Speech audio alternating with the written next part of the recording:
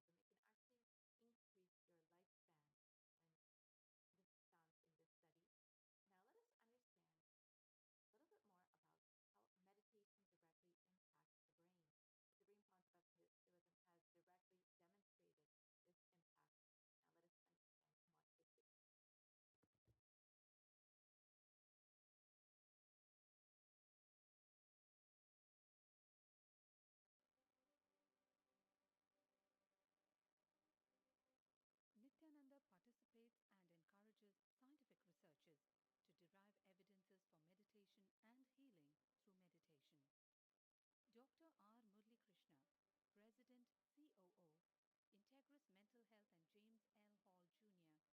and James L. Hall Jr. Center for Mind, Body and Spirit, Oklahoma in US, and his team invited Nithyananda to derive scientific evidences for meditation and the state of his enlightenment. When Swamiji came, I have requested him to do one thing. I asked him,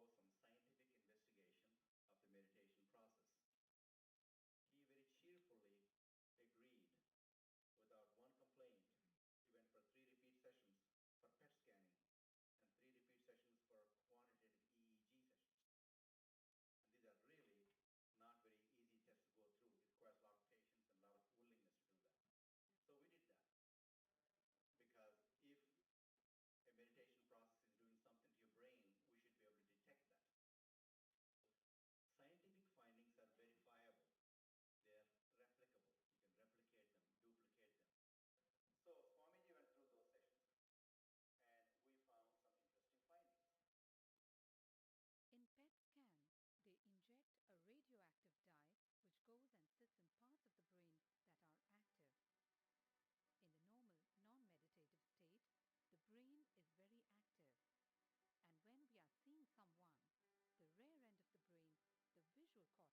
if a meditation process is doing something to your brain, we should be able to detect that. Scientific findings are verifiable. They are replicable. You can replicate them, duplicate them. So Swamiji went through those sessions and we found some interesting findings. In PET scans, they inject a radioactive dye which goes and sits in parts of the brain that are active. In the normal, non-meditative state, the brain is very active. And when we are seeing someone, the rear end of the brain, the visual cortex, is very active, as shown in the diagram. Usually the brain is so active, there are 100 billion brain cells there. But what meditation does is something very interesting. It shows the frontal lobes getting more active. The frontal lobe is where you have judgment, wisdom, reasoning. Here are some of the brain scans I'm going to share with you. This is alert, non-meditative state. The second one is 30 minutes into 30 minutes meditation. Look at the frontal lobes, how they light it up. They light it up big time. 60 minutes of deep meditation, and here is the deep, deep level of meditation where it lights up significantly right there. Right in the middle. Probably 1.5 inches, 2 inches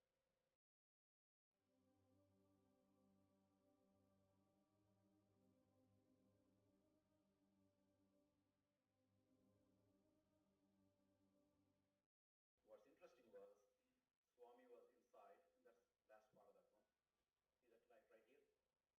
So what's interesting was I've never seen that before in my life. So the other parts I've seen may not be to the extent that Swamiji showed. But this is something interesting. There is something called dopamine, which is a chemical our brain is involved in. Dopamine is produced mostly in this area. And when you have any pleasurable feeling in your body, it is mediated through dopamine. It's a neuroreceptor. It's a chemical that transmits messages of pleasure.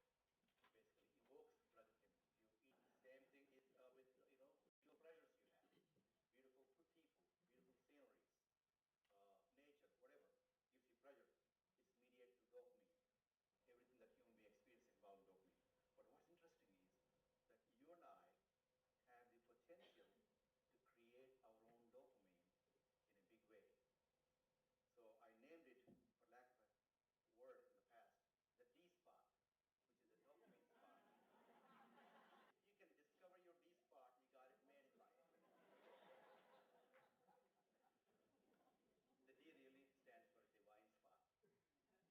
The D also stands for delight and the dopamine spot. What's also interesting is that he could at will go in and out of those states.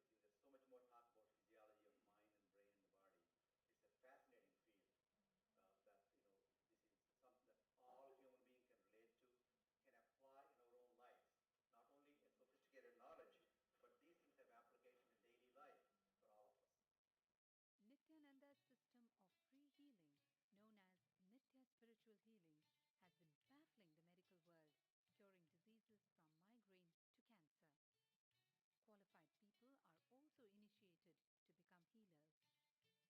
The complete report of the research conducted on Nithyananda's neurological system can be found in the book Mystic Phenomena, Scientific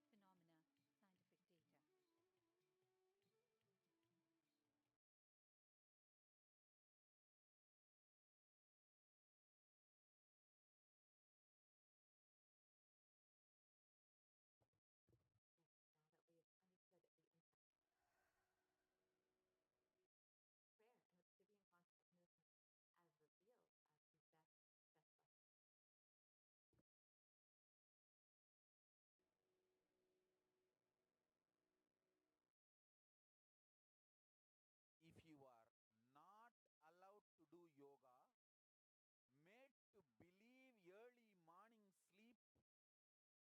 best thing in your life, you are tortured, you are abused, your divine rights are violated. If you are constantly inspired to do yoga early morning, Brahma Muhurta time, and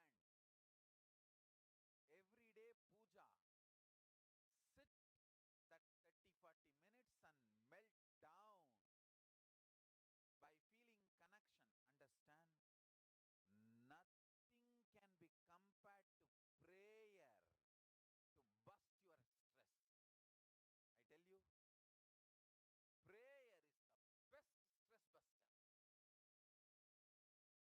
Deep feeling connection and tears rolling in your eyes and melting down. Prayer to Paramashiva. Intense yearning, Vyakulata, talking to Paramashiva, relating to Paramashiva. Nothing can be compared to that to bust your stress.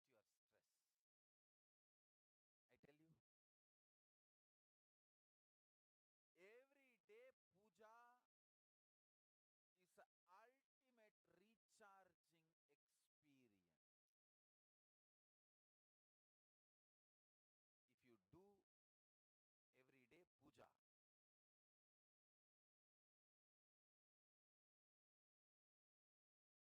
the kind of the stress-free life you will live, your whole biological clock will be aligned to Kailasa. I tell you, I have seen the people who have the habit of Nitya Puja live long. Not just long, happy. In my whole life, it is Nitya Puja, Puja, that that gave me all the best things of life. Everyday puja.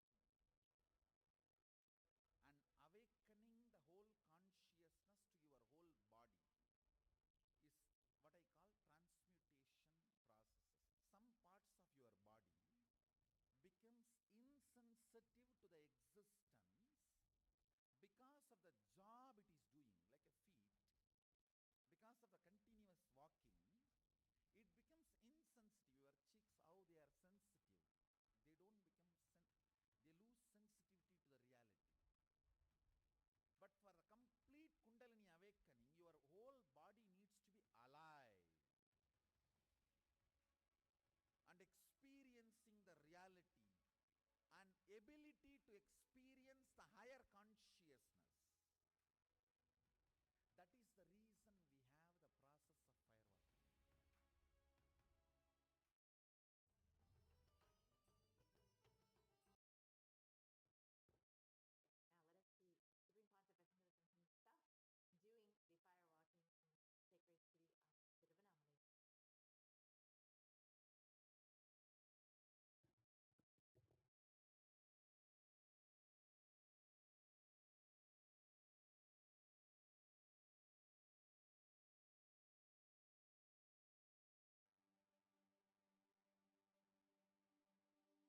Now let us see Supreme Pontiff himself doing the fire walking in sacred city of Tiruvannamalai. சத்தியம் காத்திடும் உத்தமத்தியே சத்குருவாய் வந்த நித்திய தாயே வேதங்கள் வணங்கிடும் ஆதியும் நீயே ஜோதிமலையிலே அவதரித்தாயே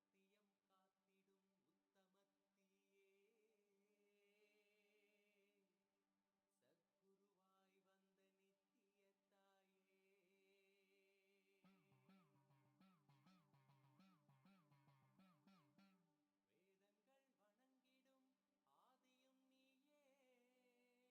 பிறந்தவளே நித்ய ஆனந்தத்தியே நித்யானந்தேஸ்வரி தீனிலே பிறந்தவளே நித்ய ஆனந்தத்தியே நித்யானந்தேஸ்வரி கர்மங்களை கொன்றிட வந்தாய் நித்யானந்த தர்ம மண்ணில் வென்றிட வந்தாய் கர்மங்களை கொன்றிட வந்தாய் நித்யானந்த தர்ம மண்ணில் வென்றிட வந்தாய் தீனிலே பிறந்தவளே நித்ய ஆனந்தத்தியே நித்யானந்தேஸ்வரி Yes. Now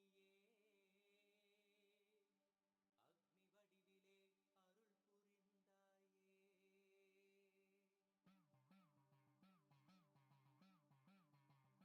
science has also understood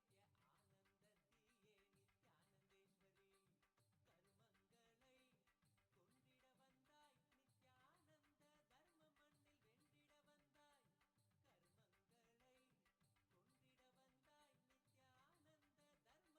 walking. The U.S. National Study of Medicine, the National Institute of Health,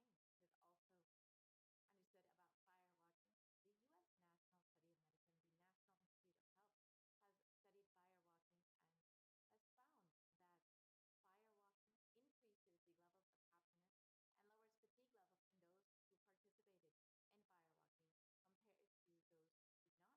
participated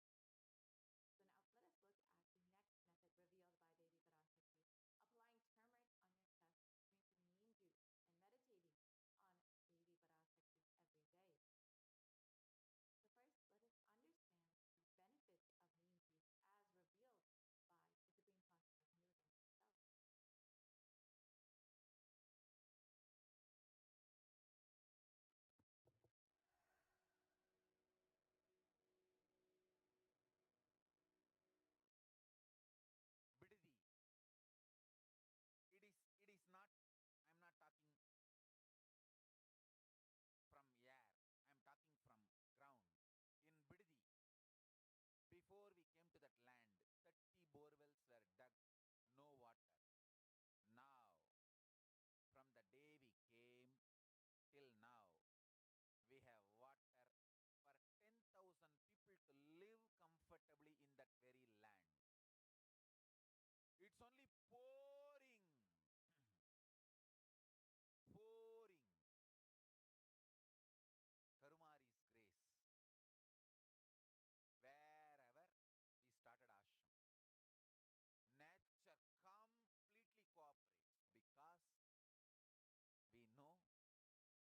nature completely cooperates because we know biology, whole biology thinks.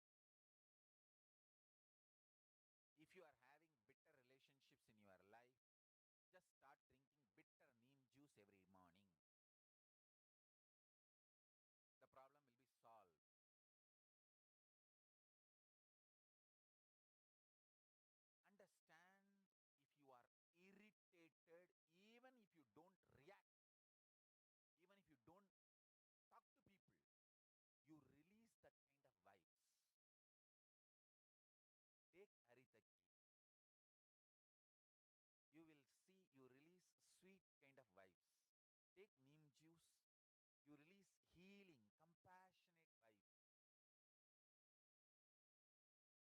A woman who applies neem powder and takes bath, who applies turmeric powder and takes bath, is equivalent to Karumari Mahamayi.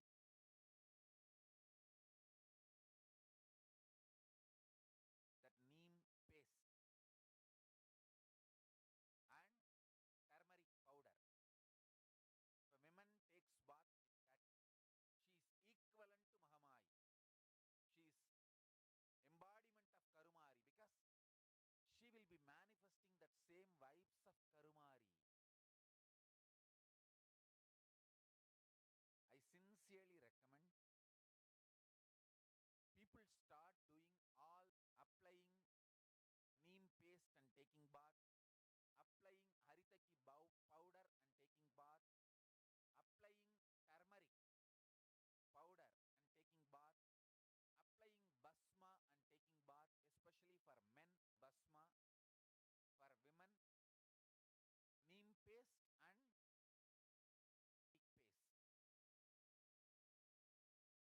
All four can be used by both all genders. That is different.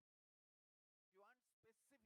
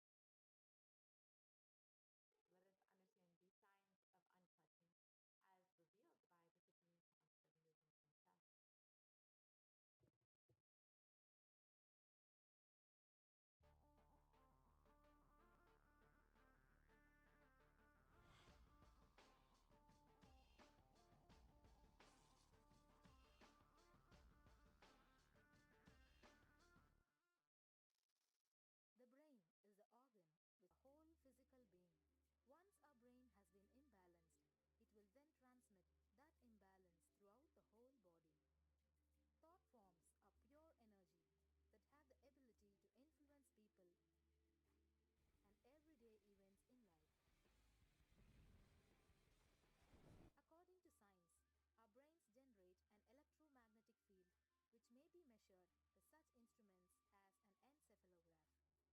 This electromagnetic field is generated by the brain every time we think, and as our mind is never still, we may be compared to perpetual power generators. Fear produces nervous disorders. Anger produces headaches and violence. Confused thoughts produce congestion and ill health. Depression causes cancer, tumors, mental diseases, and lowering of the immune system, causing death through own willpower. Our thoughts generate intricate energy patterns which can be detected by sensitive equipment and seen by clairvoyant individuals. These energy patterns are known as thought forms. Surprisingly, thought forms are shaped by the thoughts themselves. Each of us creates hundreds of thought forms every hour and release them into the environment. Although we cannot see them, the thought forms have as real an existence as any other form of energy. Most people can sense others' thought forms, and a continuous energetic exchange happens between people, about which we are usually unaware. This also explains why we sometimes take a sudden liking or dislike to a certain person directly on meeting them. We just catch their vibes. Unclutching is a guide for equanimity and enlightenment. Thoughts are like bubbles in a fish tank. Just as bubbles in a fish tank rise from the bottom, our thoughts also rise. When one bubble comes and reaches the surface of the water, the next bubble starts and the third bubble starts. Because the bubbles are rising at high speed, they look like a continuous stream. But our mind is not a continuous stream. There is always a gap between two thoughts. Like the bubbles, we also experience a neutral space between two thoughts. This neutral space between two thoughts is our original state, the pure silence. It is a state of pure consciousness, the state of God. Since the gap or the neutral space between two thoughts is too small, we think all thoughts are connected and form a shaft. But there is always a gap between two thoughts. In the forest of northern India, the hunters trap the birds using a trap. They tie a rope between two trees. The rope is the shaft that we create by connecting two thoughts. In the middle of the rope, they secure a wooden stick.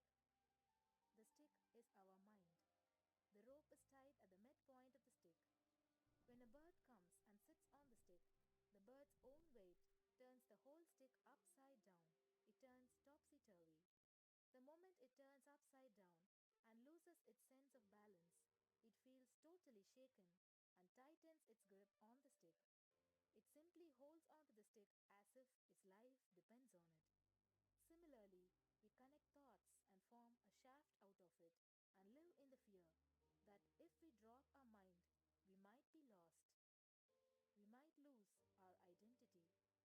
Because it is hanging upside down, it thinks, if I unclutch from this stick, I will fall and die, is similar to the fear that if we start trusting that we are unconnected, unclutched, independent, and illogical thoughts, we might be lost.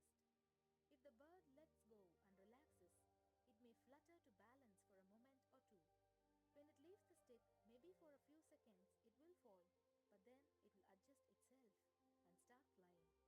In the same way, we hold on to whatever we think is our identity and security, our education, our mind, our life, our relationships, or our bank balance.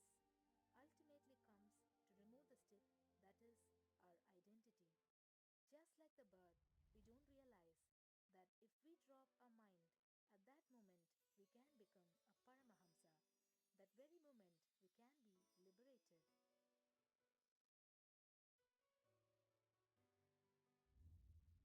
In Mundaka Upanishad, there is a story which explains there is a huge tall tree, and in the tallest branch of the tree, there is a golden bird sitting unclutched from everything in bliss, like Dakshinamurti.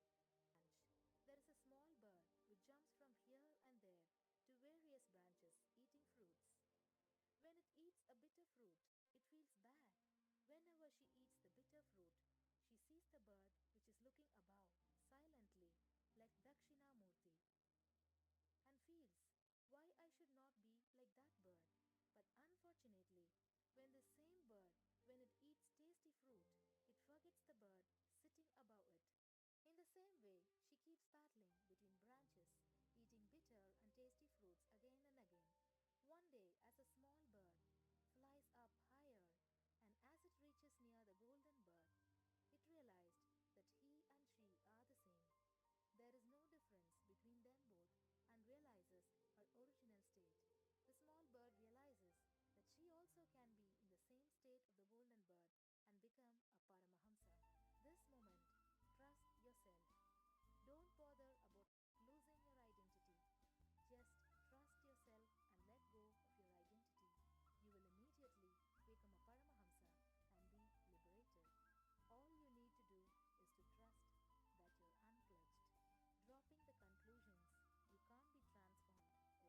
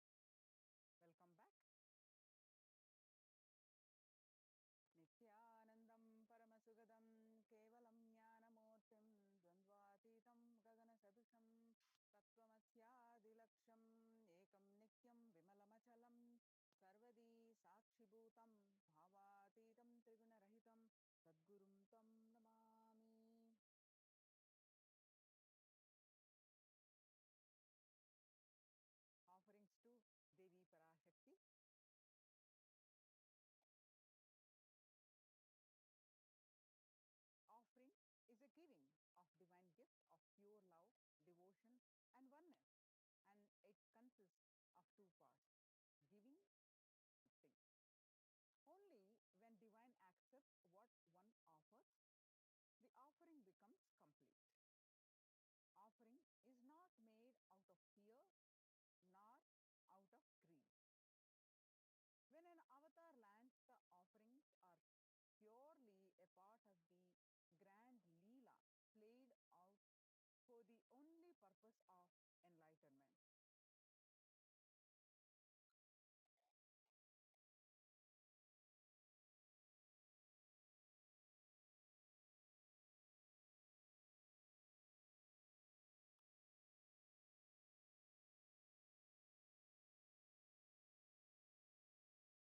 The Dhyana Sloka, moon-like of the Devi, moon-like face holding Veda, the book, on hand, fire in eyes, with lotus flower gracing and blessing hands, and one hand with the Japamala, beautifully decorated with the jeweled ornaments, in wonderful clothes and shining wing crown.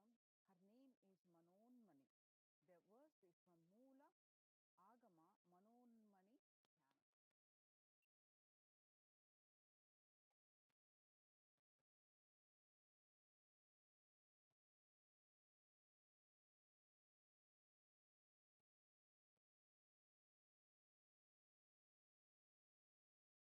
I meditate on Devi with three eyes, glowing like a moon, and hold Veda, lotus, and gracing with the blessing and gracing hand. She is wearing beautiful ornaments. She is worshipped by Brahma and other many gods and showers auspicious boons for all actions every day.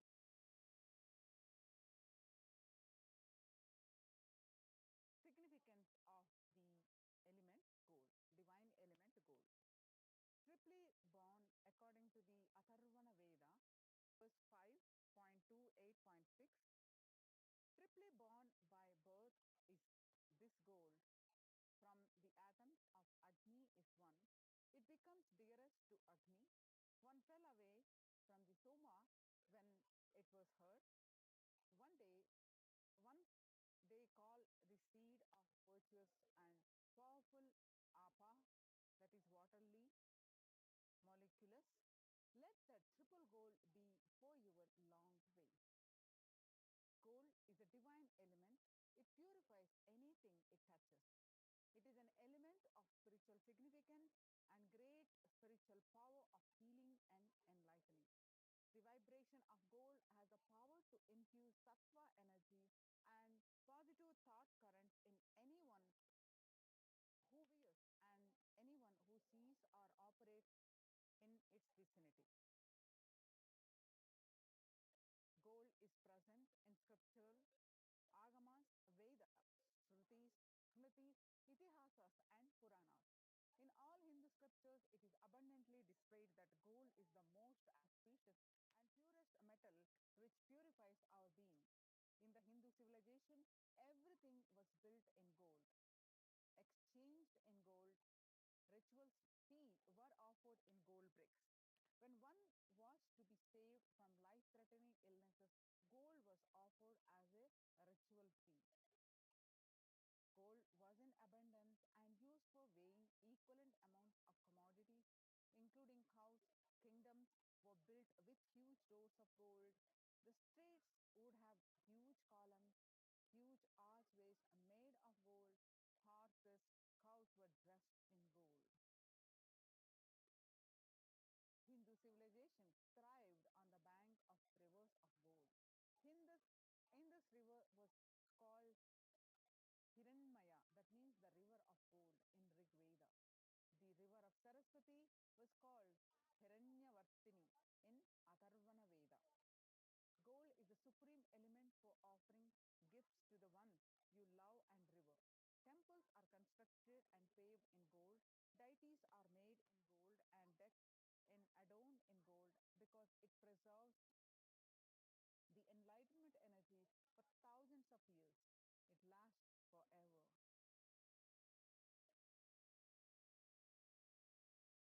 ಈ ಹುಂಡಿ ಭಕ್ತಿ ಪ್ರಿಯ ಭಕ್ತಿ ಗಮ್ಯ ಭಕ್ತಿ ವಶ್ಯ ಭಯಾಪಹ Shambhavi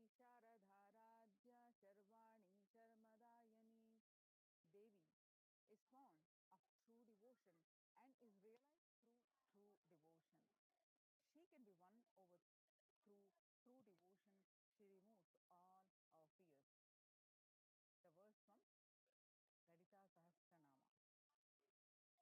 Ihundi, if there is any fear of in the minds of a devotee, Devi is sure to remove that fear.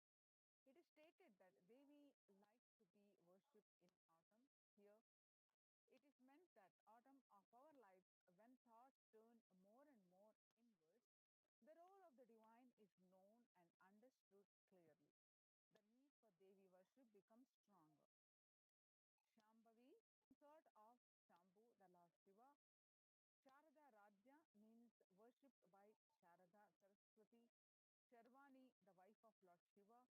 Linga Purana says Lord Shiva is called Sharva in his earthly form.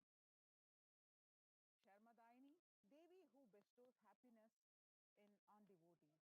You can offer you gratitude and devotion to Devi Parashakti by offering your Kanika, and your name shall be chanted out during puja to Devi.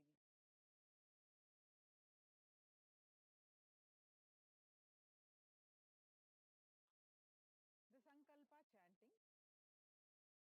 The goddess enchants this universe and she herself gives birth to this universe. That goddess beyond that goddess being prayed without interest in anything gives that knowledge that leads to salvation and gives well in materialistic sense. Devi Mahatyam, chapter 12, 34. Offering the Sankalpa, the conscious resolution blesses the person offering with all fruition of the desire and wishes he is yearning for.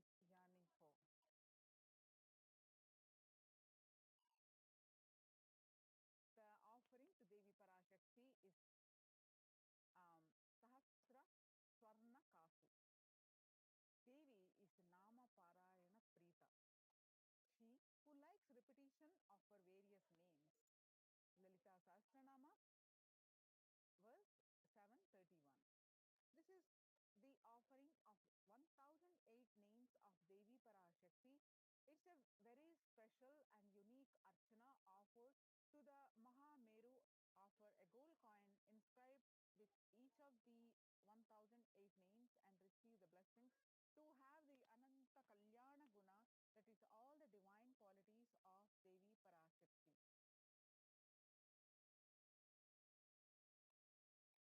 The next offering to Devi Parashakti is Mukta Anguti, the finger ring with pearl.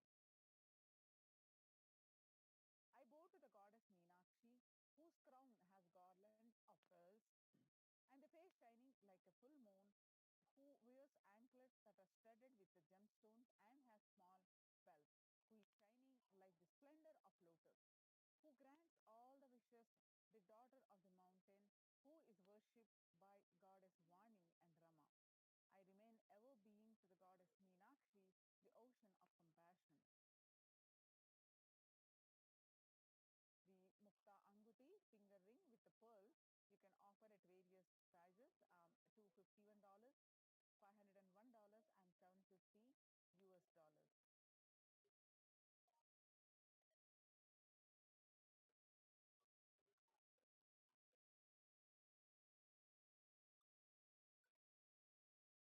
The next is offering to Devi Parashakti is Swarna Padma Pushpa, the golden lotus.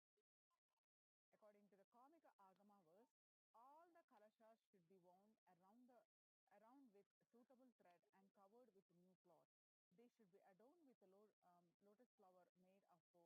Swarna Padma Pushpa, like to offer the cost is 600 US dollars. There are hundreds of scriptural references for using lotus in the worship of Paramashiva. Almost everything in worship of the ultimate involves the consecration of the deities of worship. Meditating on or the mudras and asanas used during the worship involves the lotus flower, lotus leaf, lotus pericarp, lotus petals, and the lotus is the divine flower. Shakti of Paramashiva is also called as lotus. Base of Paramashiva Linga is lotus. The disciple of Paramashiva is also considered as a lotus about to bloom. So offer the gold lotus in any size you wish to and be blessed to have powers and being of Devi in your inner space. Powers and being of Devi in your inner space amidst any and every adverse situation in your life. The next offering to Devi Parashakti is Swarna Metti, the gold touring. Nakadiditi Sanchanna Namajjanatamo Guna Padadvaya Prabhajala Parakrita Saroruha. You who brightens from toenails, destroy the darkness of ignorance from the minds of your devotees who prostrate at your feet. You whose brightness from your 2 feet overpowers that of the lotus flower to the Swarnametti is 750 US dollars.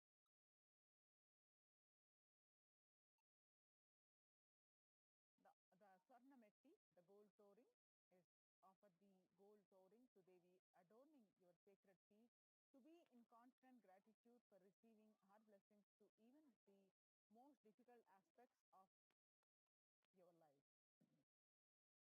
The Swarnametti, the gold touring is 750 US dollars. The next offering to Devi Parashakti is Swarna Mantika, the gold hairline jewelry. Devi is Sudha Sarabhivarshini, one of her names of 1008 Lalita Sahasranama.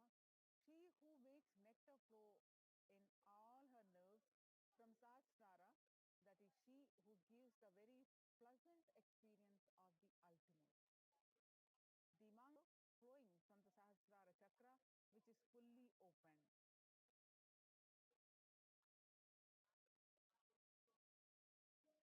She who makes nectar flow in all our nerves, she who gives a very pleasant experience of the ultimate, offer the Mount Tika to Devi and receives blessings of achieving the blissful state of overflowing gratitude and space of complete completion.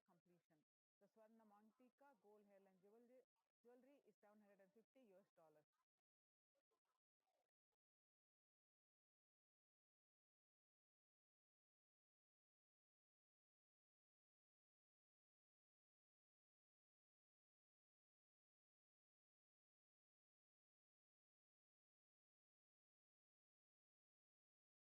The next offering to Devi Parashakti is Pratyaksha Pada Puja.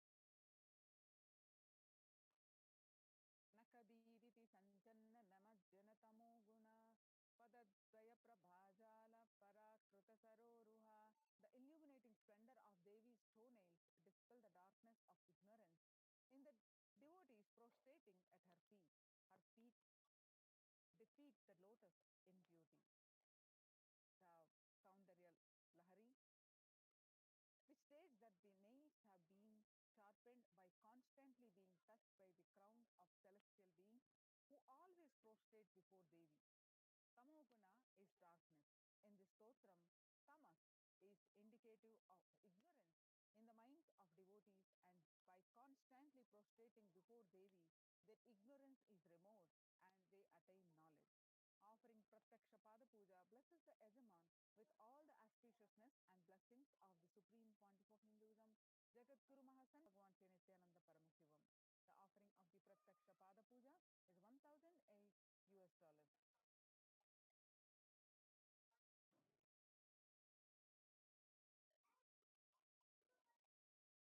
The next offering to Devi Parashakti is Vastra Seva.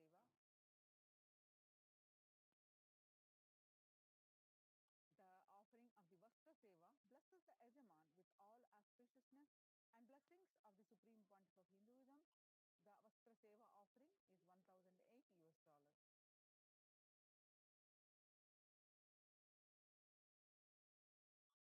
The offerings to Devi Parashakti, the e-hundi is any amount, and Sankalpa chanting, offering of conscious resolutions, is $1, and Devi Sahasranama Kasu, that is pure gold coin, each with one sacred name of Devi,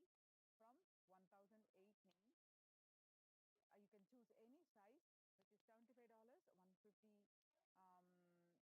$151 and $251. Then Mukta Anguti, the pearl finger ring, which is of any size you can choose, $251, $501 and $750. Then Swarna Padma Pushpa, the gold lotus flower, which is $600 or $1,200 or $1,800 of any size. The next Swarna Metti, the gold soaring for lotus feet of Devi, which is $750, and Swarna Mangtika, that is gold hairline jewelry, that is $750, and Pratyaksha Pada Puja, offering ritualistic gratitude to the Supreme Pontiff of Hinduism, is 1,008 US dollars, and Vastra Seva is 1,008 US dollars.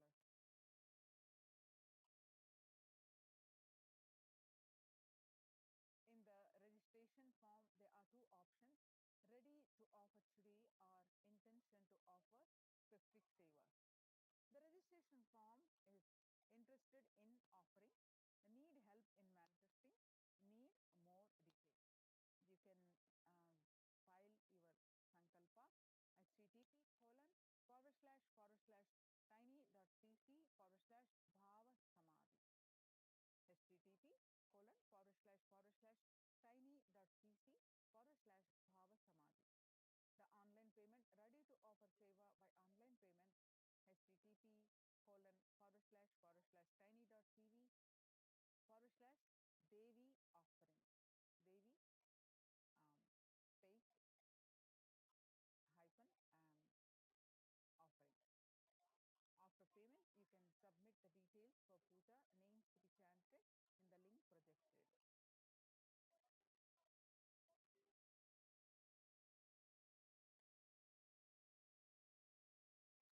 After payment, you can submit the details for puja names to be chanted in the link projected.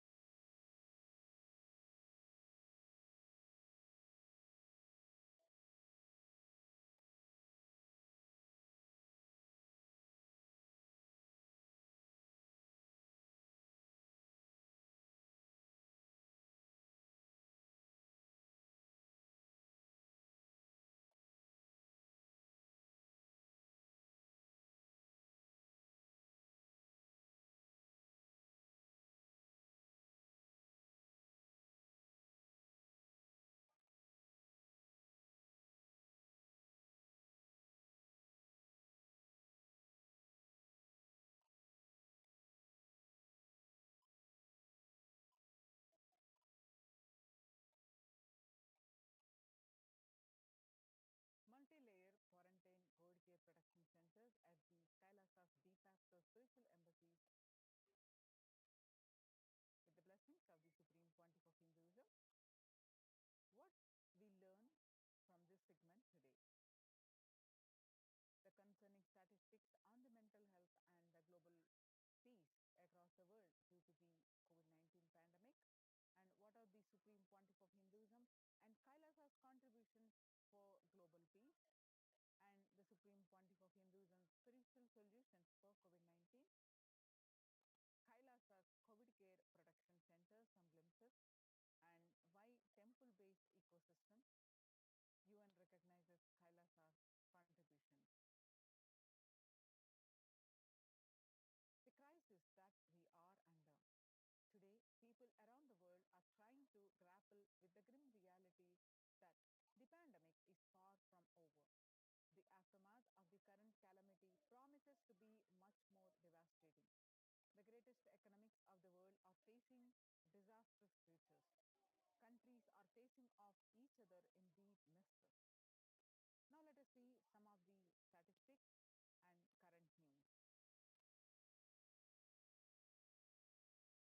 In Australia, record high cases reported of coronavirus when the country continues to battle the third wave of COVID-19 infection. There were more than 2,400 new locally acquired infections reported nationwide, and the figures are passing the 2,000 in a single day for just the second time.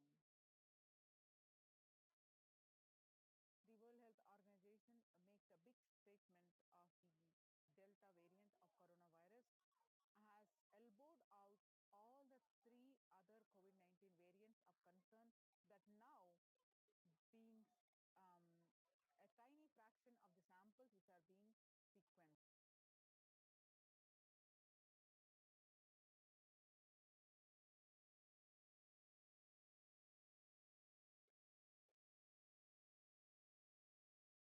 um, than the 1918 to 19 influenza pandemic did.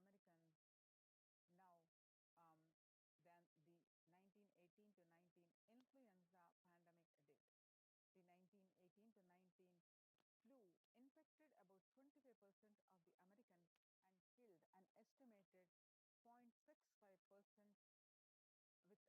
675,000 deaths. COVID 19 has infected more than 12% of Americans and killed about 0.2% with 676,000 deaths. Now that the US death toll from COVID 19 has surpassed 676,000, the coronavirus pandemic has killed more Americans than the 1918 to 19 influenza pandemic did. Axios and the Associated Press both reported the grim milestone recently.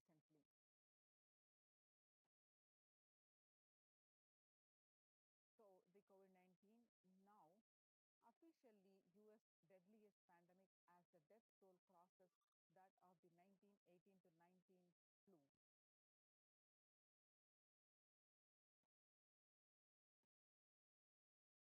People infected with alpha variant exhaled 100 times more virus into the air than original COVID strain.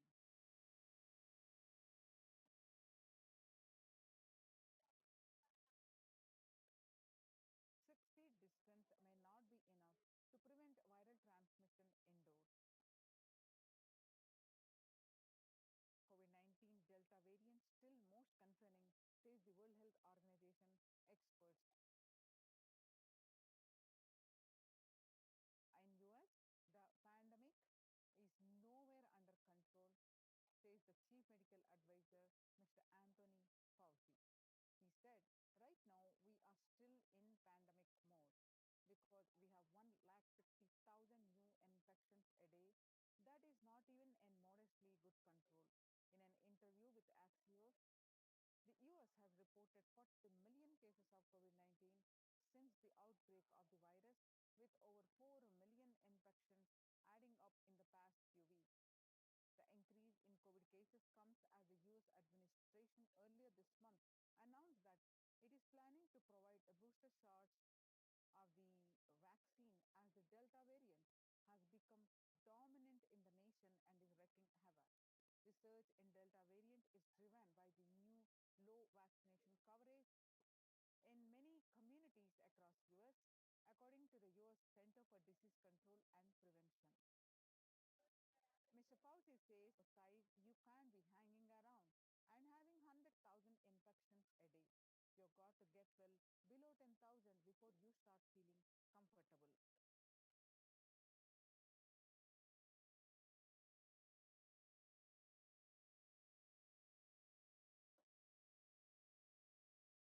COVID 19 made the world less peaceful, according to the World Economic Forum.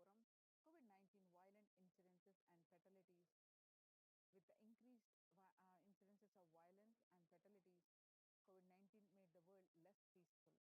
The younger adults are more likely to report symptoms of anxiety and a depressive disorder during the COVID 19 pandemic.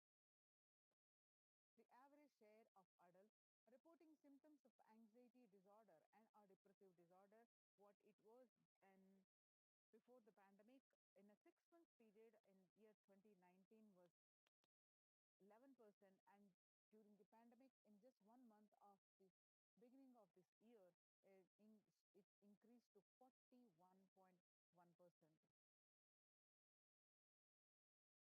There's some more statistics confirming the same, that the share of adults reporting the symptoms of anxiety and a depressive disorder during the pandemic. Stress in America, national mental health crisis. COVID 19 is a significant stressor for most Americans. Nearly 8 in 10, which is 78%, say The coronavirus pandemic is a significant source of stress in their lives. Nearly 7 in 10, which is 67%, say they have experienced increased stress over the course of the pandemic. Of the health workers who treated patients during the China's COVID-19 outbreak, 50% showed signs of depression and 45% showed signs of anxiety. Self-reported mental health among pregnant women and new mothers. Before the COVID-19 pandemic, depression was 15%, and now during the pandemic, it rose up to 40.7%.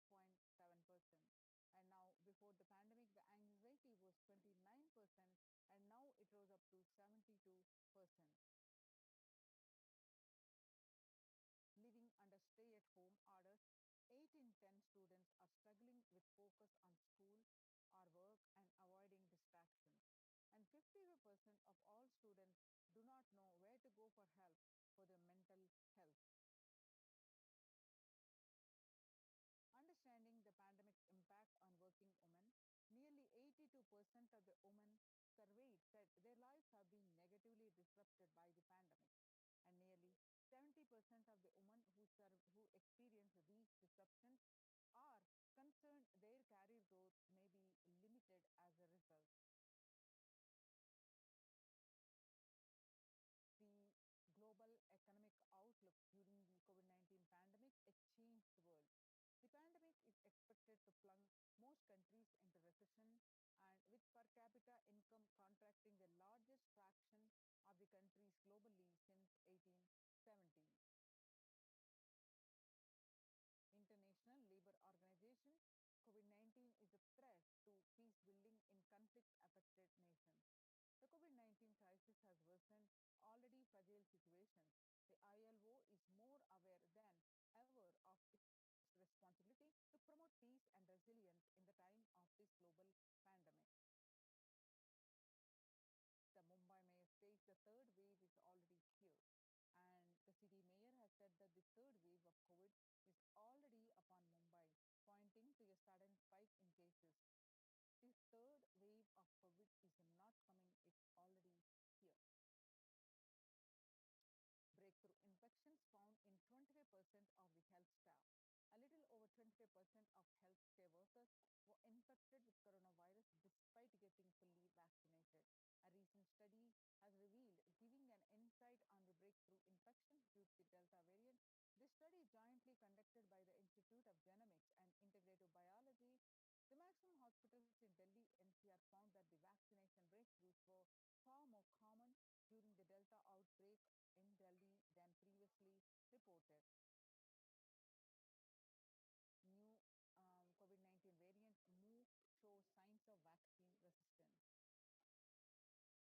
Now we have seen across the world the statistics and the concerning statistics.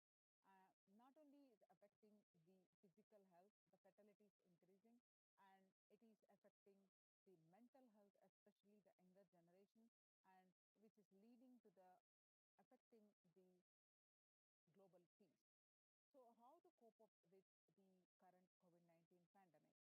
It is important to address the pandemic which is seeing another wave, destroying many more lives. The Supreme Pontiff of Hinduism says the pandemic fatigue being in setting in as a result of continuous lockdowns, resulting in delusional ignorance.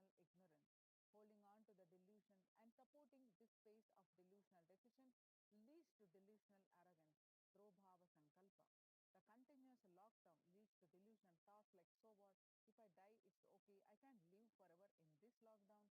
Going out, then exposing oneself and putting the risk on yourself and others with irresponsibility and insensitivity is the delusional arrogance. The global COVID virus pandemic has left the whole world with desperately looking for answers. Life as it had been experienced even back in February 2020 is no longer recognizable. The drastic change is the order of the day, with people having to redefine their world with new paradigms of economy, society, faith, religion, and health. Blessed are those who have had the greatest fortune to be with the incarnation of Paramashiva, the supreme pontiff of Hinduism, in their lives to carry them through this crisis.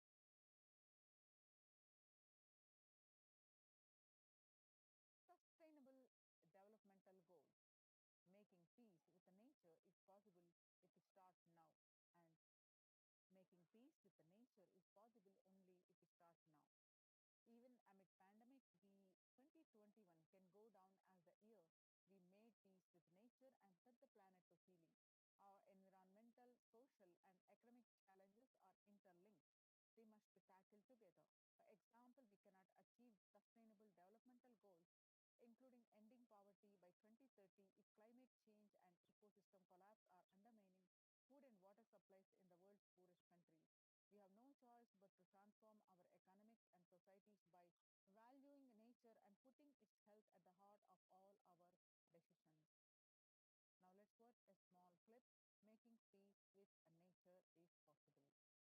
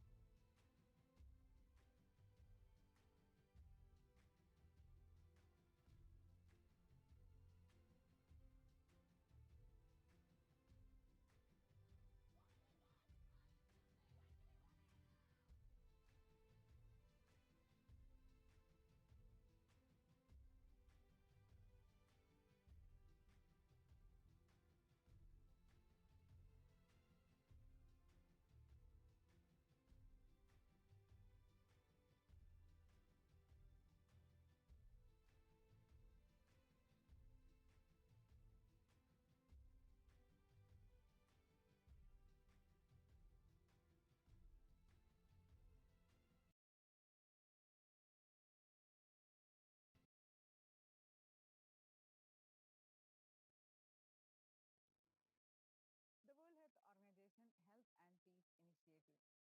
Health and peace are interrelated. In the words of the Director General of World Health Organization, Dr. Tedros, there cannot be health without peace, and there cannot be peace without health. United States Institute of Peace. Amid COVID, we need enhanced international coordination. Tackling the pandemic and building resilience in fragile states requires concerted international action at local, national, and global levels. As the humanitarian and economic toll of the COVID 19 pandemic continues to grow, so does the risk that this crisis will fuel new conflicts around the world while slimming prospects for resolving ongoing ones. Stronger health systems and universal health coverage must be a priority. Remarks to the General Assembly special session in response to the COVID 19 pandemic. For the first time since 1945, the entire world is confronted by the common threat, regardless of nationality, ethnicity, or faith. A new social contract between people, governments, and private sector,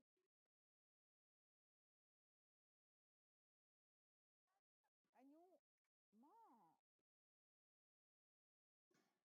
a new social contract between people, governments, and private sector, civil society, and more, can tackle the roots of inequality with fair taxation on income and wealth, universal benefits, and opportunities for all.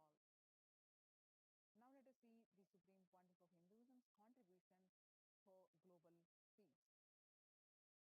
Vedic civilization beautifully describes that yastu sarvani bhutani atmani ivanu pushtati sarva bhuteshu chatmanam tadona vivavichyate.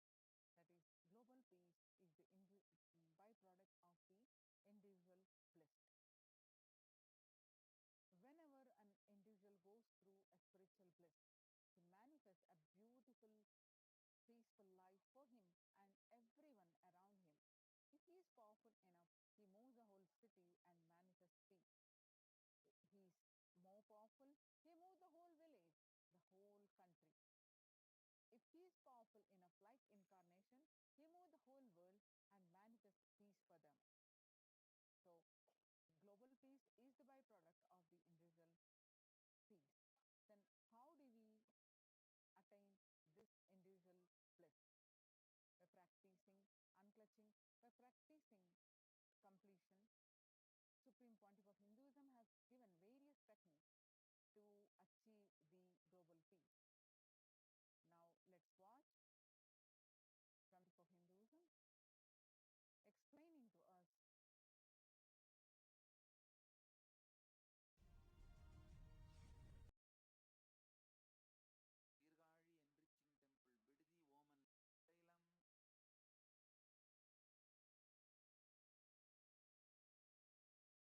விடுதி Oman தைலம்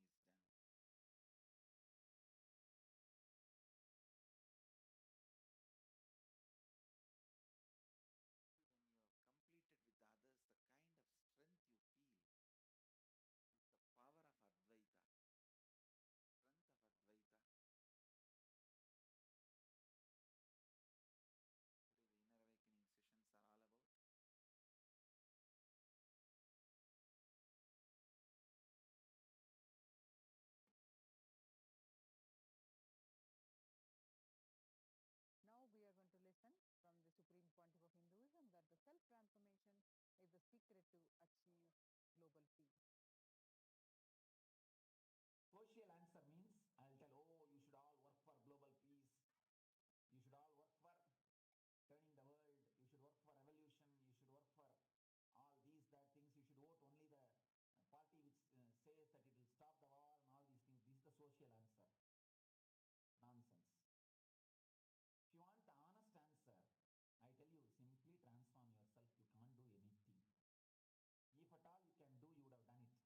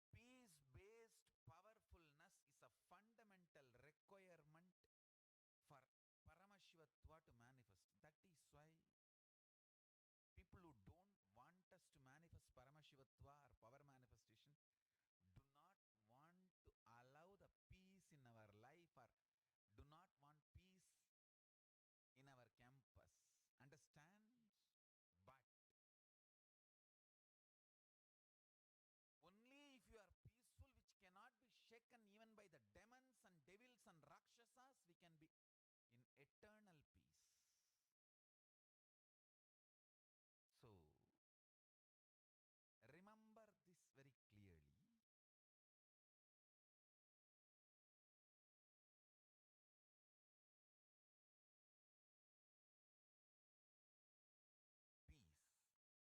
Peace alters the very DNA structure, genetic structure, the core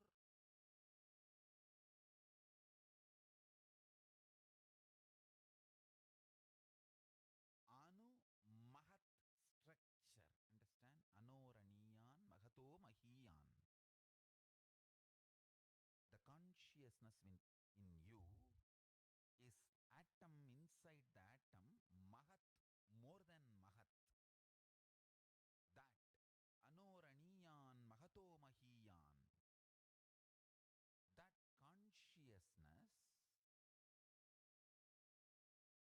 starts growing in you with more and more peace-based powerfulness developing in you. Nothing can be compared to unclutching. Spend more and more time, energy in unclutching. It will never be wasted. Time spent on unclutching is the most productive time for you in your life, because unclutching completely makes you altogether a different material. Understand? It makes your very biomemory, muscle memory, core structure, molecular structure, genetic structure, DNA structure, everything, all the 8 energy flow circuits, 7 energy flows, 1 the pure conscious explosion. So totally 8 energy flow circuits exist in you. All the 8 explodes when you unclutch. Understand? Unclutching is the space of Sri Kailasa. Listen carefully. Listen. Every chanting, every prayer in Hinduism ends with Shanti, Shanti, Shanti 3 times. Means peace, peace, peace. Hinduism is the real religion. Loving peace, living peace.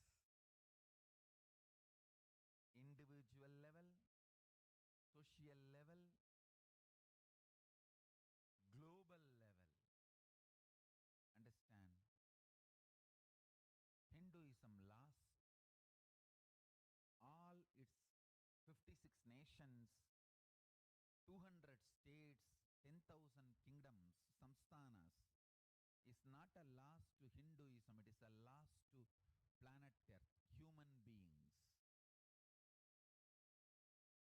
Wherever Hinduism is practiced, kept alive, the ideal of global peace is kept alive. Just do this one simple statistics. You yourself study. Google and study. Take the top 10 religions and list how many people they converted in last 200 years, how many people they killed. List for each religion.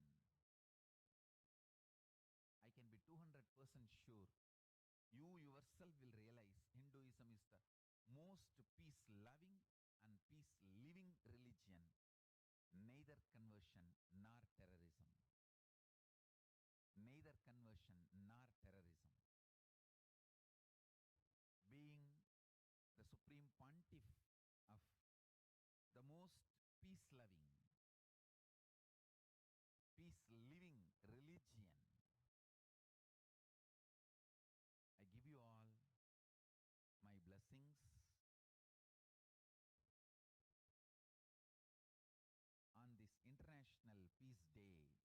understand it is we Hindus need to keep the global peace as a living possibility, and we need to make this global peace as reality. Just talking about global peace will not work. Working for global peace only is the responsibility of the real living Hindu. Anyone who wants to claim themselves as a Hindu or practicing Hindu should work for global peace.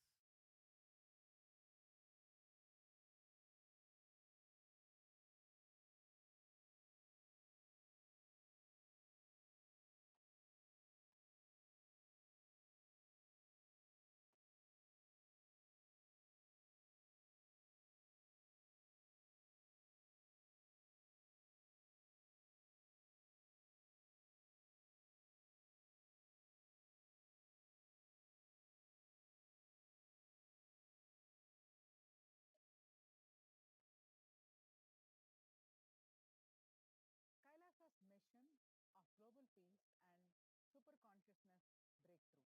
The sovereign order of Kailasa, led by the Supreme Pontiff of Hinduism and Nithyananda order of monks, nuns, and Hindu diaspora, are working for global peace and to give a super consciousness breakthrough to humanity. It is the Supreme Pontiff of Hinduism's mission to revive a conscious world where the global issues at the climate, economic, social, health, and humanitarian levels cease to exist from their very roots, turning the problems of poverty, hunger, violence, discrimination into powerful living through the experience of oneness. The Supreme Pontiff of Hinduism has been working from the very grassroots level to usher in an era of peace at all levels. Individuals,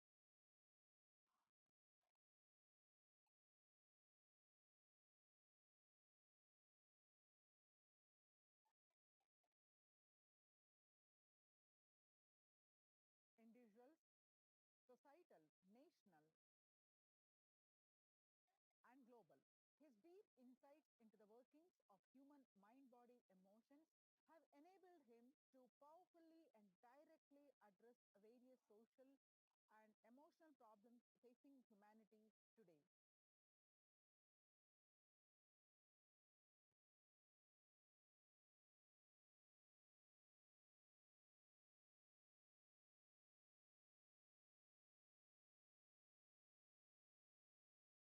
Some of the ways that the Supreme Pontiff of Hinduism provides spiritual solutions to combat the pandemic and other issues.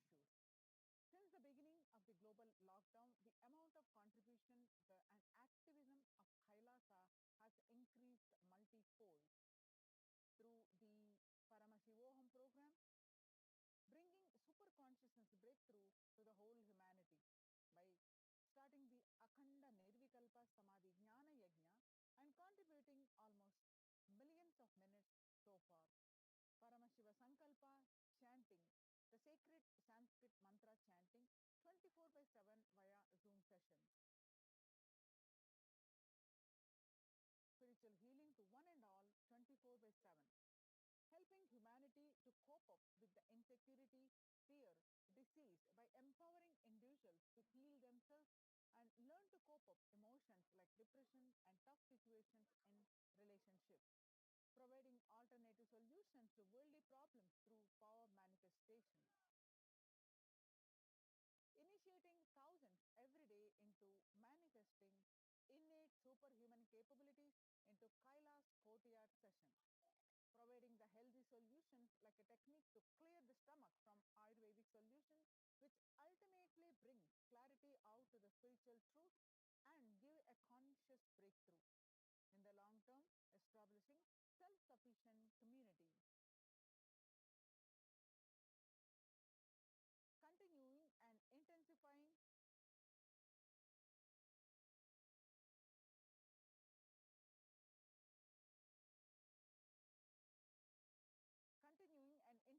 the service of Annadan, free food in Nithyananda Annalayas around the world, including Tirunamalai, Los Angeles,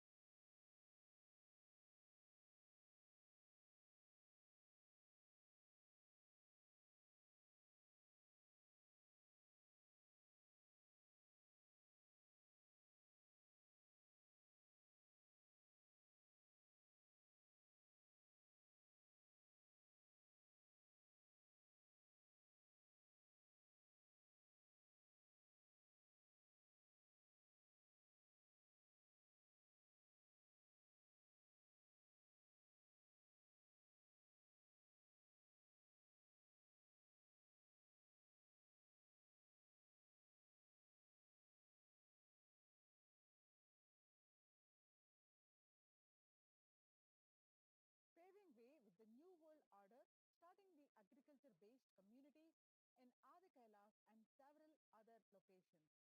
Peacekeepers of Kailasa offering various life solutions from the teachings of the Supreme Pontiff of Hinduism.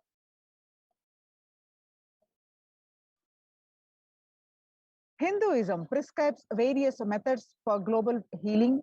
One such is Maheshwara Puja, nullifying collective negativity simply through the presence of the avatar and his order of monks, offering Maheshwara Puja to the natural calamities hit victims, and Bhava Samadhi Darshan to raise the individual consciousness breakthrough. Devi Parashakti Akashic reading, the cosmic revelations.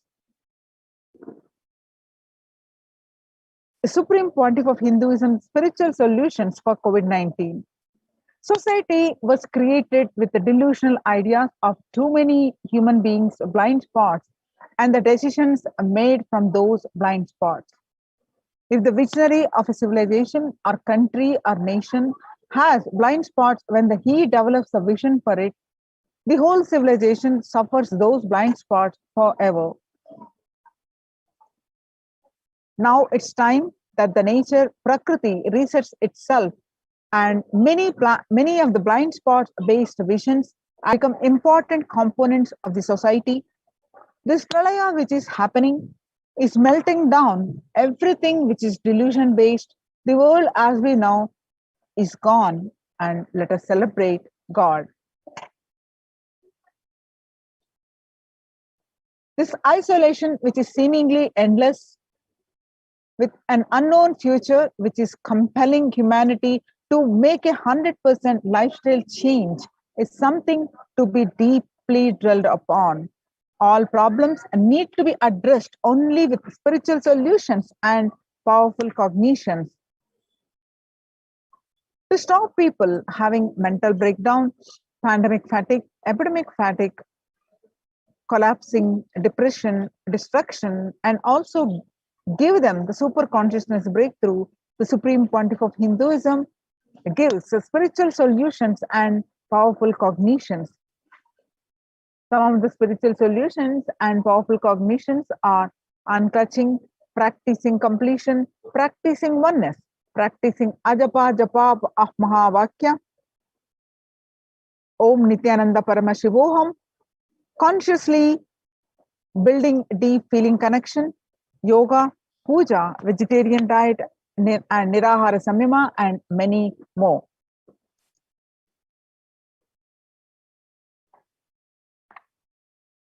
It is time we all take responsibility to save the humanity and to protect people from this pandemic fatigue, destruction, and let us try to enrich people for every one of these great spiritual solutions.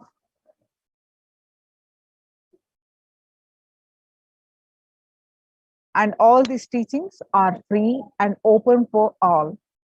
And let us take this a few minutes now and share with, and let us save the world. Let us give them the experience of unclutching, Nirvikalpa Samadhi initiation, and save people from pandemic fatigue, epidemic fatigue, destruction, and delusion. Help people to have a super consciousness breakthrough and sail through this pralaya. People from over 50 countries continuously radiate the space of Paramashiva by practicing the unclutching meditation 24/7 and 7 days a week. It started from 13th May 2020, and at any given point of time, there are 4 to 8 zones continuously unclutching around the world. Join this movement at http://kailasa.tv/minutes for peace. The life solutions based on the ancient Hindu tradition, the meditation and yoga techniques from the scriptures, the cognitions rooted in the highest truth, the lifestyle based on living and radiating higher values of life, and powerful way of living and realizing one's ultimate potential form the foundation of the Supreme Pontiff of Hinduism's teachings, which by their inherent nature provide the foundation for peace on planet Earth.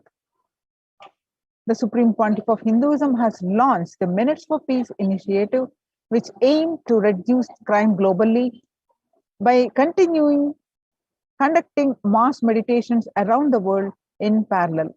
In 2014, just after 2 years of launching the program, it crossed over 1 billion minutes of meditation.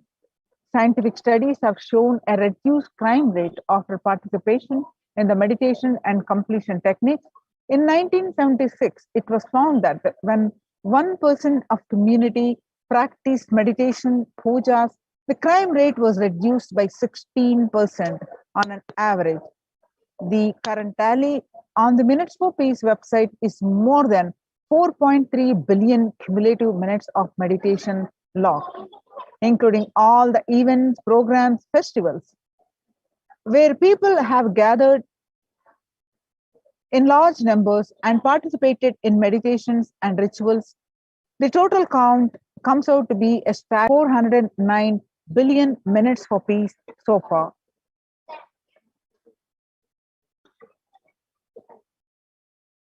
You can see some glimpses where the Supreme Pontiff of Hinduism conducted about a meditation program called Shuddhatvaitam to about 5,000 devotees for a 48-day program. The Supreme Pontiff of Hinduism in United States. Since 2007, the Nithyananda Sangha is entrusted as the only organization to host Kumbh Mela outside India by the Akhila Bharatiya Akhada Parishad. The Nithyananda Sangha is entrusted as the only organization to host Kumbh Mela outside India by the Akhila Bharatiya Akhada Parishad.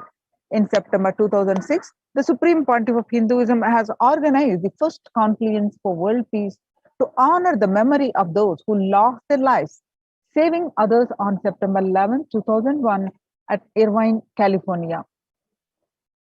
The second Confluence for Peace was held in Los Angeles in 2007 in collaboration with Vedanta Society, BAPS, ISKCON, Siddha Yoga, and other organizations. The Kumbh Mela festival spread fast to other countries including Australia, Canada, etc. In 2009, the Supreme Pontiff of Hinduism has organized a month-long peace walk covering 1,000 kilometers and 1,000 villages to bring together in harmony from all walks of life, to promote feeling connection and oneness among people. During the walk, camps were conducted in villages along the path. The Supreme Pontiff of Hinduism has conducted the large-scale collective meditations on September 21st, International Peace Day, to raise the collective consciousness. One of the great contributions that Supreme Pontiff of Hinduism doing is initiating thousands into sannyas. Sannyas is our social responsibility. Let us save Hinduism and humanity. The Supreme Pontiff of Hinduism has revitalized the monastic tradition of sannyas by initiating hundreds of people into Nithyananda monastic order. The all-renouncing monks contribute the best things to human civilization, living their life with the cognition that life is for others. These monks and nuns act as the harbingers of peace and empowerment for the human society distraught with violence, depression, and other forms of life negativity. The Supreme Pontiff of Hinduism has revived the ancient practice of embarking on pilgrimages. The Supreme Pontiff of Hinduism taking the spiritual aspirants to high energy spiritual spots such as the Himalayas, Kailash, Varanasi, Angkor Wat, and various powerful temples of India. Even though prevalent in India, this practice is rapidly losing its original context, turning into recreational family vacation. Reviving the original spiritual context, the Supreme Pontiff of Hinduism has made it possible for modern day human beings to benefit from the spiritual energy present at these centers and accelerate their journey of spiritual evolution, hence ensuring individual and collective peace as a natural consequence. Food systems hold key to ending the world hunger. The effect of COVID-19 pandemic, the UN has noted a dramatic increase in the world hunger. According to the state of food security and nutrition in the world, 1/10 of global population, as many as 811 million people, were undernourished in 2020, an increase of 118 million from 2019. Under the Red Om No Hunger Project, launched by the Supreme Pontiff of Hinduism through the Annalaya, the Food Donation Center, the de facto spiritual embassies of Kailasa worldwide, under the guidance of the Supreme Pontiff of Hinduism, has served over 2 billion organic sattvic vegetarian meals so far. Giving free food to all the citizens is the economic policy of Kailasa, deriving the reference from Vedas and Agamas. Recently, under the humanitarian initiative launched by the Supreme Pontiff of Hinduism, is opening of Kailasa's COVID care centers in India, where the monastic campuses have been turned into a multi-layer quarantine facility to safeguard the inmates against any possible point of contact with the outer world. The Supreme Pontiff of Hinduism has opened this service free to all people, regardless of any differences in age, gender, caste, creed, ethnicity, color, or socio-economic status. Food, shelter, internet, and all basic facilities, including medical care, are provided at these COVID care centers free of cost and for an indefinite period of time. The outcome has been a splendid zero infection rate so far among the participants, a feat not achieved anywhere else in the world, let alone in India. This response model of handling the COVID-19 pandemic at a community level, along with the guidelines and recommendations for governments, has been recognized and accepted by the United Nations as well. Now you can see some of the participants of the COVID care program offered by the Supreme Pontiff of Hinduism are enjoying a healthy, blissful, spiritual lifestyle and multi-layered protection. They enjoy a stress-free time following a spiritual morning routine, doing yoga, daily puja, temple seva, kara seva, and celebrating festivals. Join the Kailasa's COVID Care Protection Centers. Register now through the link below, https://kailasa.org/Kailasa Care. Now, the Supreme Pontiff of Hinduism has been reviving the temple sciences, the temple-based, all the COVID care centers and Kailasa's de facto spiritual embassies are temple-based. And especially now in the times when the COVID-19 is rampant and the ancient temples are in a lockdown because of the risk of widespread corona disease, the devotees of these temples were visiting and having darshans of their gods and goddesses for thousands of years. Yet all these ancient sacred sentiments have come to a harming halt after the lockdowns have taken place. The religious fervor of the devotees is being lost due to the pandemic. The Supreme Pontiff of Hinduism is reviving the e-Kailasa ecosystem and bringing all the ancient traditions of the online platforms on Kailasa TV, YouTube, and Facebook. Now let us listen from the Supreme Pontiff of Hinduism explaining the science of the temples.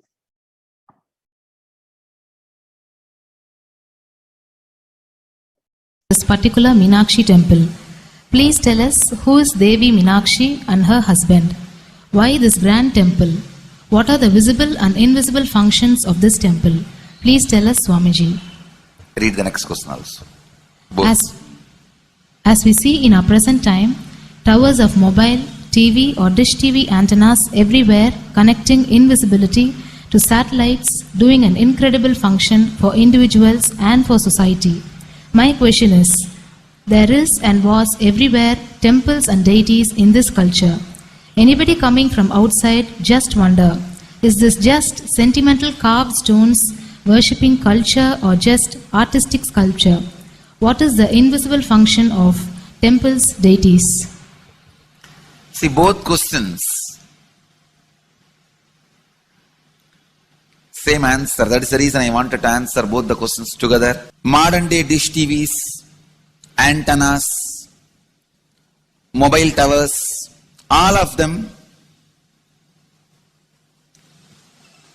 work in the level of where the words, pictures, visuals can be transmitted. See, the verbalization and visualization, names and forms can be transmitted from one place to another place through these mobile towers, dish TV antennas. But the temple towers are created to transmit super consciousness from one place to another place. Please understand. In Meenakshi's time, there was television, conscious television. It used to be in stone slab. And if you just sit in front of that stone TV, meditate, connect with Meenakshi, she will appear live and answer whatever you want. So each of the stone slabs only slowly later on became deities. You can see in our temples this happening. The TVs in which I am appearing and speaking are slowly becoming deities. They are receiving worship. Flowers are offered to it.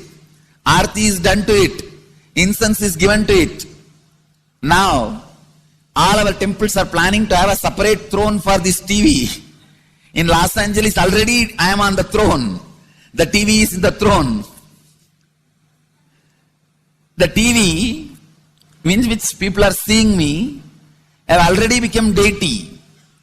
Same way, please understand, the stones through which people were able to connect with the super consciousness have become deities. Same way, all our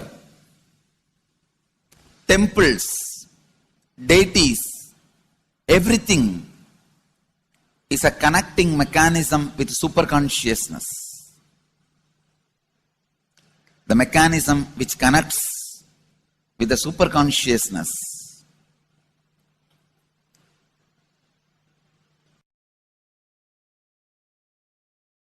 Please understand, the deities and temples are not just sentimental carved stones, or they are not just artistic sculptures. They are conscious transmitters. They raise you to the super consciousness. In each house in Vedic tradition, we have a puja room. All the puja rooms are your private conscious airport, are conscious transmission centers. The main temple is the place from where continuous super consciousness is radiating. So if you just sit and connect with a deep feeling connection, see, in those days human beings were so beautiful and simple. Just remembering the name of the deity is enough. They are already in connection with the deity. When I read Patanjali's Yoga Sutra, it says, sit in Siddhasana and be in Samadhi. That's all. So the human beings were so simple in those days. Just if you sit in Siddhasana, you are already in Samadhi. If you sit, your mind sits. Now, if you sit, your mind is completely away from the body. In those days, human beings were so simple and intelligent.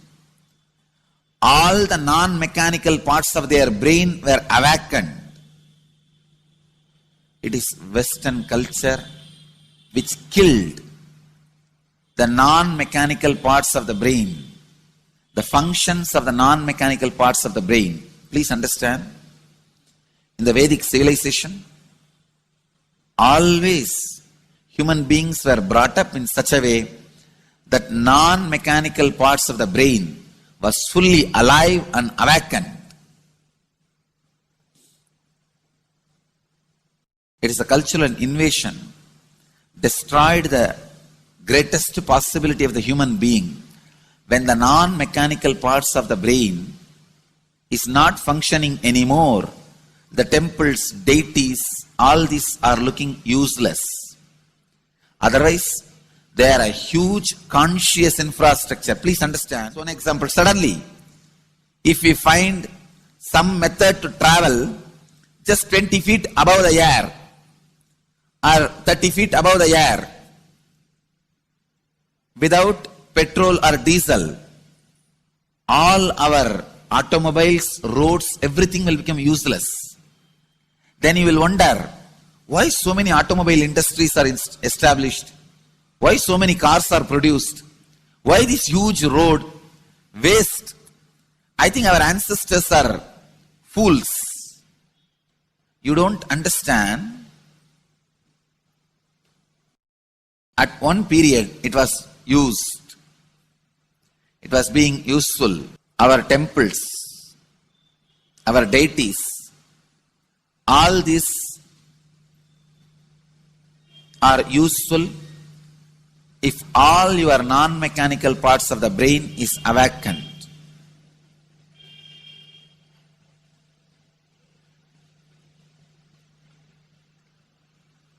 Unclutching is the process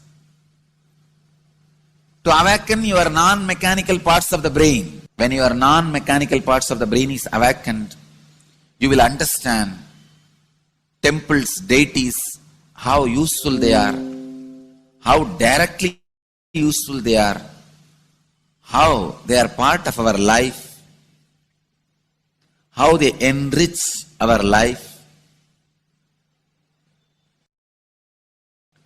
and how they make human beings intelligent, enlightened. These are the methods created to create enlightened civilization.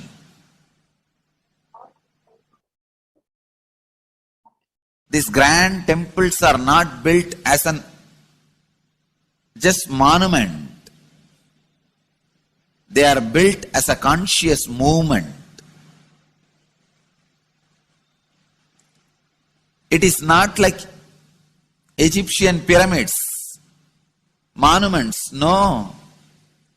It is conscious movement to raise human beings to the highest consciousness, to make human beings experience the highest purpose.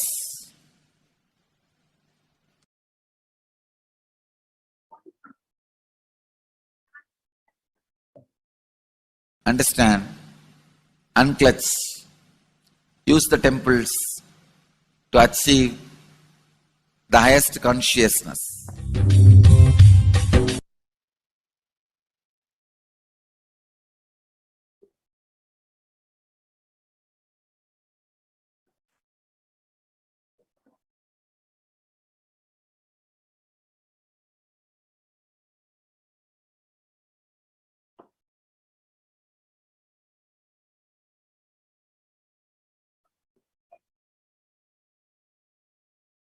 So join the Kailasa's COVID Care Protection Centers, mainly temple-based ecosystem. Now that we have seen the science behind the temples and these Kailasa's de facto spiritual embassies, it not only add to your joy, peace, and bliss, protection from the pandemic, and give you a spiritual conscious breakthrough.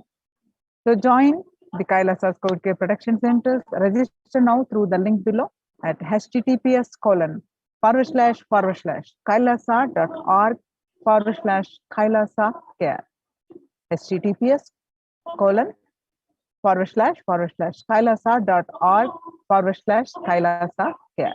With this, we are going to move on to the next part of our segment after a short break.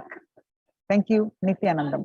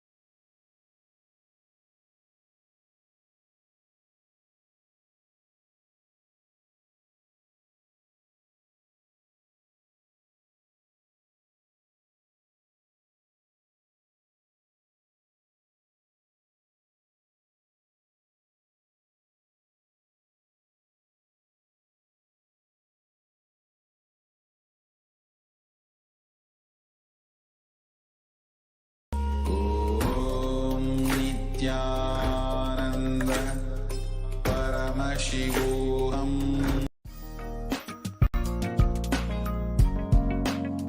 We get you health. We get you ability to build beautiful relationships in your life. We get you direct spiritual support, and we make sure you become wealthy.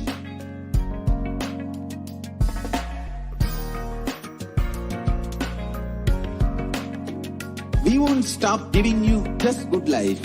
We will literally not stop till you live enlightened life. Manifesting the state of Paramashiva, space of Paramashiva, powers of Paramashiva, being of Paramashiva.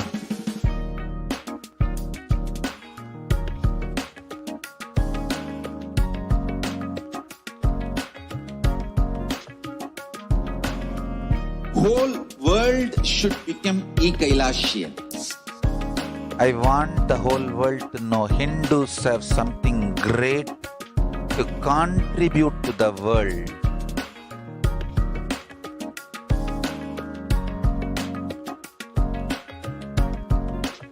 We have something great to contribute to the world.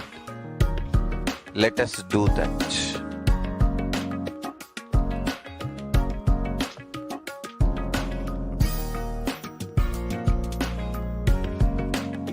Kailasa is proper customized spiritual service helping you to identify your root patterns of suffering. We have perfected the science of helping every individual from every cultural, religious, nationality background.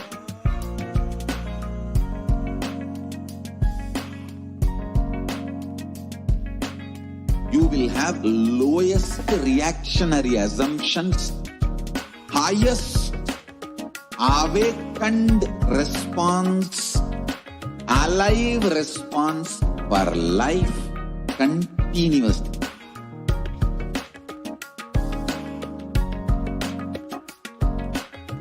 Kailasa is enlightenment ecosystem, literally enlightenment itself in your own home, wherever you are. Proper customized spiritual service helping you to complete with your life negativity, withdrawal from life, self-hatred, self-denial, self-doubt, so much of tiredness, laziness. We can support you aligning your diet, your attitude, your aptitude, your understanding about life. We can help you with everything.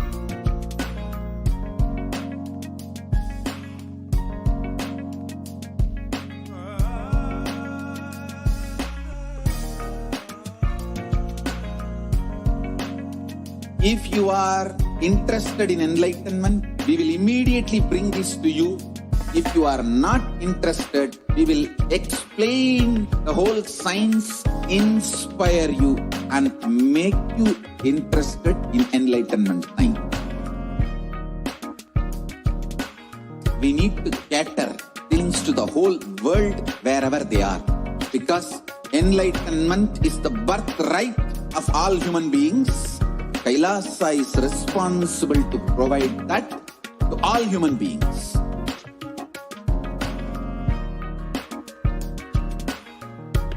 Kailasa is the totality of the knowledge I received from my gurus and practice manifested in my life, perfected by teaching millions of people from all cultures, time zones, backgrounds, genders, nationality, race, from every creed.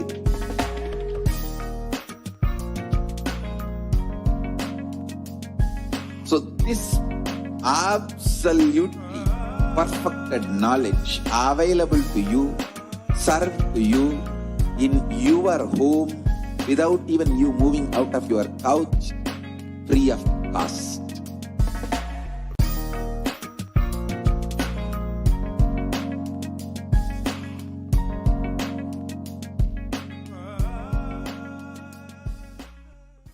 Just be alive for next 3 years. Don't die.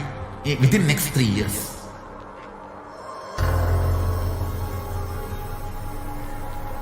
Just don't die within next 3 years. Be alive, somehow be alive. I'm working sincerely. I will reach you somehow. Somehow I will reach you. It's my commitment to humanity.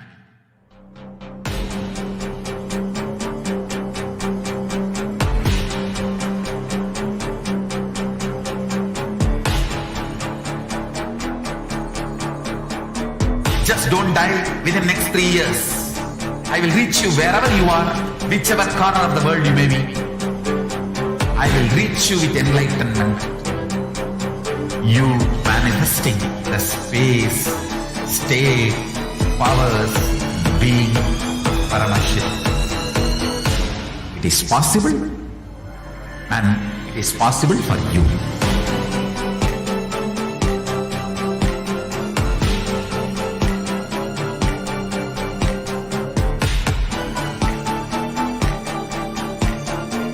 Paramashivoham will reach you with enlightenment science. I know he is going to do the job.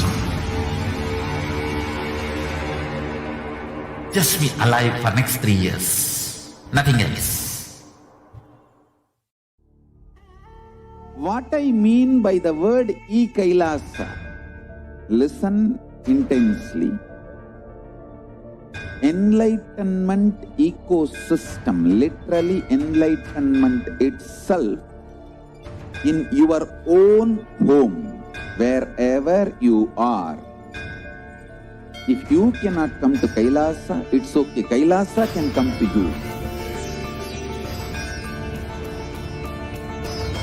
Kailasa coming to you is E-Kailasa.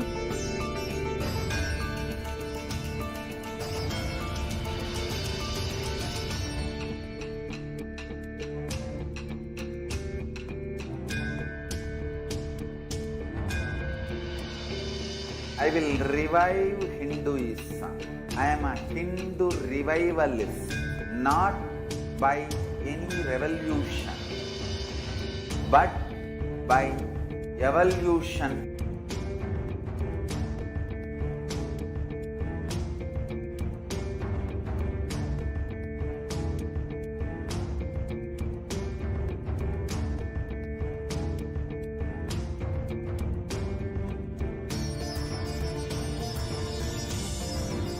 And setting model communities.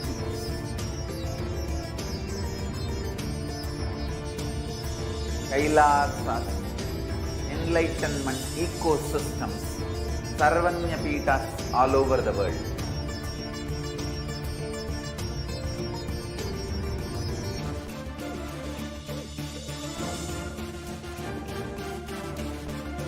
All powerful cognition, knowledge, only when you live power manifestation and possibilities is a fundamental truth.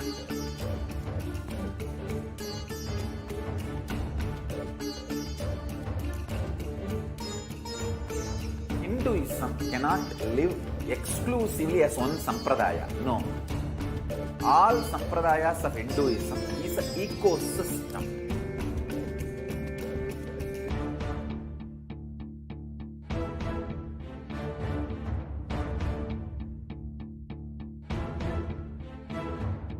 So don't keep quiet thinking that if one sampradaya is attacked, only that sampradaya is going to be affected. All of us are ecosystem.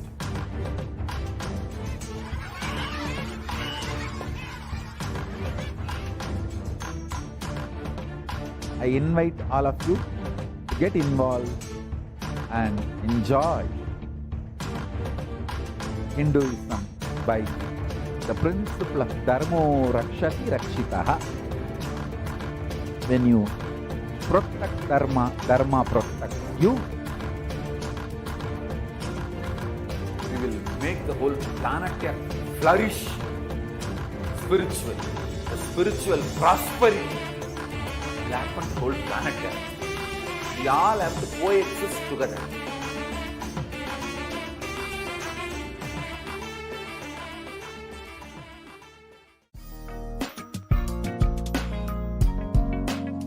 We get you health. We get you ability to build beautiful relationships in your life. We get you direct spiritual support, and we make sure you become wealthy.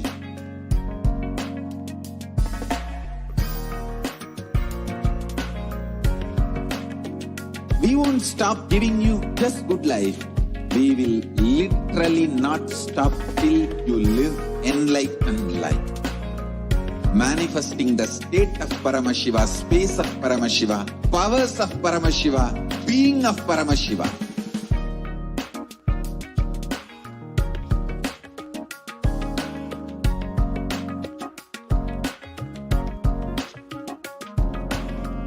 Whole world should become Kailashians. I want the whole world to know Hindus have something great to contribute to the world.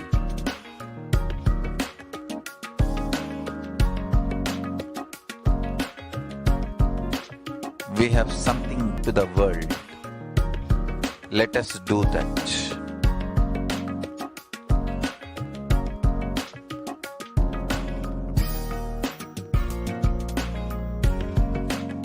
Kailasa is proper customized spiritual service helping you to identify your root patterns of suffering. We have perfected the science of helping every individual from every cultural, religious, nationality background.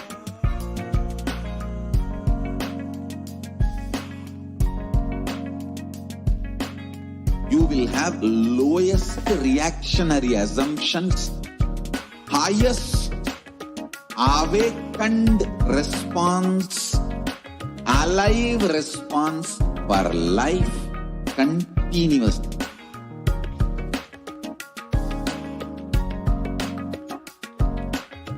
Kailasa is enlightenment ecosystem, literally enlightenment itself in your own home, wherever you are.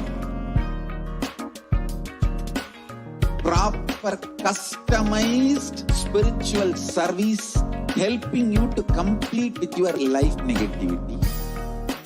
Withdrawal from life, self-hatred, self-denial, self-doubt, so much of tiredness, laziness.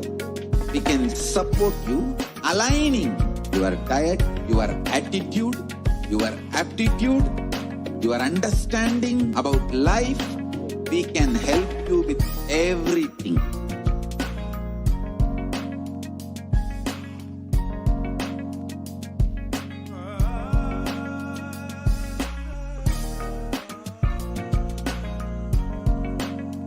If you are interested in enlightenment, we will immediately bring this to you. If you are not interested, we will explain the whole science, inspire you, make you interested in enlightenment time. We need to cater this enlightenment science to the whole world wherever they are, because enlightenment is the birthright of all human beings. Kailasa is able to provide that to all human beings.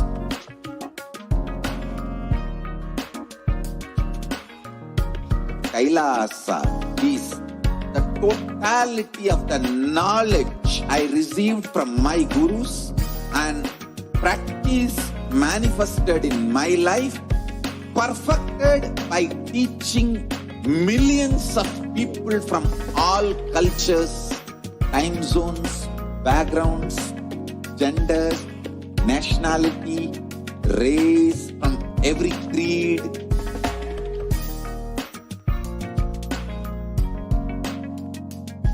So this absolutely perfected knowledge available to you, served to you in your home, without even you moving out of your couch, free of cost.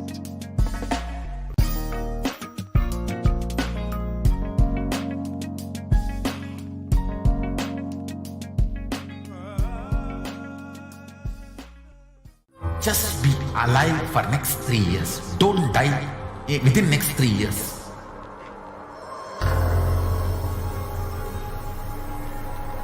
Just don't die within next 3 years. Be alive. Somehow be alive.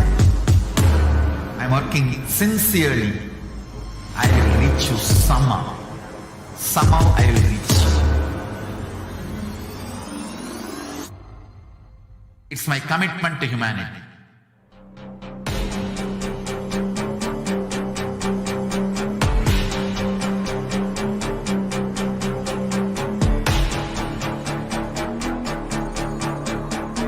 Just don't die within next 3 years. I will reach you wherever you are, whichever corner of the world you may be. I will reach you with enlightenment. You manifesting the space, state, powers, being Paramashivoham. It is possible, and it is possible for you.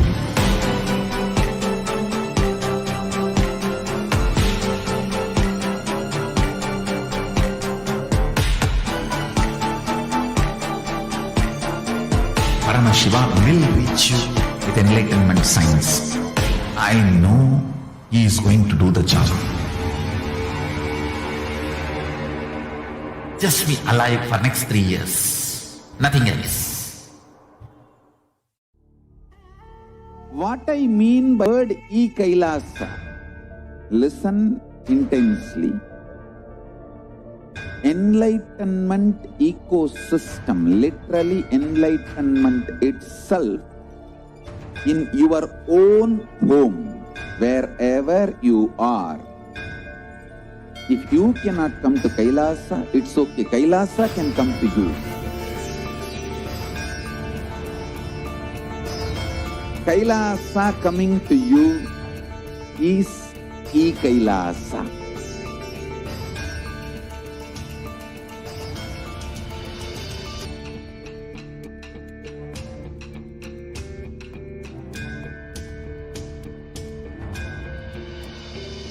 I will revive Hinduism. I am a Hindu revivalist, not by any revolution, but by evolution.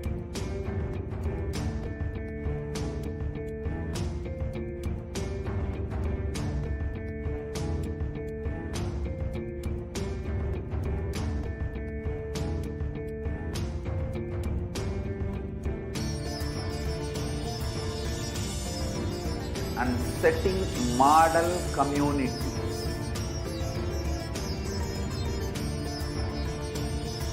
Kailasas, enlightenment ecosystems, Sarvanya Pitas all over the world.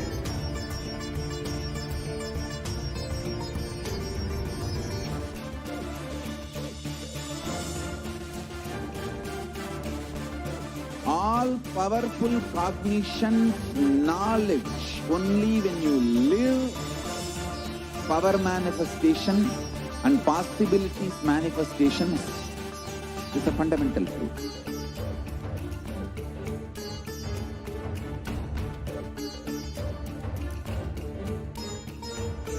Hinduism cannot live exclusively as one sampradaya. No. All sampradayas of Hinduism is an ecosystem.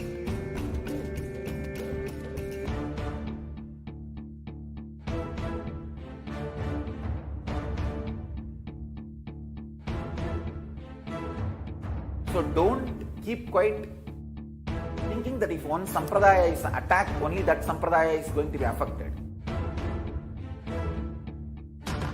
All of us are ecosystem.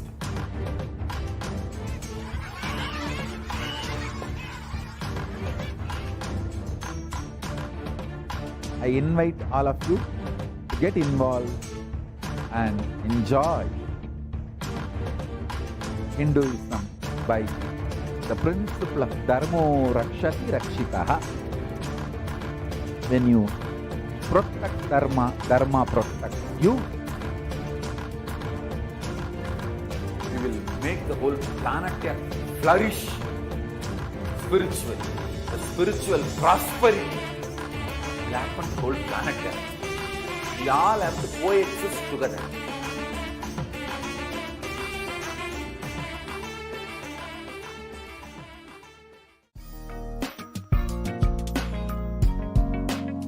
We get you health. We get you ability to build beautiful relationships in your life. We get you direct spiritual support, and we make sure you become wealthy.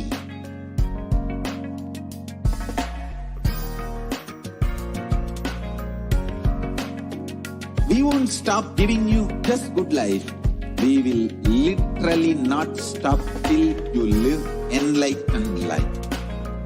Manifesting the state of Paramashiva, space of Paramashiva, powers of Paramashiva, being of Paramashiva.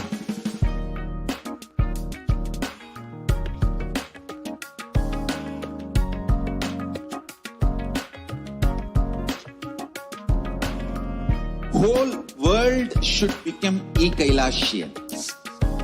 I want the whole world to know Hindus have something great to contribute to the world.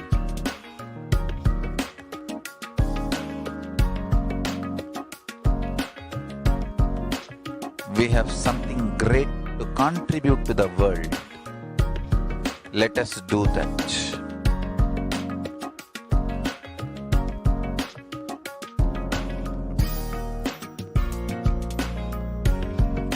E-Kailasa is proper customized spiritual service helping you to identify your root patterns of suffering. We have perfected the science of helping every individual from every cultural, religious, nationality background.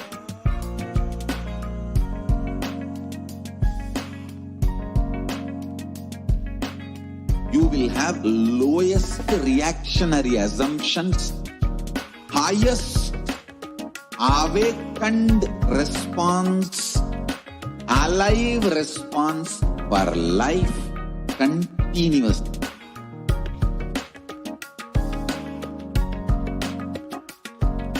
E-Kailasa is enlightenment ecosystem, literally enlightenment itself in your own home, wherever you are. Proper customized spiritual service helping you to complete with your life negativity, withdrawal from life, self-hatred, self-denial, self-doubt, so much of tiredness, laziness. We can support you aligning your diet, your attitude, your aptitude, your understanding about life. We can help you with everything.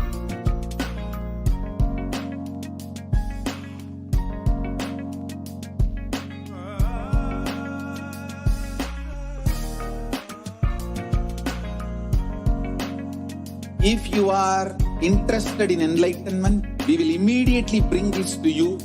If you are not interested, we will explain the whole science, inspire you, and make you interested in enlightenment time.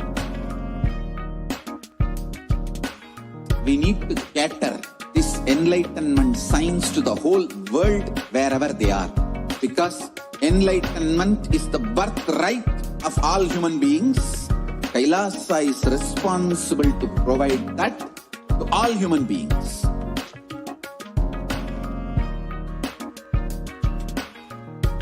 Kailasa is the totality of the knowledge I received from my gurus and practice manifested in my life, perfected by teaching millions of people from all cultures, time zones, backgrounds, genders, nationality, race, from every creed.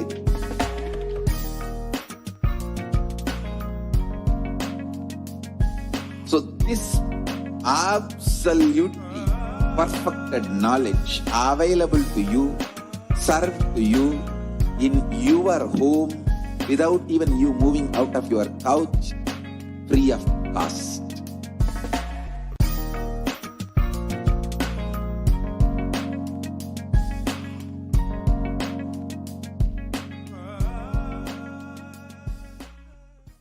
Just be alive for next 3 years. Don't die within next 3 years.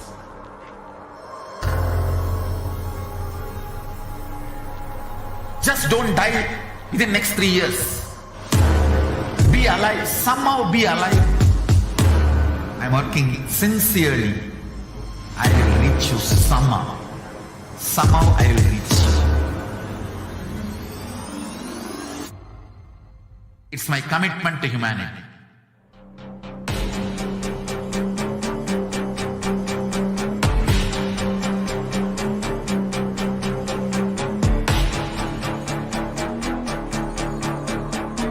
Just don't die within next 3 years. I will reach you wherever you are, whichever corner of the world you may be. I will reach you with enlightenment. You manifesting the space, state, powers, being Paramashivoham. It is possible, and it is possible for you.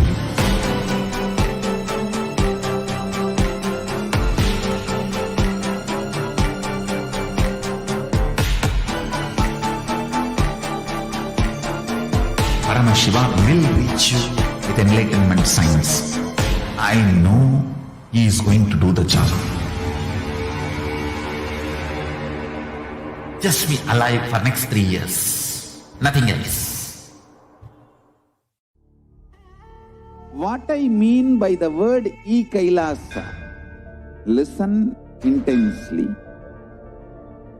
Enlightenment ecosystem, literally enlightenment itself, in your own home, wherever you are.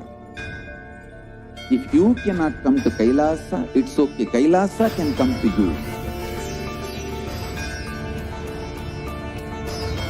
Kailasa coming to you is e-Kailasa.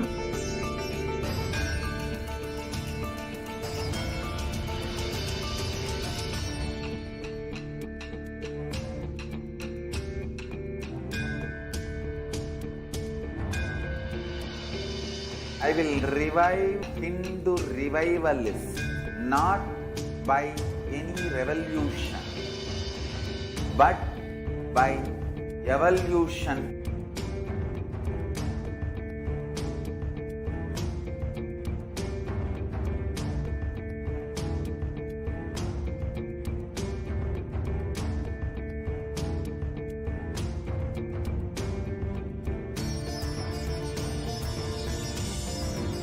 And setting model community.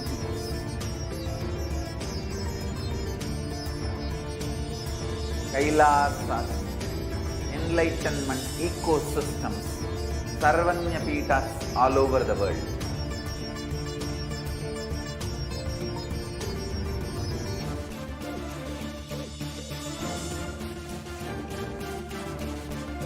All powerful cognition, knowledge, only when you live, power manifestation and possibilities manifestation happens. It's a fundamental truth.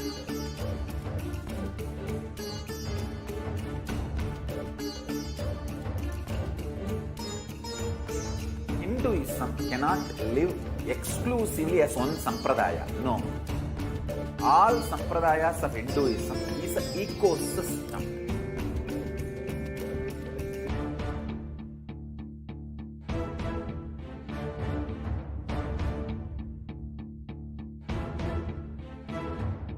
So don't keep quiet thinking that if one sampradaya is attacked, only that sampradaya is going to be affected. All of us are ecosystem.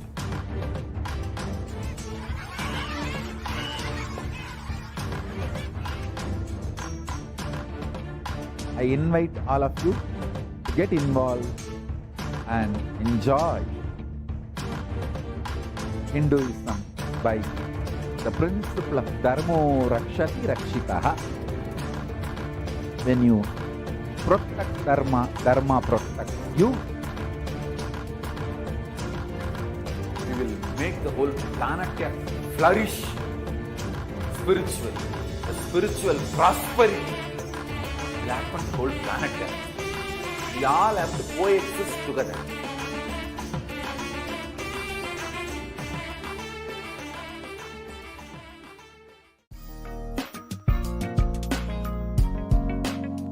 We get you health. We get you ability to build beautiful relationships in your life. We get you direct spiritual support, and we make sure you become wealthy.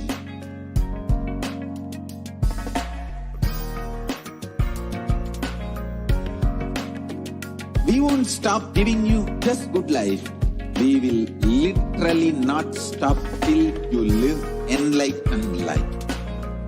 Manifesting the state of Paramashiva, space of Paramashiva, powers of Paramashiva, being of Paramashiva.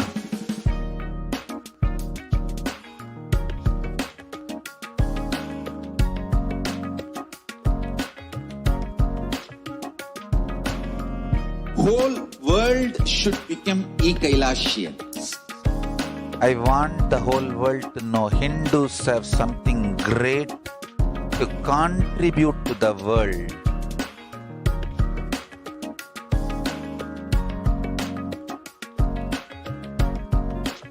We have something great to contribute to the world. Let us do that.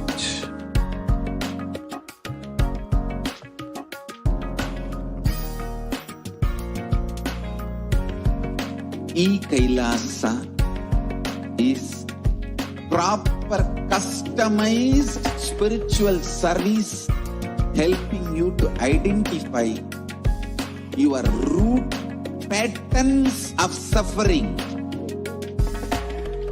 We have perfected the science of helping every individual from every cultural, religious, nationality background.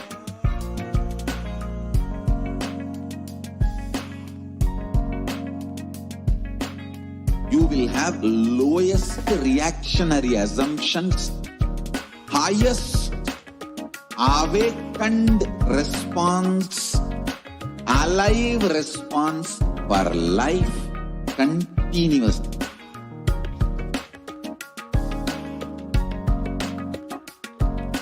E-Kailasa is enlightenment ecosystem, literally enlightenment itself in your own home, wherever you are. Proper customized spiritual service helping you to complete with your life negativity. Withdrawal from life, self-hatred, self-denial, self-doubt, so much of tiredness, laziness. We can support you aligning your diet, your attitude, your aptitude, your understanding about life. We can help you with everything.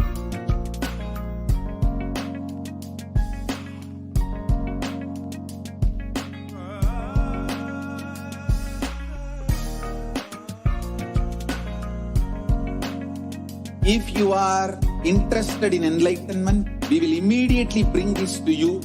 If you are not interested, we will explain the whole science, inspire you and make you interested in enlightenment science. We need to cater this enlightenment science to the whole world wherever they are, because enlightenment is the birthright of all human beings. Kailasa is responsible to provide that to all human beings.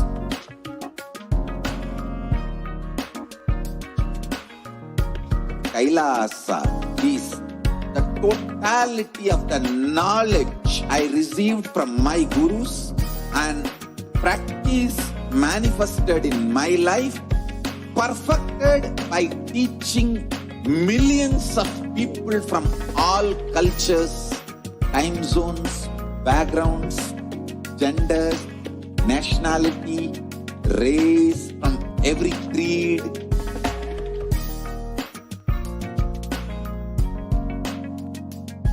So this absolutely perfected knowledge available to you, served to you in your home without even you moving out of your couch, free of cost.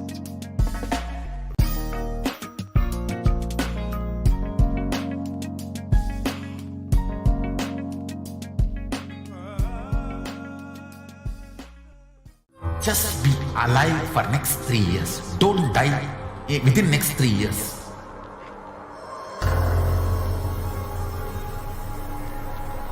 Just don't die within next 3 years. Be alive. Somehow be alive. I'm working sincerely. I will reach you somehow. Somehow I will reach you. It's my commitment to humanity.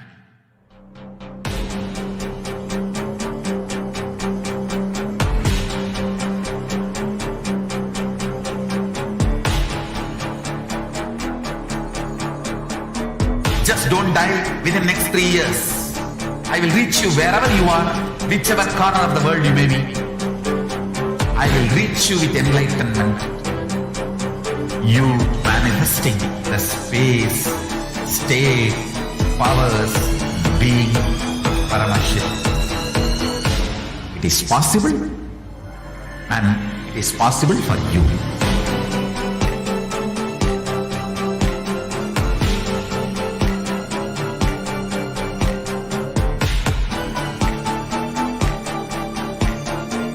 Paramashivoham will reach you with enlightenment science. I know he is going to do the job. Just be alive for next 3 years. Nothing else. What I mean by the word E-Kailasa, listen intensely.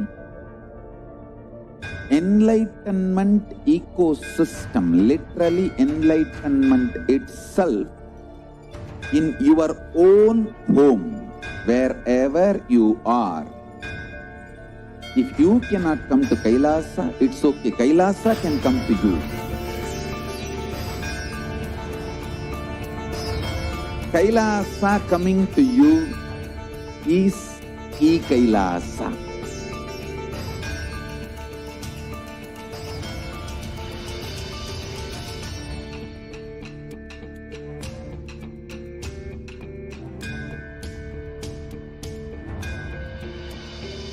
I will revive Hinduism. I am a Hindu revivalist, not by any revolution.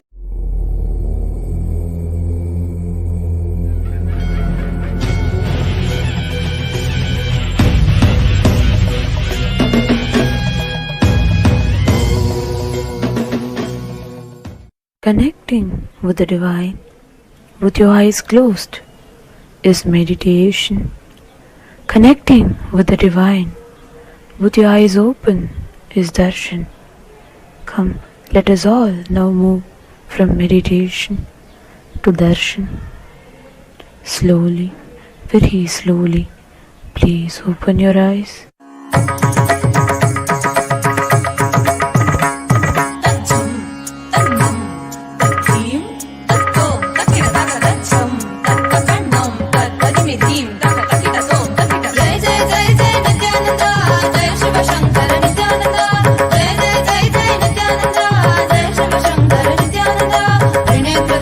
Nithyananda, Shakti Pradaya Nithyananda,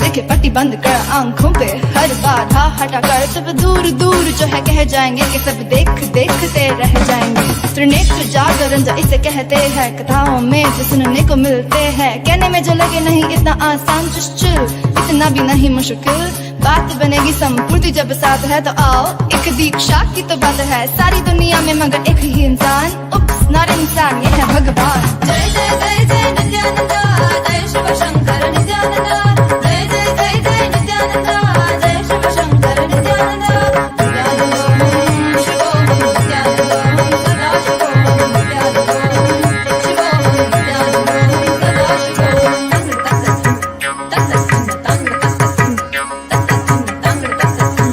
जय नित्यानंदा जय शिव शंकर नित्यानंदा जय जय जय नित्यानंदा सद्गुरु ओंकार नित्यानंदा जय जय जय नित्यानंदा जय शिव शंकर नित्यानंदा ज्ञान प्रदायक नित्यानंदा कलयुग अवतार नित्यानंदा त्रिनेत्र धारक नित्यानंदा शुद्धि प्रदायक नित्यानंदा ज्ञान प्रदायक नित्यानंदा कलयुग अवतार नित्यानंदा त्रिनेत्र धारक नित्यानंदा शुद्धि प्रदायक नित्यानंदा जय जय जय जय नित्यानंदा जय शिव शंकर नित्यानंदा जय जय जय जय नित्यानंदा जय शिव शंकर नित्यानंदा त्रिनेत्र धर नित्यानंदा शक्ति प्रदायक नित्यानंदा त्रिनेत्र धर नित्यानंदा शक्ति प्रदायक नित्यानंदा जय जय जय जय नित्यानंदा जय शिव शंकर नित्यानंदा जय जय जय जय नित्यानंदा जय शिव शंकर नित्यानंदा नित्यानंदोहम शिवोहम नित्यानंदोहम सदा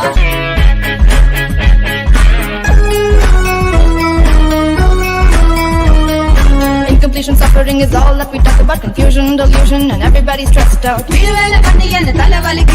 only one to save us is him, there's no doubt. He's a Dashiva, Mahadeva. He's an avatar of everything at his feet. So feel free, just let it be. Watch him come while you listen to me. இந்த உலகத்தை அரசன் போல் வாழாருடா அது யாருடா நீ சொல்லடா அது யாருடா Should I tell you who's here? None other than Nithyananda. Jagadguru Nithyananda. என் பெருமான் Nithyananda. That's right, Paramahamsa Nithyananda.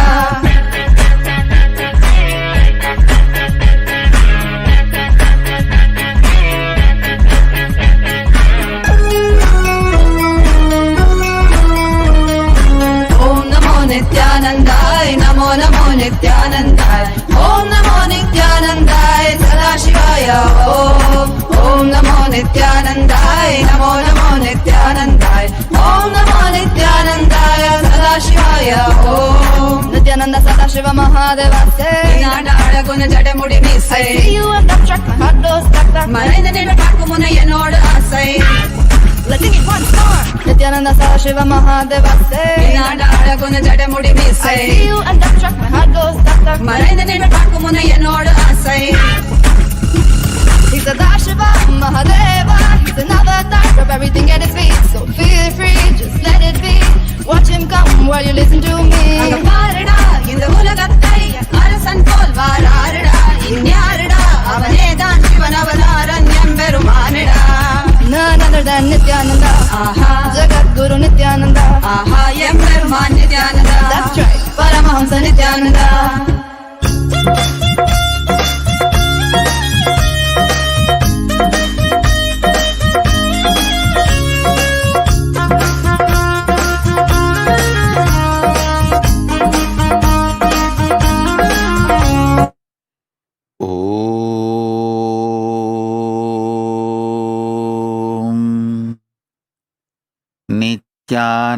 नित्यानन्देश्वर परमशिवसमारम्भाम् नित्यानन्देश्वरि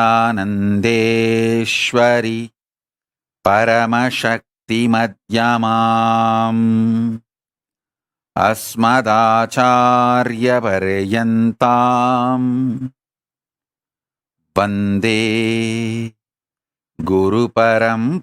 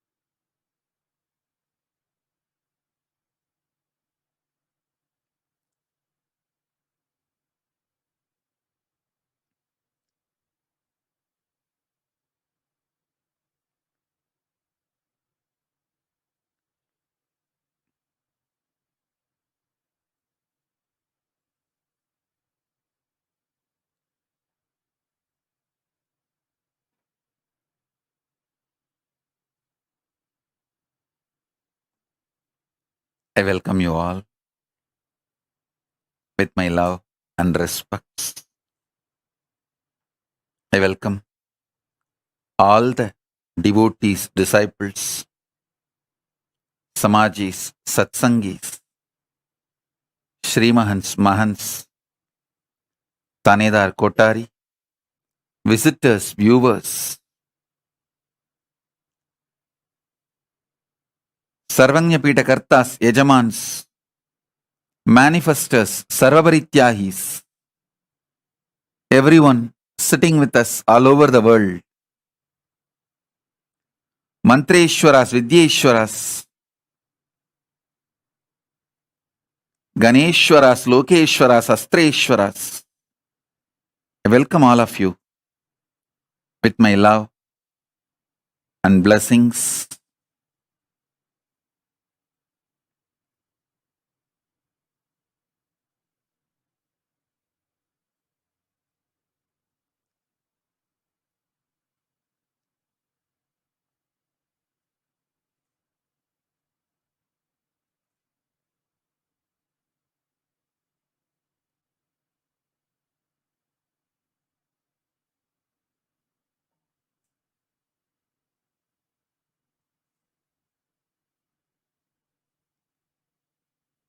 Paramashiva's message directly from Kailasa.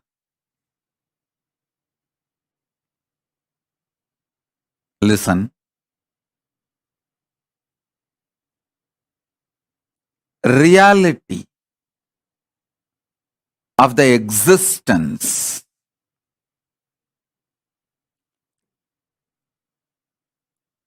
manifests as consciousness in you as Paramashiva in Brahmanda, in macrocosm. In the macrocosmic level, the reality of existence is Paramashiva. In the microcosmic level, the reality of existence is consciousness.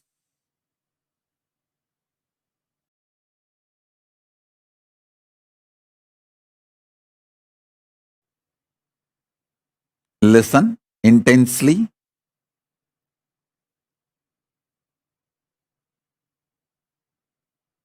The fifth force, consciousness, just by understanding the fifth force, consciousness,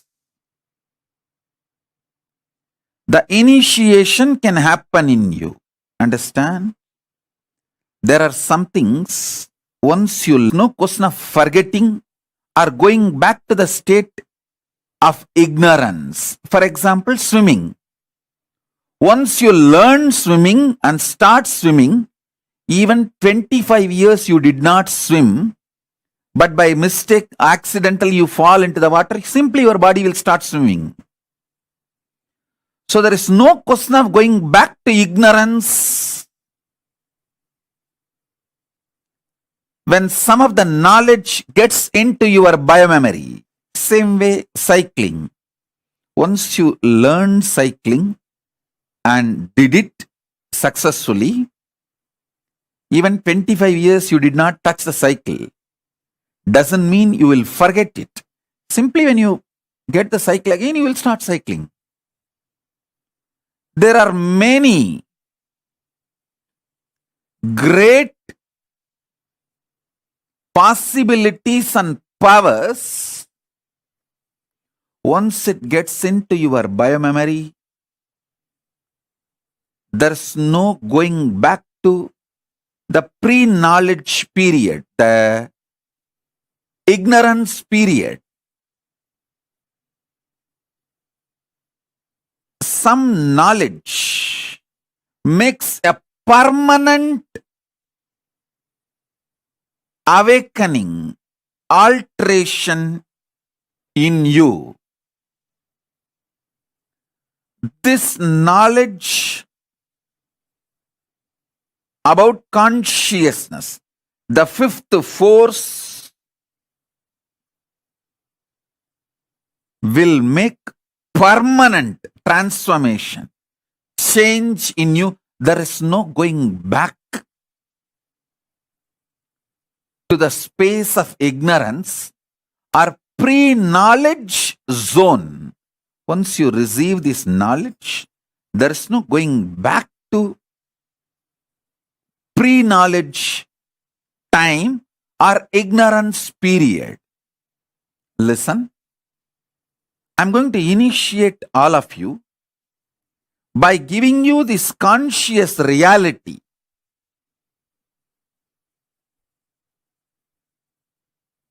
All of you, settle down, preparing yourself for initiation. Keep the Atmalinga next to you. Get your pets, kids, family, team, whoever you want should receive this initiation, conscious reality. If you want, you can light a small lamp. Lighting a lamp during the satsang, offering a betel leaf and betel nut, a coin.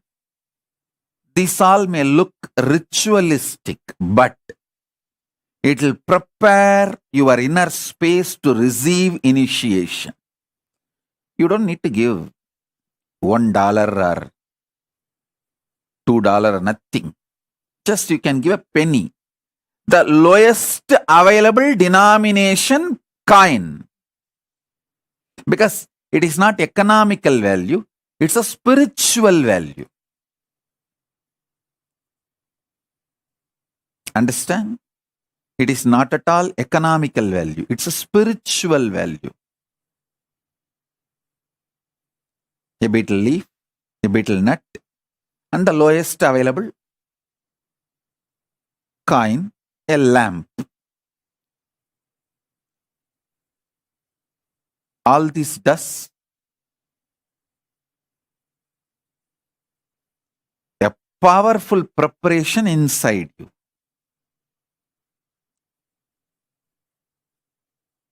Now listen. I'll also be doing a question answer, live question answer.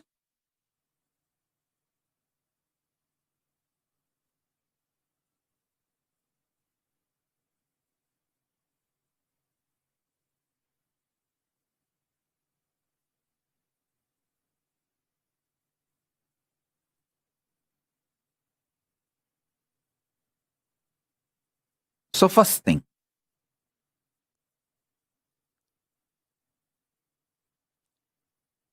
the first force human beings decoded is the power of gravity, gravitation force.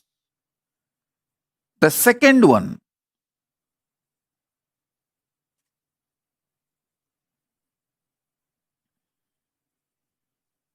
electromagnetic force.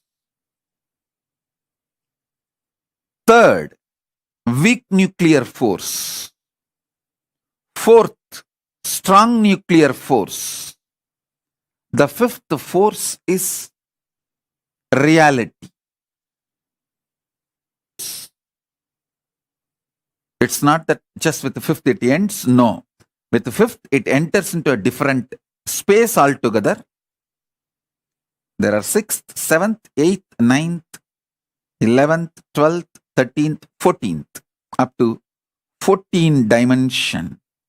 Different forces exist. 14th force is that absolute Paramashiva, Turyadita.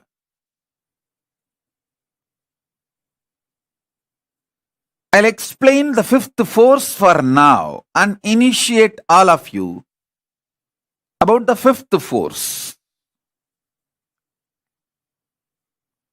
I'll reveal the exact Tamil words got revealed to me by Paramashiva. Arunagiri Yogeshwara directly.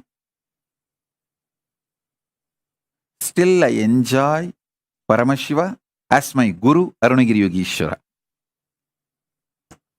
Even though he became one and the same, my Guru Bhakti is so overflowing. It's like a gracie, not crazy, crazy, cranky, all put together and beyond. It's a gracie.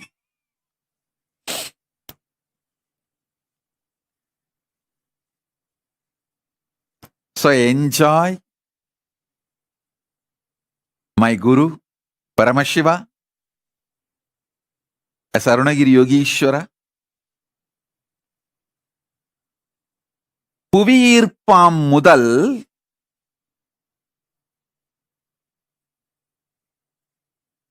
மின்காந்த அலைவீச்சாமிரண்டு சிறுவனுவாம் சக்தி மூன்று பேரண்டப் பேரணு நான்காயிருக்க இருப்பின் சக்தி ஐந்தாய் இலங்க ஆறொடு ஏழும் எட்டொடு ஒன்பதும் பத்தொடு பதினொன்றும் பனிரெண்டும் பதிமூன்றும் பதினான்கும் பயிற்றுத் துலங்க ஐந்தை முதலில் அறி.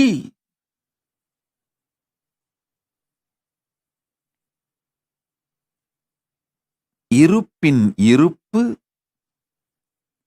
பிண்டாண்டத்திற்குள் உயிரின் உணர்வாயும்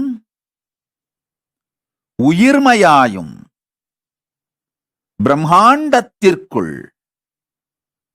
பரசிவமாயும் மலர்ந்து இருந்து துலங்குகிறது. Listen.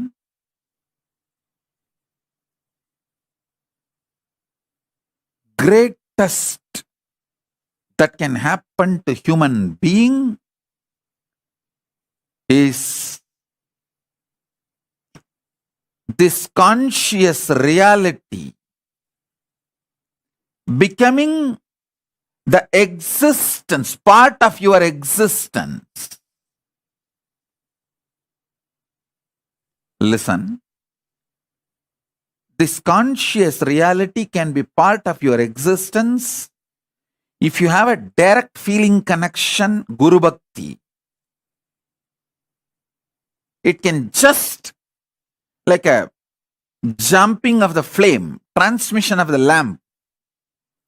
Hey, Paramashiva is real. Over. You just know. Swamiji said it. Paramashiva is real. Paramashiva is real. And based on that, your whole cognitive shift happens. Your existence shifts. From that reality, you cognize, exist, act, manifest, gravitate, do everything.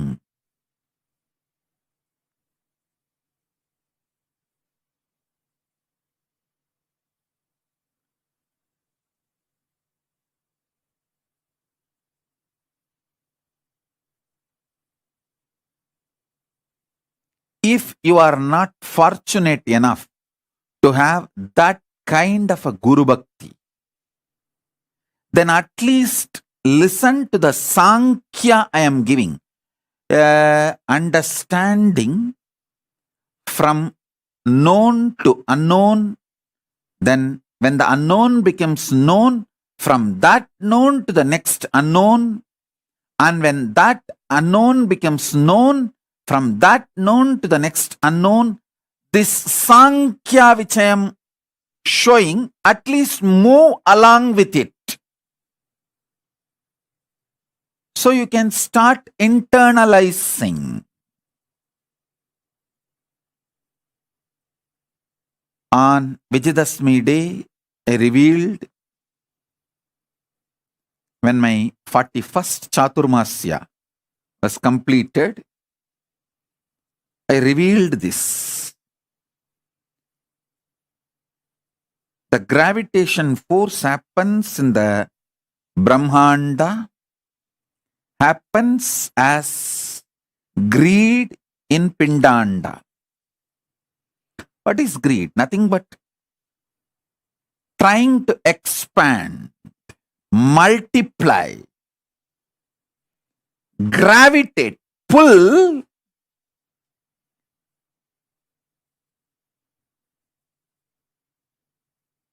and add what you pulled as part of you. Are you becoming part of that? Please listen.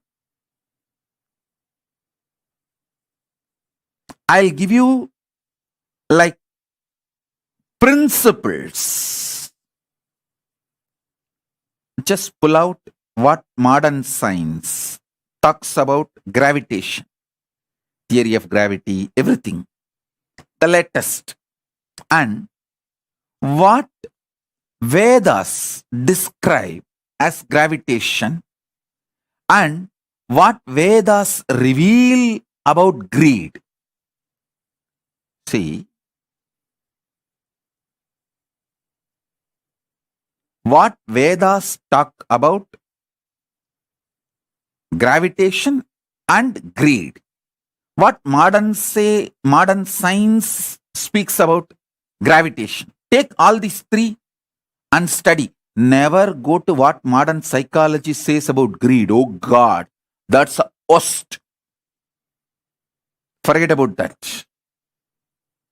At least the science can be accepted little bit as science, but never ever psychology.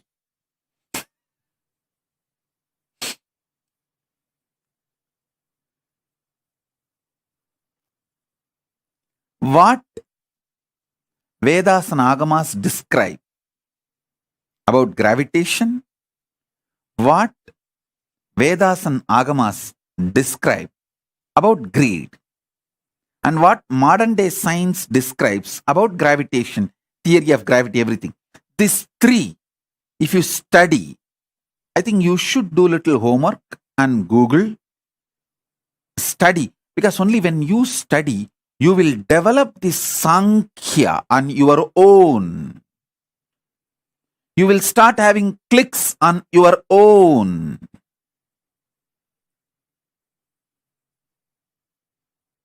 I can give you a lot of references. I'll give you the references I have from Rig Veda, first canto and 103rd chapter, 2nd verse. Indra, Lord of light and power, like the sun with his actions, waves of gravitation, holds the earth and manifests its vast expanse, striking the electric thunderbolt of his energy. He constantly creates the waters of space. He breaks the cloud formed in the Rohini constellation, striking over its shoulders and releases the showers of rain on the earth. That glory of yours, Lord, which is supreme and eternal, which is essential, subtle and mysterious, and this which is actual and existential, the poets of vision and imagination realize by its manifestations of this glory of Indra. This which is on earth is one and distinct, and the other which is in heaven is distinct and another. The two mingle in form and mature as one, just as two parties meet in the assembly, each with its identity, and become one community. I have collected some 20-30 references. I'll share the whole thing in the Facebook social media. You study it. I'll give you the fundamental principle connecting the whole thing. Understand?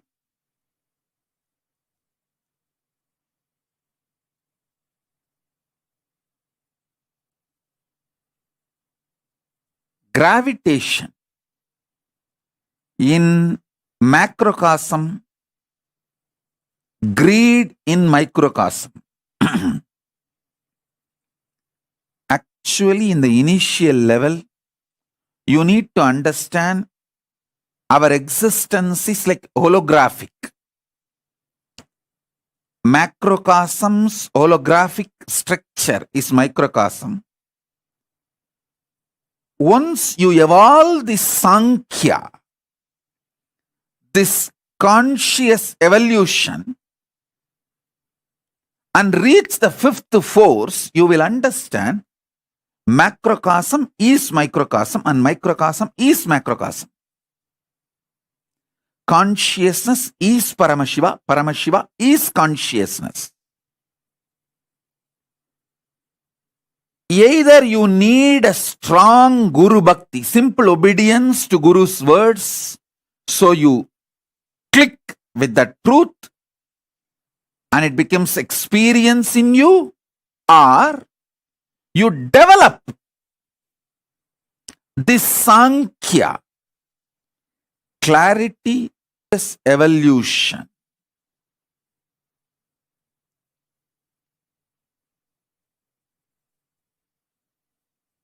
Rishi Piplada explains in the Prashnopanishad, the mother divinity in the earth helps the apana by supporting it. As per the Ayurveda, apana is the force equivalent to gravity, present in the middle of the body.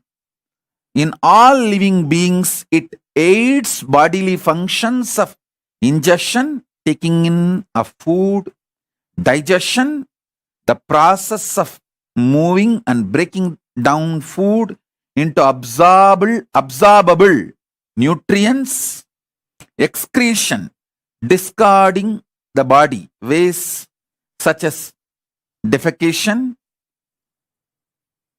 micturition, urination, parturition, giving birth, all these actions. Listen. Listen intensely.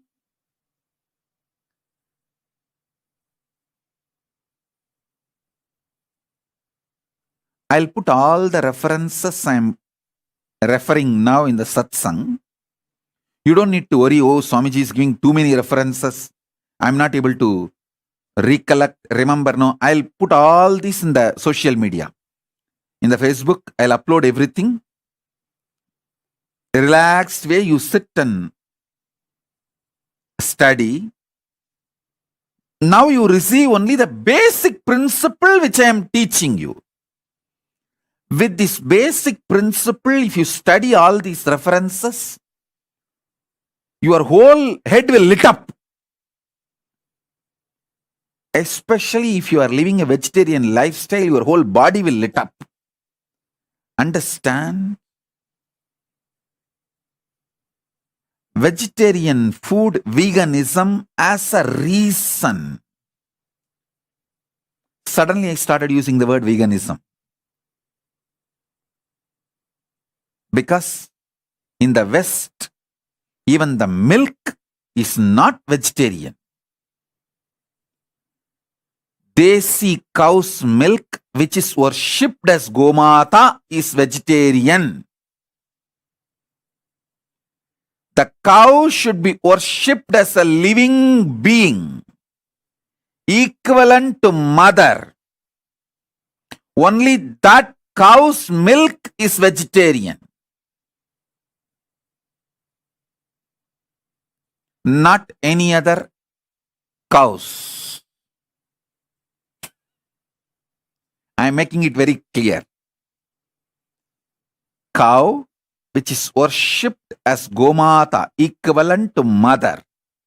Only that cow's milk is vegetarian, it is considered as vegan. The definition of veganism as per Kailasa.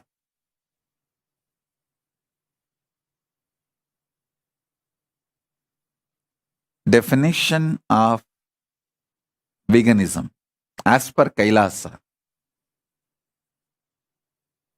Cow milk from a cow which is worshipped, revered, equivalent to mother, and the products made of that milk is part of veganism, vegan diet, not any other cows or any other dairy products. I'm making it very clear. Some people are telling, oh, in the West, the cows are treated badly. Go to India. India has gone to the same level of West. India also, only the traditional mutts, monastery, goshalas, cows are treated with respect and love and worshipped.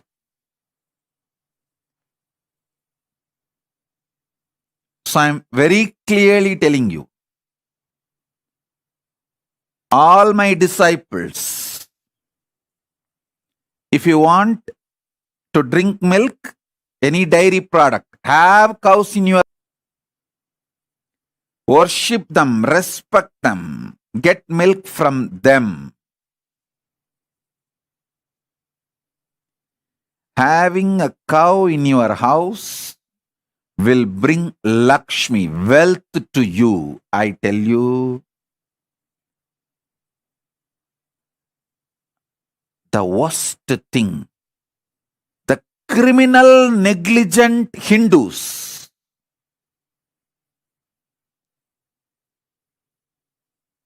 I want to popularize this word, criminal, negligent Hindus. If you are seeing, hearing the news about Bangladeshi Hindus are destroyed, and you just keep quiet, eat your shit,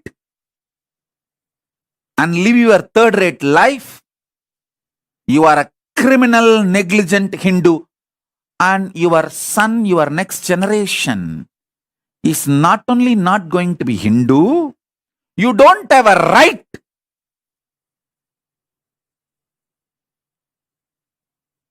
to have someone who is going to carry your name. That's why you are going to lose it.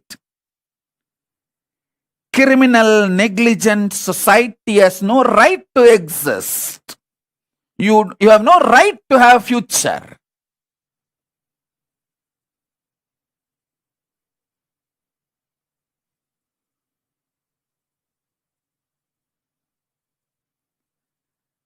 One of the worst thing these criminally negligent Hindus tell is they always think the Hinduism will be protected by somebody else. To justify their criminal negligence, they think, oh, Sanatana Hindu Dharma, it can never be destroyed.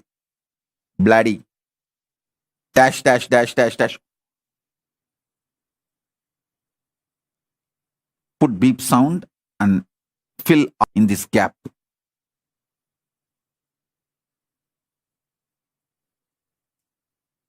See how much Hinduism was a living experience during your great-grandfather and grandfather, and now for you and your kids. Then tell whether Hinduism can be destroyed or not. It is already. It is there, almost ready for museum. I'm not going to let it die. That's different. I am going to revive.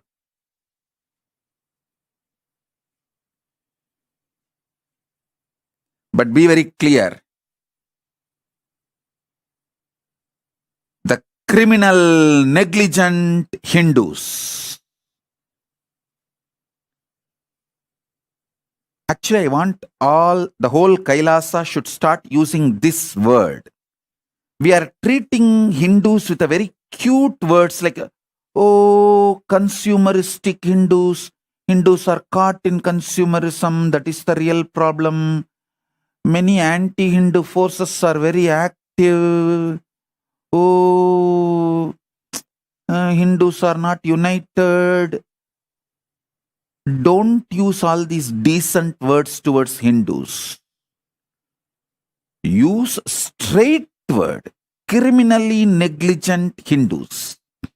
Always bothered about one degree, one house, one spouse, 2 kids, 2 cars, bank balance. Over.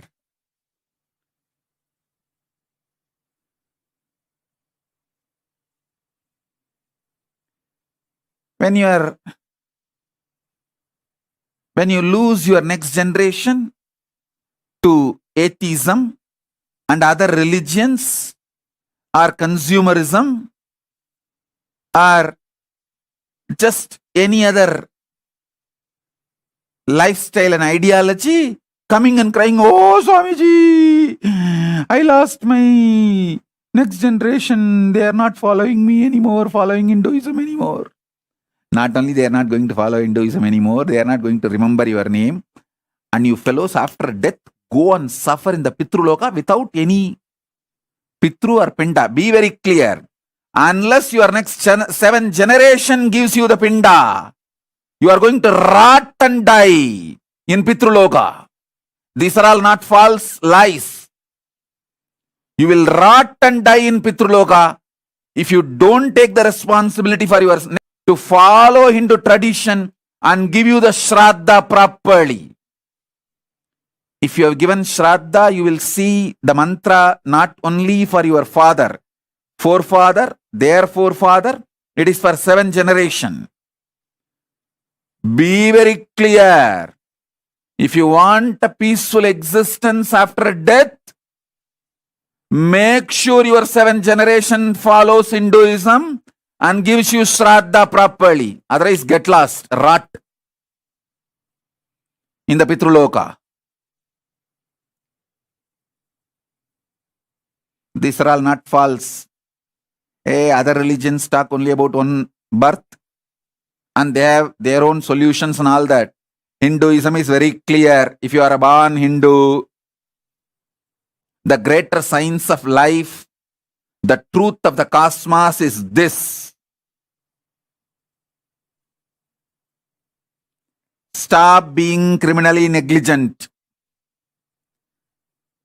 Learn to keep your next 7 generation Hindus and living, practicing Hindus. They should give proper Shraddha, Pindadarpana to you. Only then you are going to be in peace in the Pitruloka.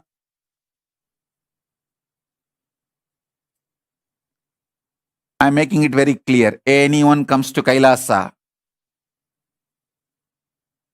I will ask them to have a regular check in the Mahakailasa, whether your next generations are following, practicing Hinduism and giving you the Shraddha and Pinda. Only if your next generations are giving you Shraddha and Pinda, you will have a social respect in Kailasa. I am talking about Mahakailasa itself. Otherwise, in Mahakailasa, people will laugh at you. Your grandson did not send you the Pinda now this year. Over. Next 7 generation should give you Shraddha. So next 7 generation should follow Hinduism. Take collective integrity responsibility for that. Criminal, negligent, dash, dash, dash, dash, dash. Put the beep sound and fill all the filthy words in that gap.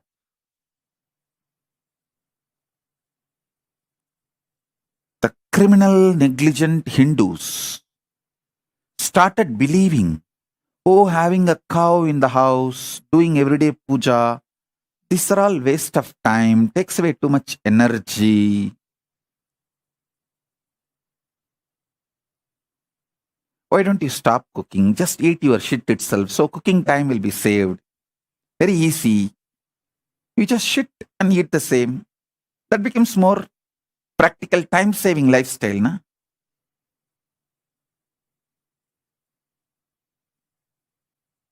I tell you,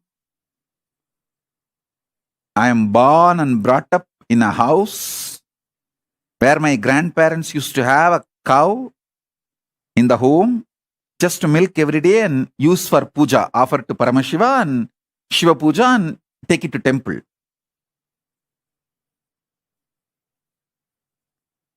The amount of auspiciousness the house used to have. Wow.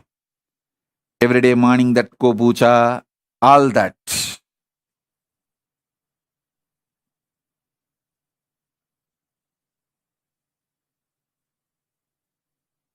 Don't try to come and tell me, oh, in US we cannot keep cows. Then get lost and go to a country where you can keep cows. Life is not all about the 70 years in the planet Earth. Life is large. Life is large.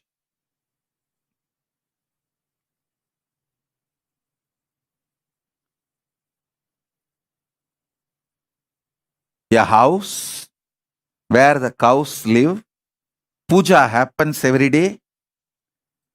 The whole house will be productive 10 times more because every day you need to pull yourself, drag yourself out of bed and you need to be active. You cannot just sit in your cell phone whole day.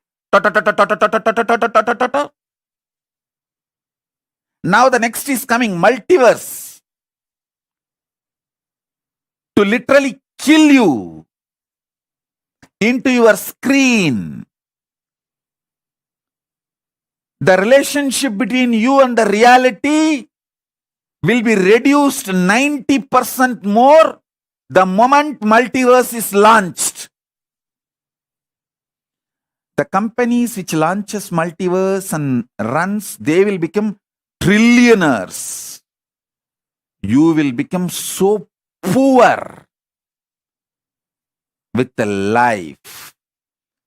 Your relationship with reality will disappear. I tell you, every day, even if you spend 10-15 minutes with cows,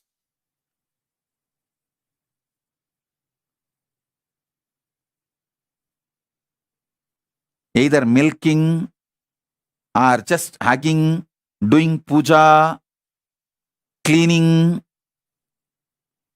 it brings so much healing in you, so much compassion in you, so much completion in your way of relating with life. All husbands who have problem with the wife's violence, if you feel my wife is violent and she is not listening to me, same way all wives, if you feel your husband is very aggressive, abusive type and he is not settling, just get a cow to a house, start caring. You will see how much both of you will be healed inside. I tell you,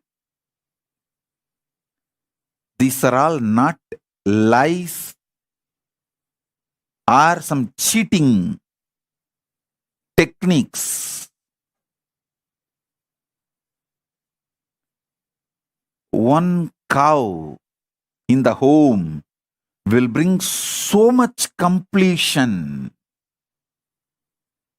between the family, so much attitude, right life positive attitude towards existence. A house in which the Go Puja happens, Shiva Puja happens.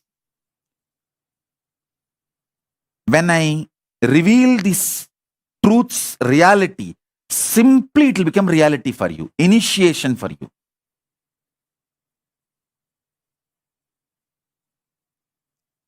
If you just have a cow, do Shiva Puja every day, teach all this to your kids. Literally, it is equivalent to having Goshala, Devalaya, and Gurukul in your home. Your house has become a Kailasa ecosystem. Naturally, you will have few books, my books, so that will become Jnanalaya. A simple Tiruvannamalai village Hindu lifestyle is what I made it into big and made it as a Kailasa ecosystem and took it to whole world. That's all.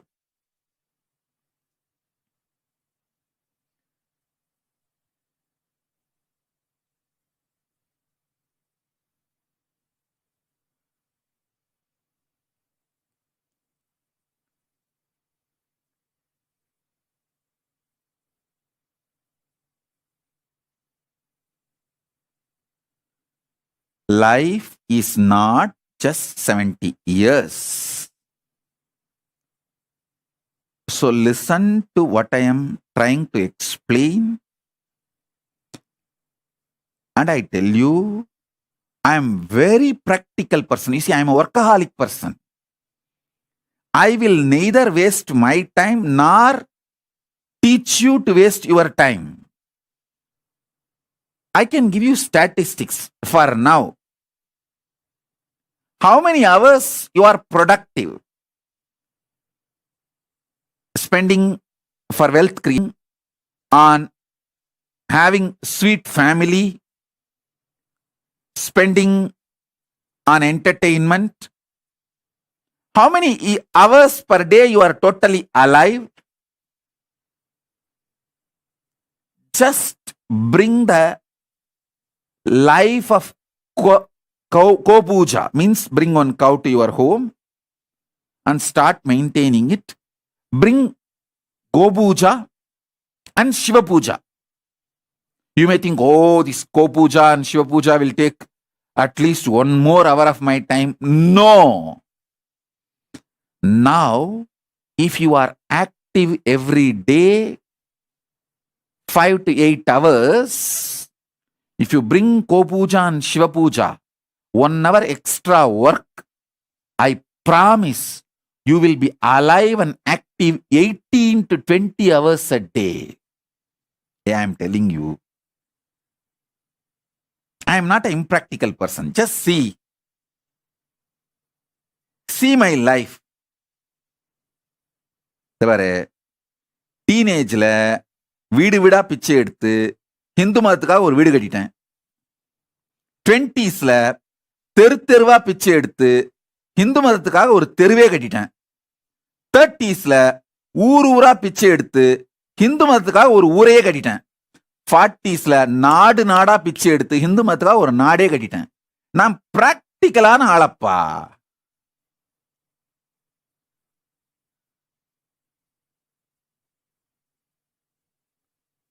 I'm the most practical person.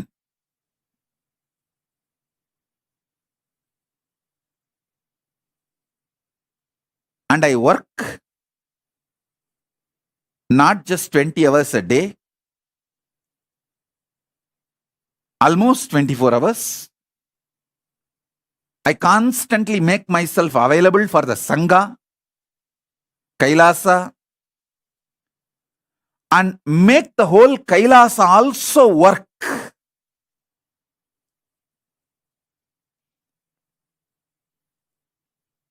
So listen with a little sincerity.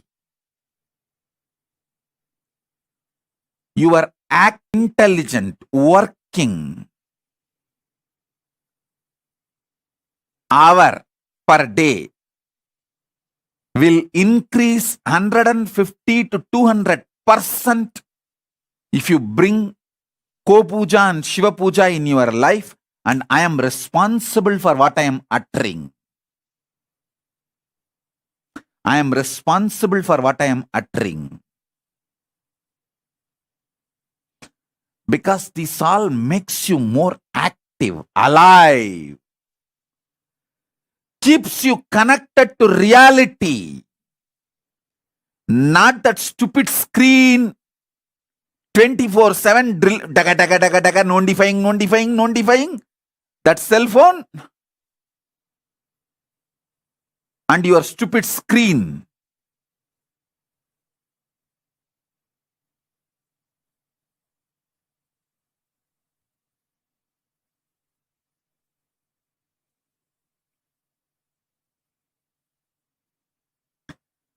All criminally negligent Hindus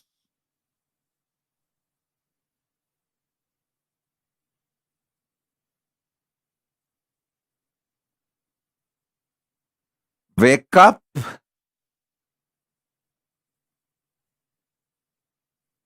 I will never teach something to waste your. I keep myself productive and keep all of you extremely productive.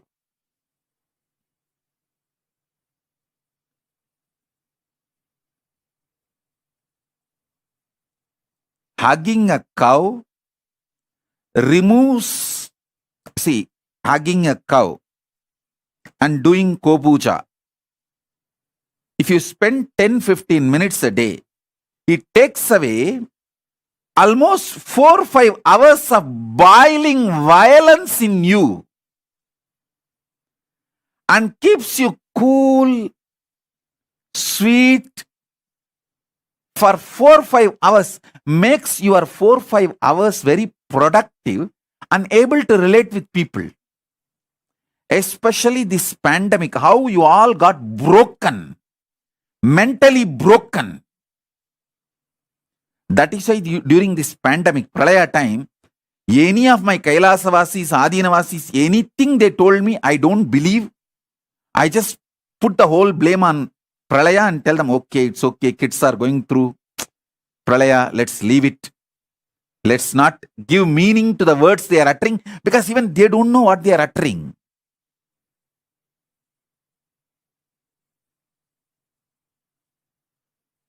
The impact of Pralaya on you will drastically reduce if you just keep a Ko-puja, Shiva-puja.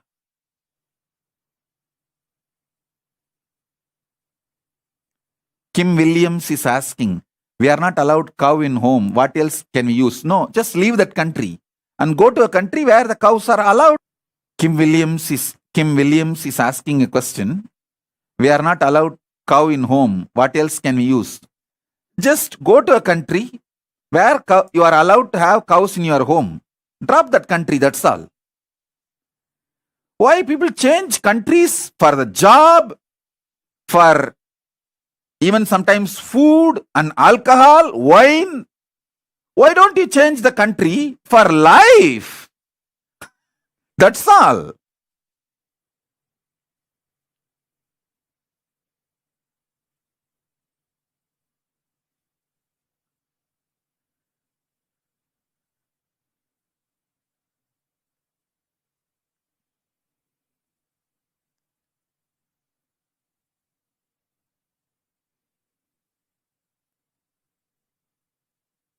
Alicia Morisse is asking, Swamiji, can we do cow puja to cow photo? Then just get enlightenment also as a photograph. Don't ask for enlightenment. Don't drink cow milk. Have the photograph of milk and lick that.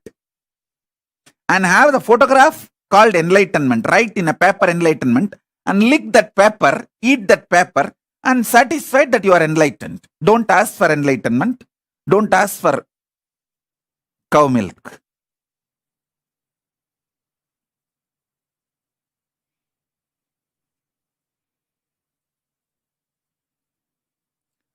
All our temples in USA also should work with the local governments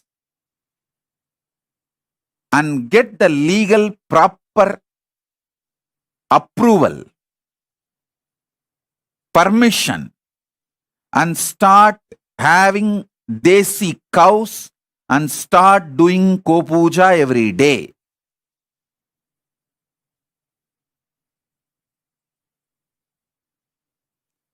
to set a trend. To set a trend.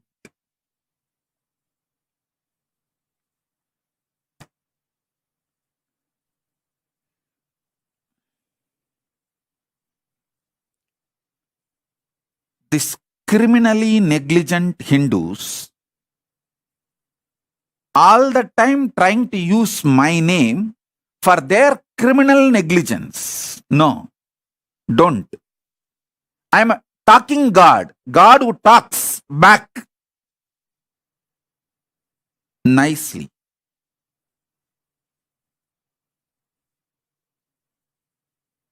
So you can't use me to justify your criminal negligence.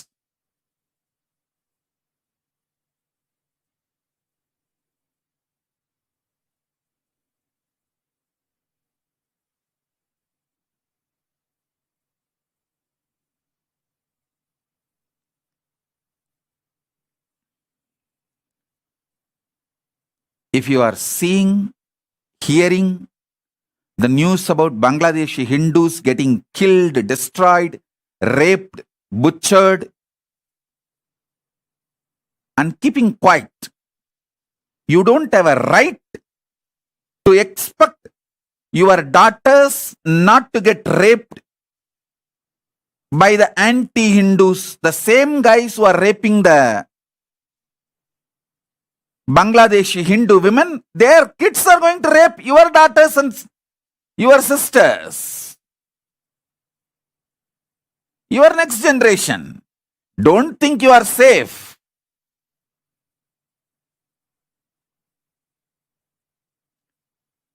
"100 years before, when Afghanistan Hindu women were getting raped, the Indian Hindus kept quiet.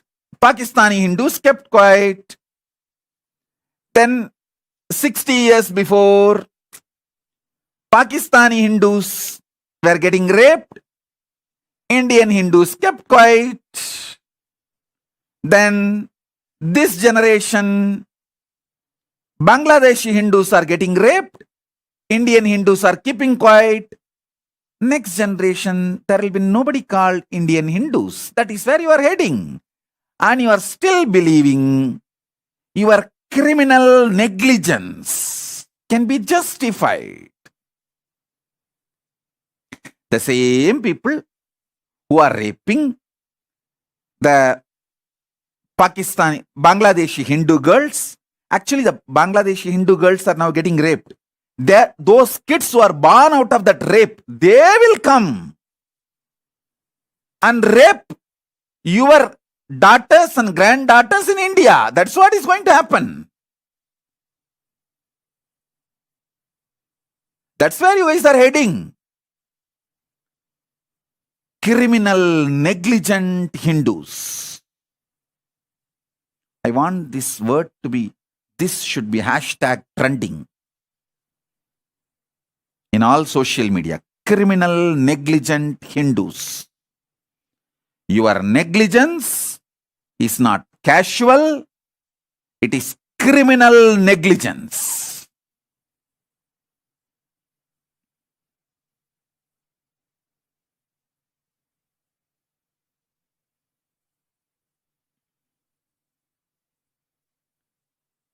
Last, your lifestyle.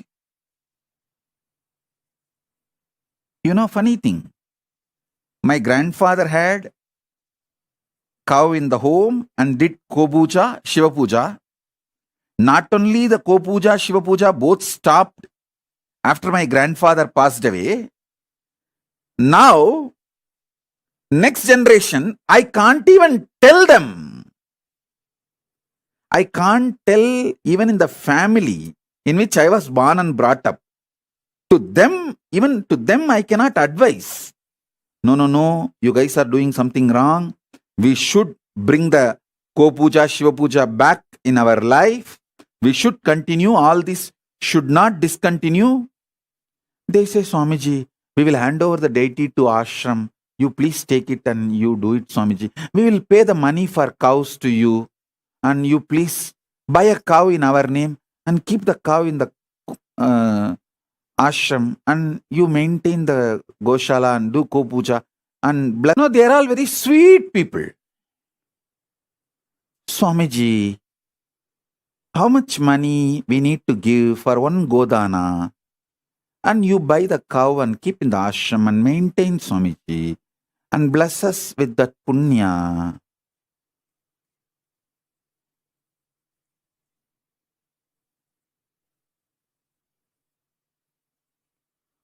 உள்ள பெக்கிறத தவிர மீதி எல்லாத்தையும் franchise பண்ணி விட்டானுங்கடா. அதையும் இப்ப புதுசா ஒரு டெக்னாலஜியை கண்டுபிடிச்சு வாடகை தாயின்ட்டானுங்க. படுபாவீங்களா?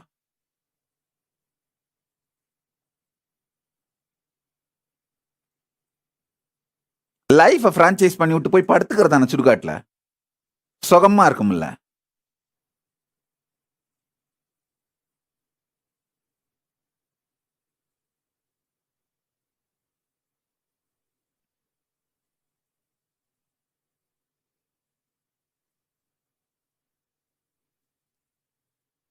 Listen.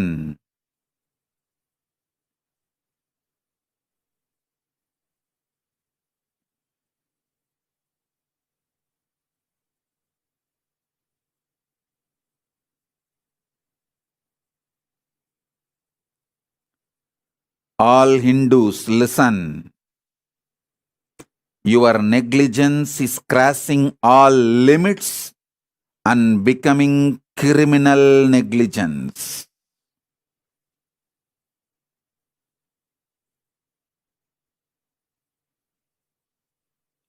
That's all I can say. Let me come back to the satsang subject I was talking.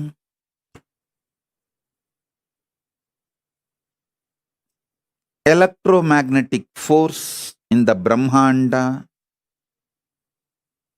is the fear in Pindanda.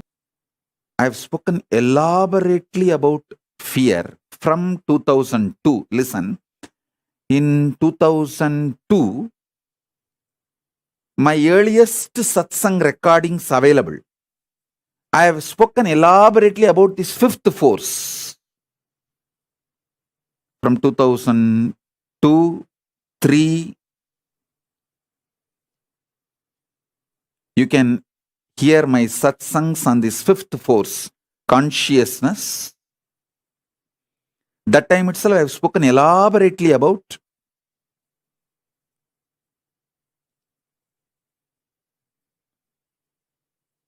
fear and how it is connected to electromagnetic force. The electromagnetic force happening in the macrocosm, same when it happens in microcosm, it is fear. Fear happening in macrocosm is electromagnetic force, and electromagnetic force happening in the microcosm is fear. So study a bit all the laws of the electromagnetic force.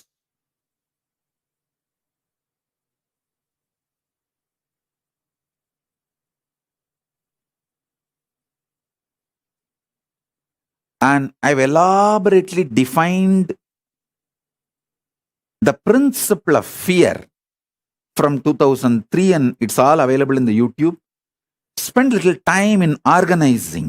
I tell you, if you study on your own, based on this principle, understanding electromagnetic force, you can just Google. It's not that it's all not available. Understand electromagnetic force and understand fear and try to see how it connects.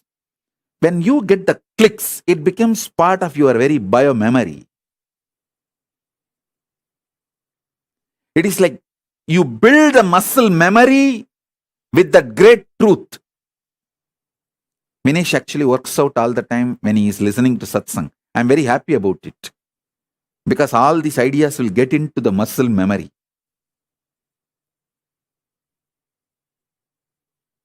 You can actually do gymming and workout, listening to the satsang, even yoga, or have your kids on your lap making them sleep or making them comfortable, because all this will make these great truths get into your muscle memory. Even drinking coffee or hot chocolate is advisable during the satsang, because I have always seen multiple times Arunagiri Yogeshwara will keep a pot full of water. While he was giving the satsang itself, while he is teaching the truths, he will be touching that water and asking me to drink, sip.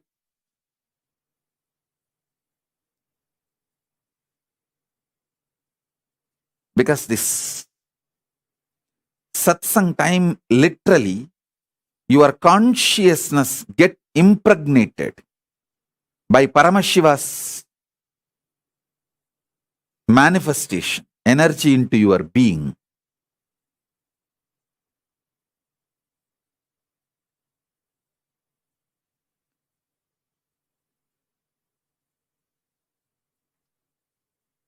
Some of the stupid, criminally negligent Hindus come and tell me, oh, Swamiji, these ISKCON people have Goshala, maintain cows, but all that takes too much time, waste of time. It is not productive. We can just buy the cow milk from the shop and from the mall and do Abhishekam. Why should we have cows?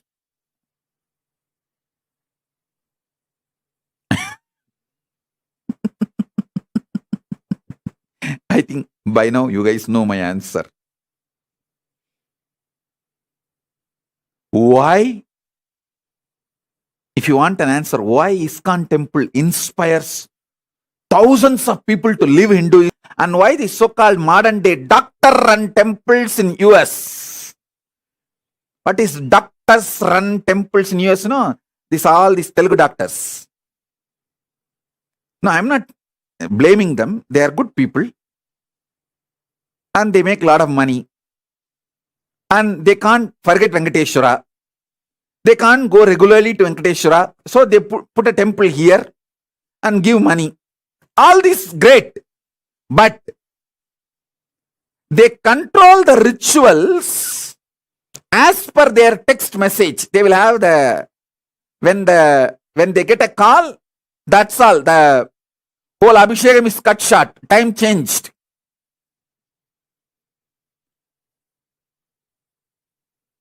Priority is given to everything other than God. It's not actually when Venkateshwara should have Abhishekam. Ramanuja has decided already. You can't decide based on the medical emergency calls you get. If you are not able to attend, okay, go and attend your hospital, nothing wrong. But don't try to interfere with the rituals. Why these Hindu doctor-run temples are not able to inspire even their next generation to follow Hinduism? And why the ISKCON temple is able to inspire millions, not just born Hindus, even the people who are born outside Hinduism, why they are all Hinduism? Because they are not neo-Hindus. ISKCON is not neo-Hindus, they are traditional Hindus. They are reviving traditional Hinduism.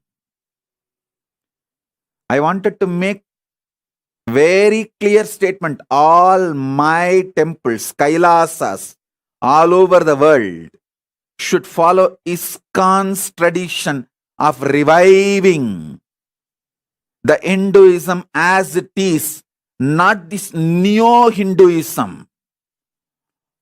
And all the shit this NRI run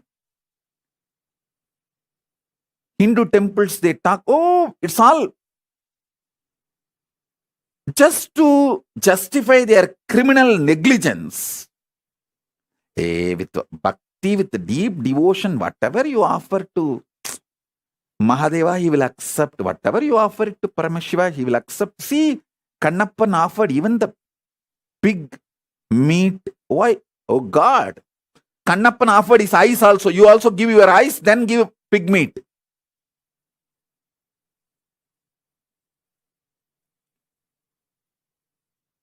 Don't try to use Kannappar for your violation of the Agamas.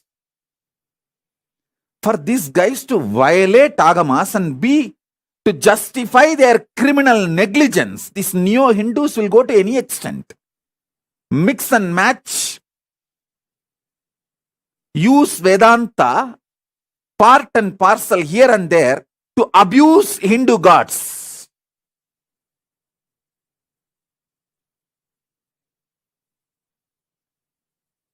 I want all my temples, Kailasas, all over the world.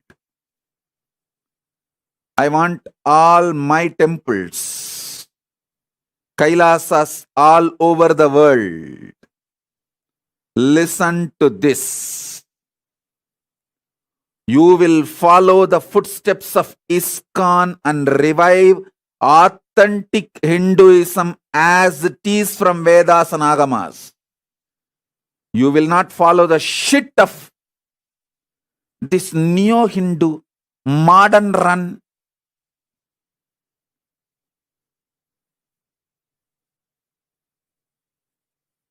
hodgepodge, criminally negligent organizations. I'm making it very clear. See, I don't have a problem in NRIs running. They run that Indian centers and all that. They enjoy. Even next to our San Jose temple, there is an Indian center. Great. That's like a social organization.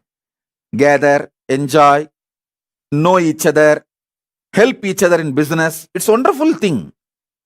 I liked that very concept. When you help each other in business and you get to know the families, making new friends. It's so beautiful. That Indian centers, great. But temples are temples. The temple science is different. Don't try to make the temples as community centers. Temples are the place where Paramashiva directly lands from Kailasa and lives as Archavatara. Lives as Archavatara. Listen. Listen. Temples are place where God lives. Hindu temples are not Hindu religious organizations. It is the place where God lives. That's why when sometimes people say, oh, I'll be directly connected to Swamiji, but I don't want to go to temple and volunteer. I tell them, no. I live in temple. You serving the deities is directly serving me. Bhakti should be deity-based, not mental-based. Mental fellows. Bhakti should be deity-based.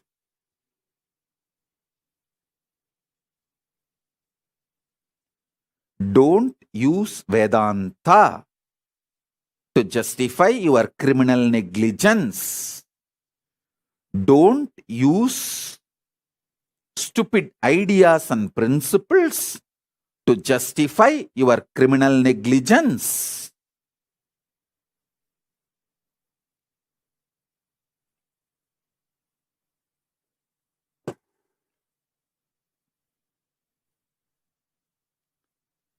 Spend little time. Understand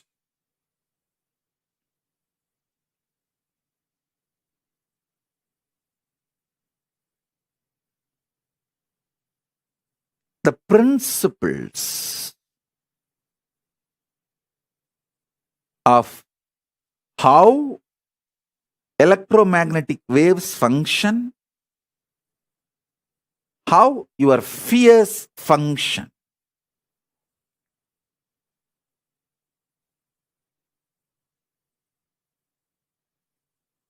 you will have so many clicks, revelations.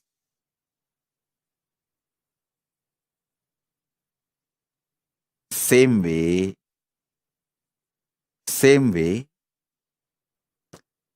understand all the principles related to quantum physics and soft nuclear power.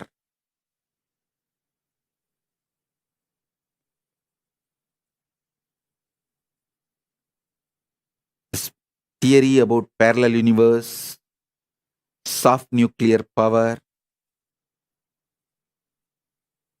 or weak nuclear force, quantum universe, theories about atomic powers, energy, everything human mind has decoded is only to the level of weak nuclear force. Study that and see how a powerful cognition in you in the macrocosmic level.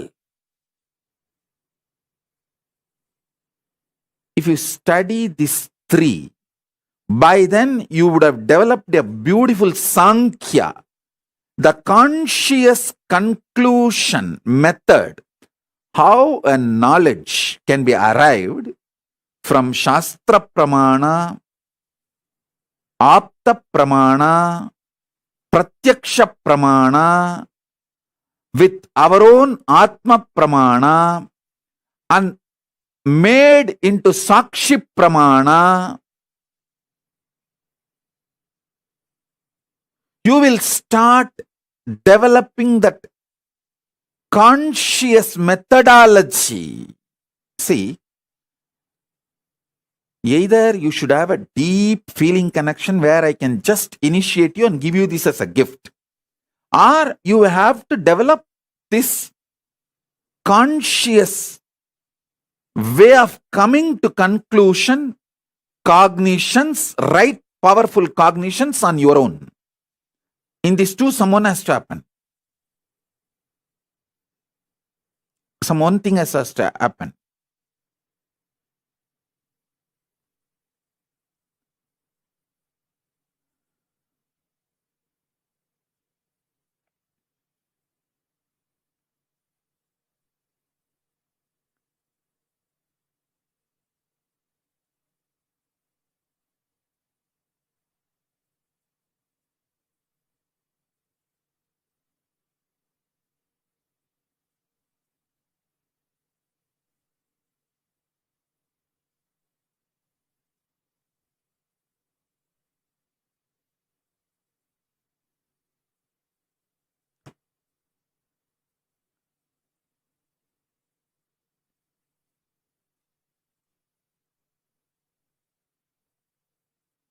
Each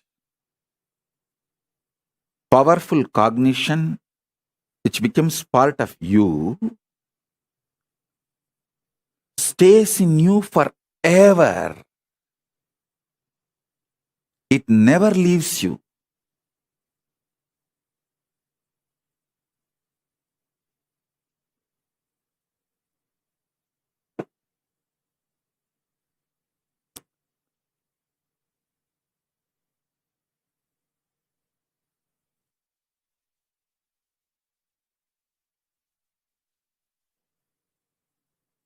Annamalai Swamigal very beautifully told me once, I think he's from a Brahmin family, he's born and brought up, maybe, I do not know exactly, but the way he talks is that elite, highly spiritually evolved, and that family background,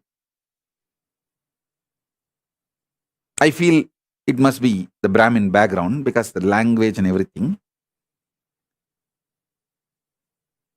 Once I asked him, Swamiji, will this enlightenment experience leave? He just patted on my back and said, "Hey, தொட்டு காட்டினது சுட்டு போட்டாலும் போவாதடா, போடா போடா." I'll translate in English. He says, once that touched you and shown as a revelation, even if you are burnt, it will not leave you. தொட்டு காட்டினது சுட்டு போட்டாலும் போகாது, போடா போடா.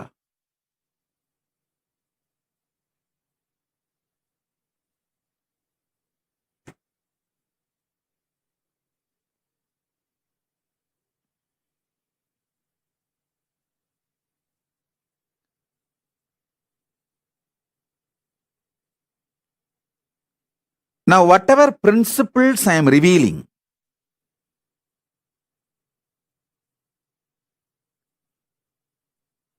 take this and do little homework. Enough we wasted our time in criminal negligence,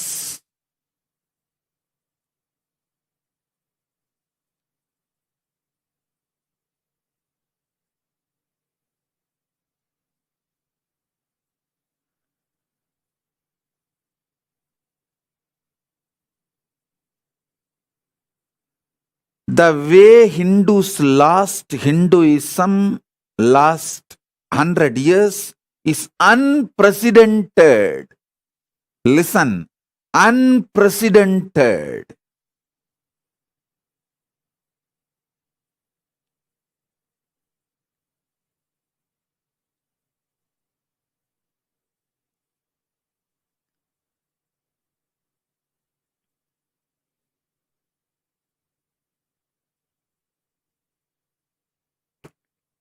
I sincerely feel it is time to stop the erosion and revive the original Hindu principles as per Vedas and Agamas.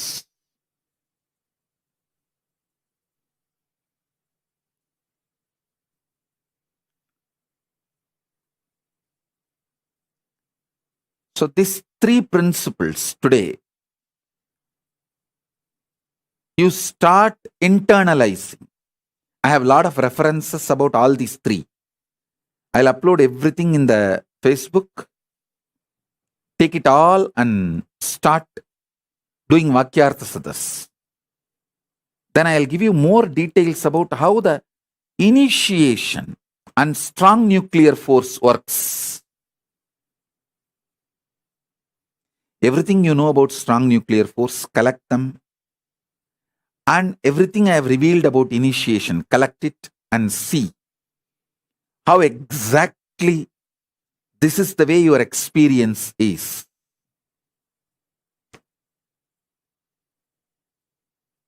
Then you will understand what I mean by the word conscious reality. How the conscious reality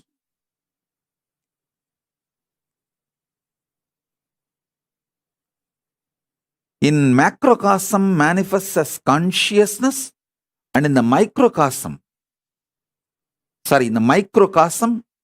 manifests as consciousness, and in the macrocosm as Paramashiva.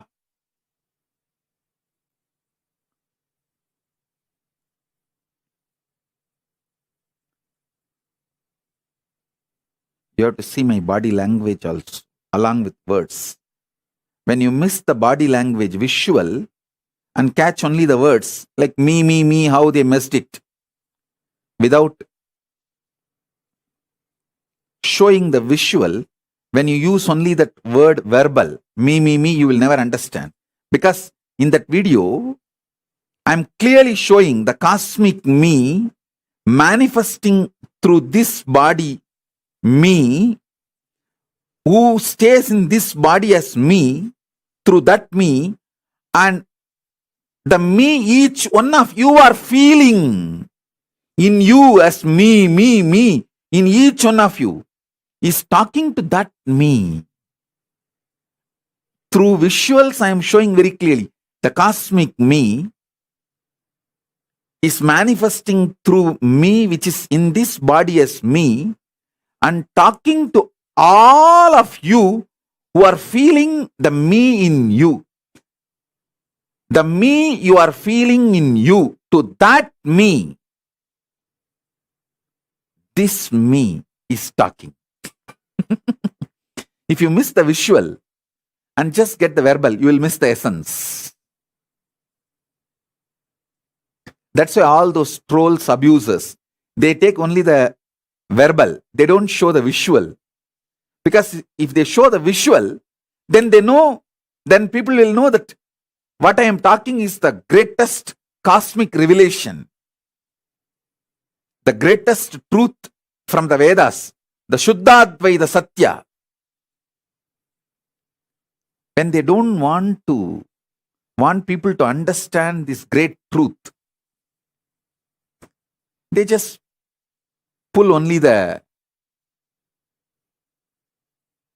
verbal and words, and that also they distort it and cut and paste and misuse, abuse. Anyhow, forget about them.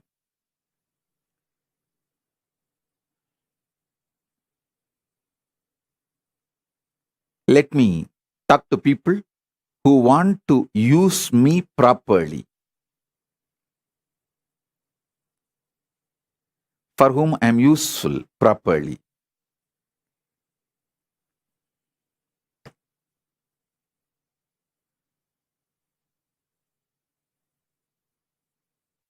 Fifth force,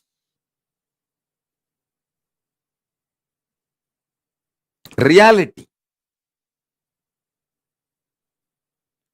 It's actually like a awakening, sudden awakening. Yes, hey, the reality is Paramashiva. Anyone awakens to this truth, understands the larger life. Life is not this just 100 years you carry in your body. Life is not longevity. Longevity is not life. Be very clear.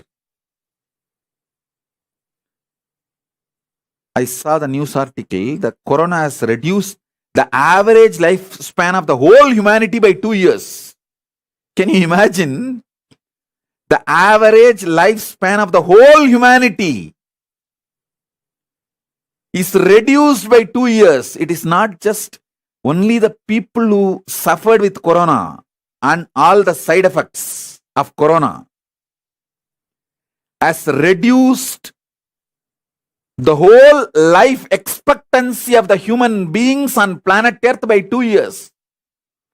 Oh God, can you imagine? I was shocked when I read that. But the report is very authentic by the people who are doing sincere work, who have data, information, facts, and came to conclusion in a very scientific method, in a very systematic way.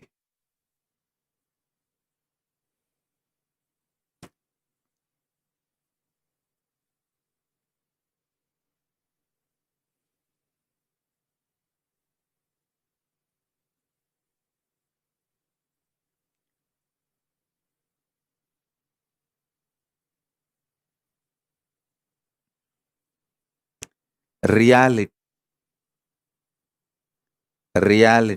listen. Reality is beyond deep sleep,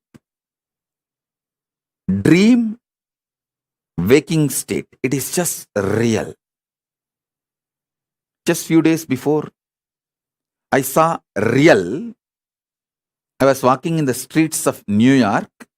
Somebody told me this is the street Prabhupada used to do kirtan, and he used to walk in the streets and do kirtan. I immediately bent and touched that road and bowed down and put that dust on my head. I saw it is reality. So I know very soon I'll be visiting New York, especially that same street I'll be walking and touching the road in which Prabhupada used to walk and have kirtan.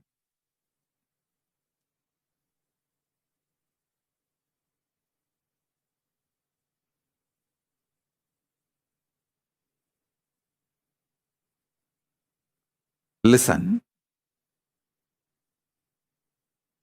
Reality is not deep sleep, dream state, waking state. It's beyond these three. I can say all these three are included in reality, but all these three does not complete reality. See, you can't say just a deep sleep, dream, and waking state, all these three put together as reality. But in reality, these three are included.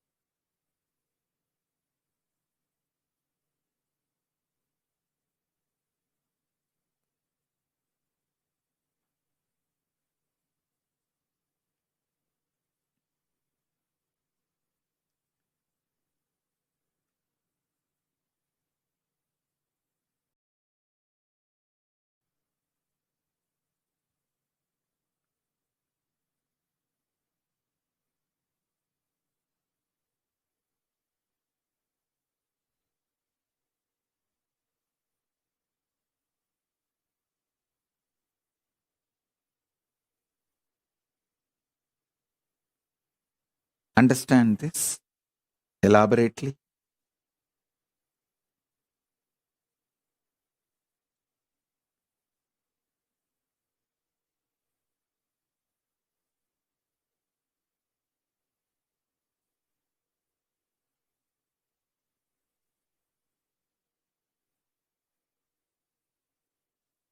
If you walk through the Sankhya, the conscious cognition process, that's the exact translation I will provide for the word Sankhya. Sankhya is not mind building method, it is conscious cognition building method, conscious cognition conclusions building method.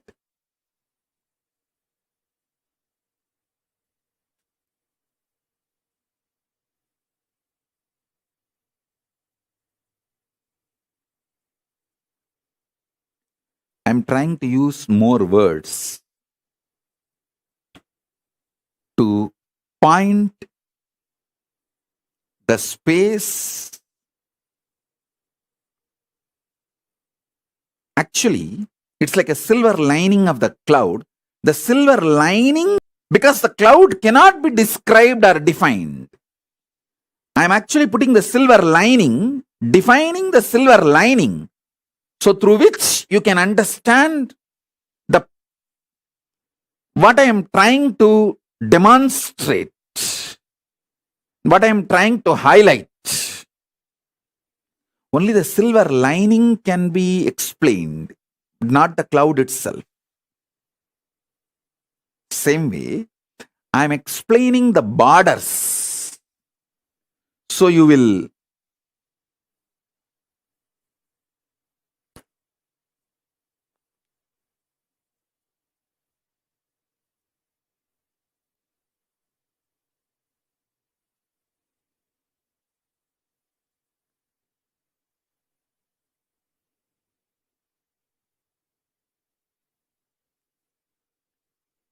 understand what I am trying to explain.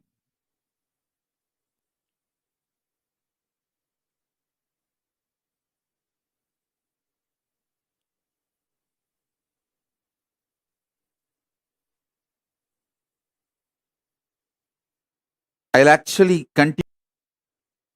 your questions live. I'm seeing questions from Facebook, YouTube, Twitter, WhatsApp, Instagram, everywhere. The live questions. Ma Nitya Priya Premananda is asking, I sometimes have dreams about you. How to know if this is a dream or reality? Listen. This answer is for all of you. Listen. When you remember the dream back, do two things. Try to remember whether it was color dream or black and white. If you feel you are able to remember the colors of the dream, it's a vision. Second, try to remember what is the smell you felt at the time in the dream. If you are able to remember the smell, relive, re-experience the smell of me which you saw in the dream, which you experienced in the dream. Be very clear, it's my darshan. I have come to you. It's straight darshan. It's not dream. It's darshan. Because only through breath, you, me, Paramashiva, all of us are connected. Listen, the breathing, the prana which is going inside your body and coming out, and the prana which is going inside my body and coming out, is directly connected to the prana which is going into the Paramashiva's Divya Sarira and coming out.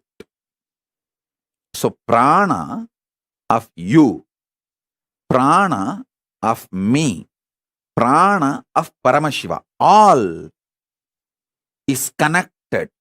Like Sutre Manigana Iva, Krishna says in Gita, how in the pearl mala, necklace, the thread, center thread connects all the pearls, like this mala. Paramashiva, this Rudraksha, pearl, everything is connected by one center thread. Same way, the prana in you, the prana movement, the breathing happening in you, and the prana movement in me, breathing happening, inhaling and exhaling, and prana movement in Paramashiva, all three are directly connected. All three are one and the same. So, if you can remember, re-smell the smell you felt in the dream when I visited you, then be very clear, it's a darshan, not just dream. So this too is the scale. Try to see whether the dream you are able to recollect in multicolor, was that in color or black and white? Are you able to remember that smell or not? That's all.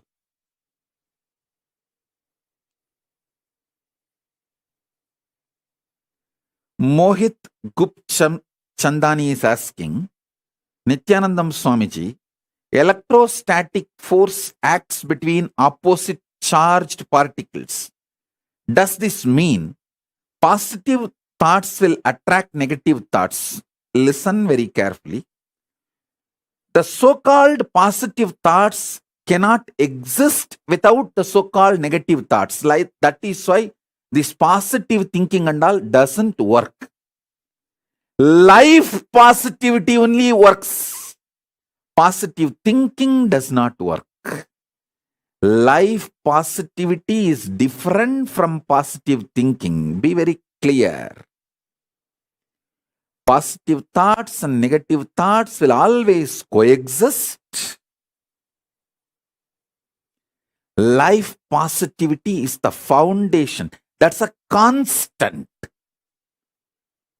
If you study the electromagnetic forces laws, electrostatic forces laws, all the principles, the constant is life positivity.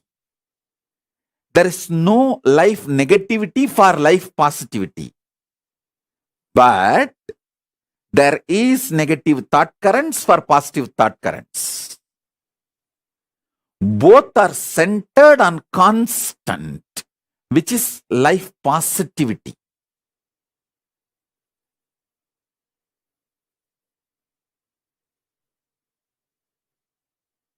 So please,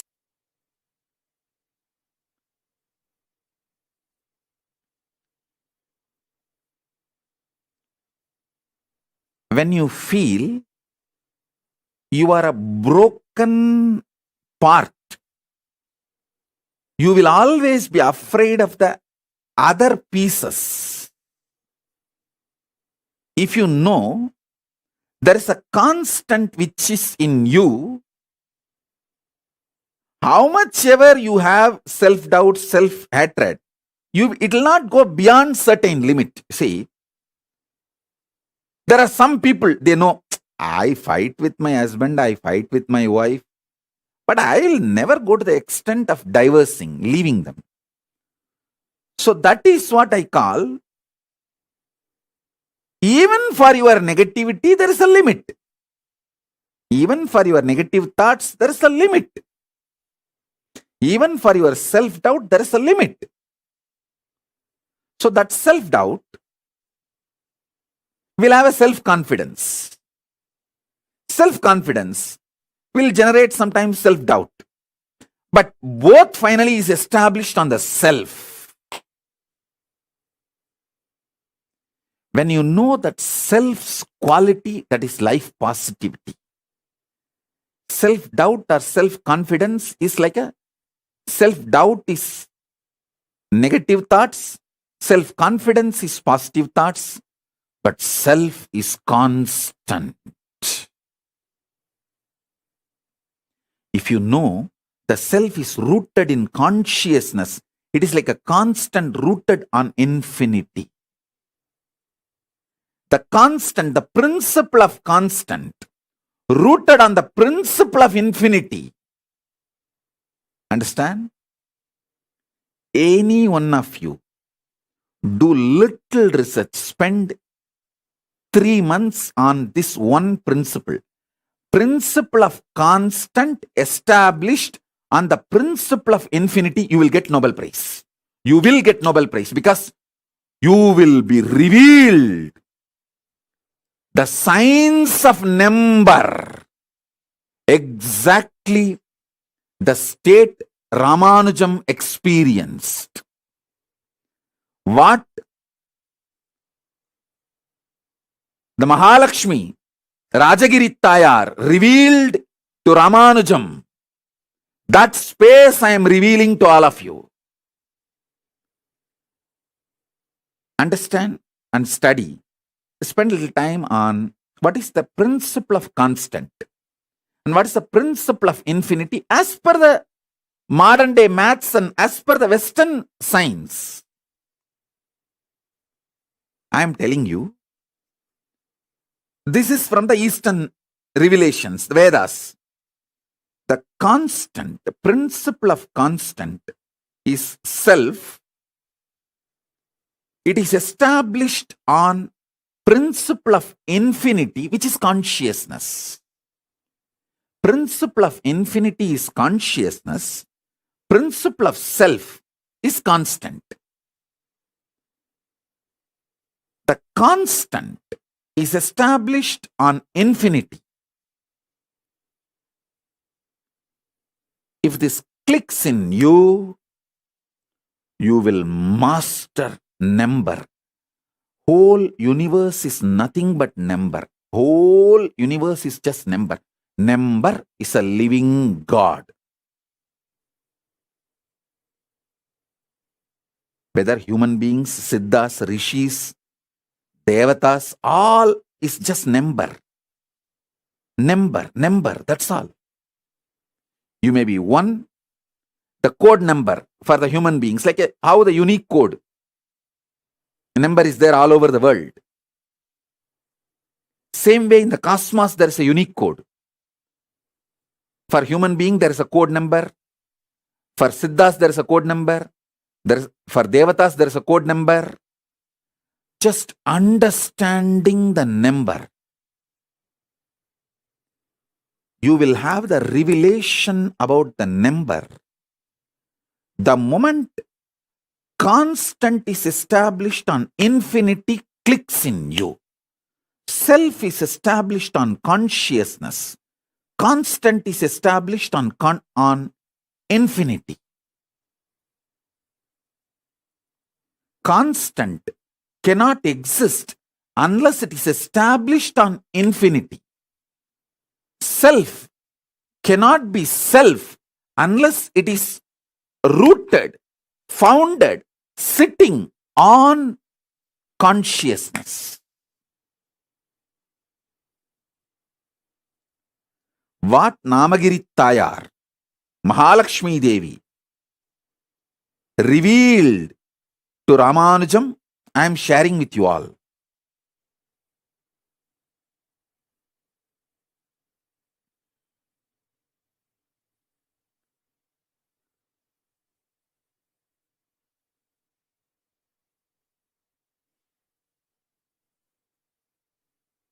Sri Shivanyana Swarupananda is asking, how does Shraddha relate to someone who has performed Maheshwara Puja for themselves?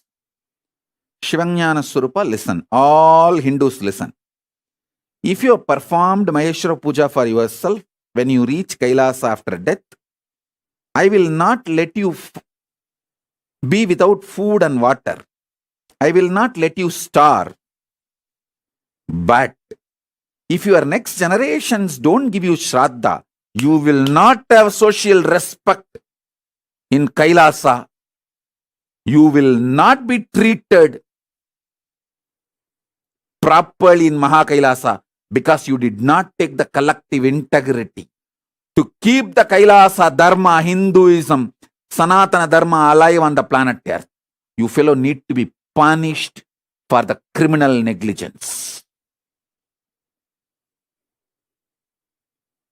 Take responsibility for your next generation to keep practicing Sanatana Hindu Dharma.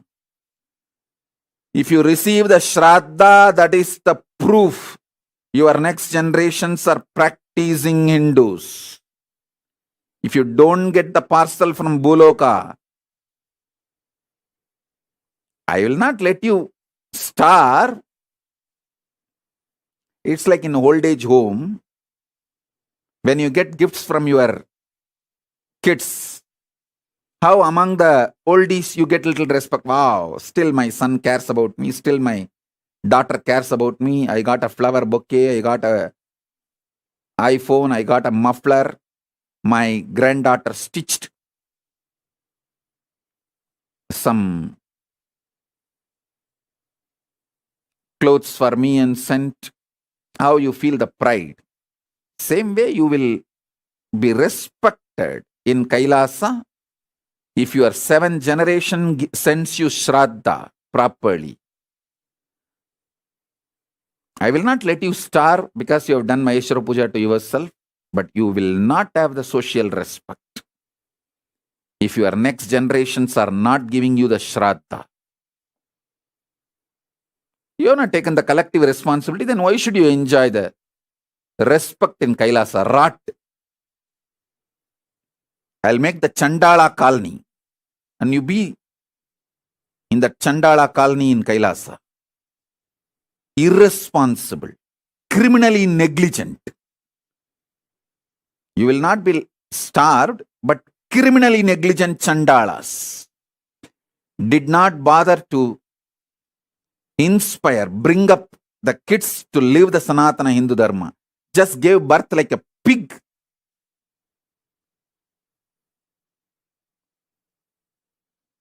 Used the other body for sexual pleasure and gave birth, but did not take the responsibility to transmit this great cosmic science and bring them up, dumped them.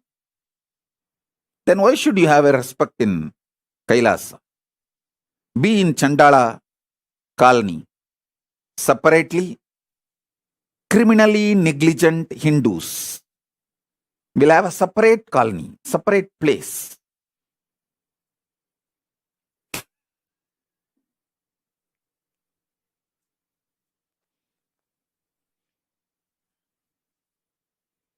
Deepa Satish is asking, Swamiji, if a person did not marry and did not take sannyasa, then how to get shraddha? Just rot.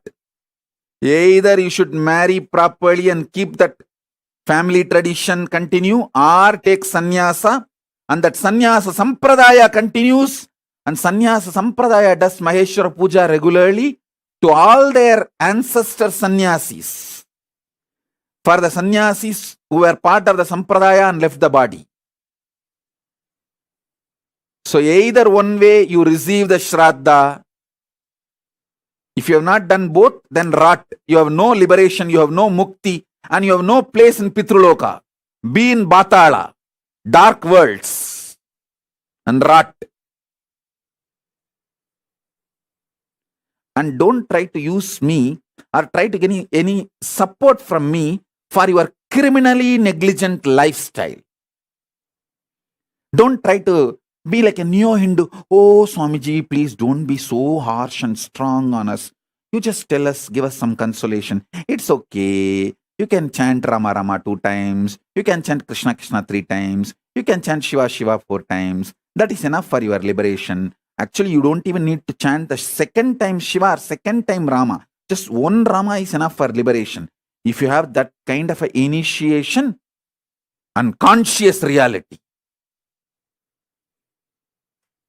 And when you don't have that conscious reality and initiation, don't try to use those statements to justify your criminal negligence. The shitty neo-Hindus using all the great Vedantic principles to justify their criminal intelligence and trying to teach me Hinduism.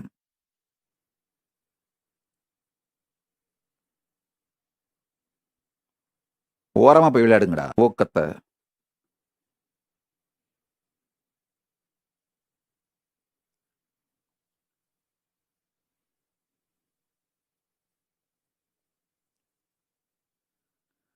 Kela Browserd is asking, what if you don't have a children and you are the only Hindu in your family? Either get married and have children, bring them up as proper practicing Hindus, or take sannyas. So that sannyasa sampradaya gives you the Maheshwara puja. Forever. It's your responsibility you do any one of this.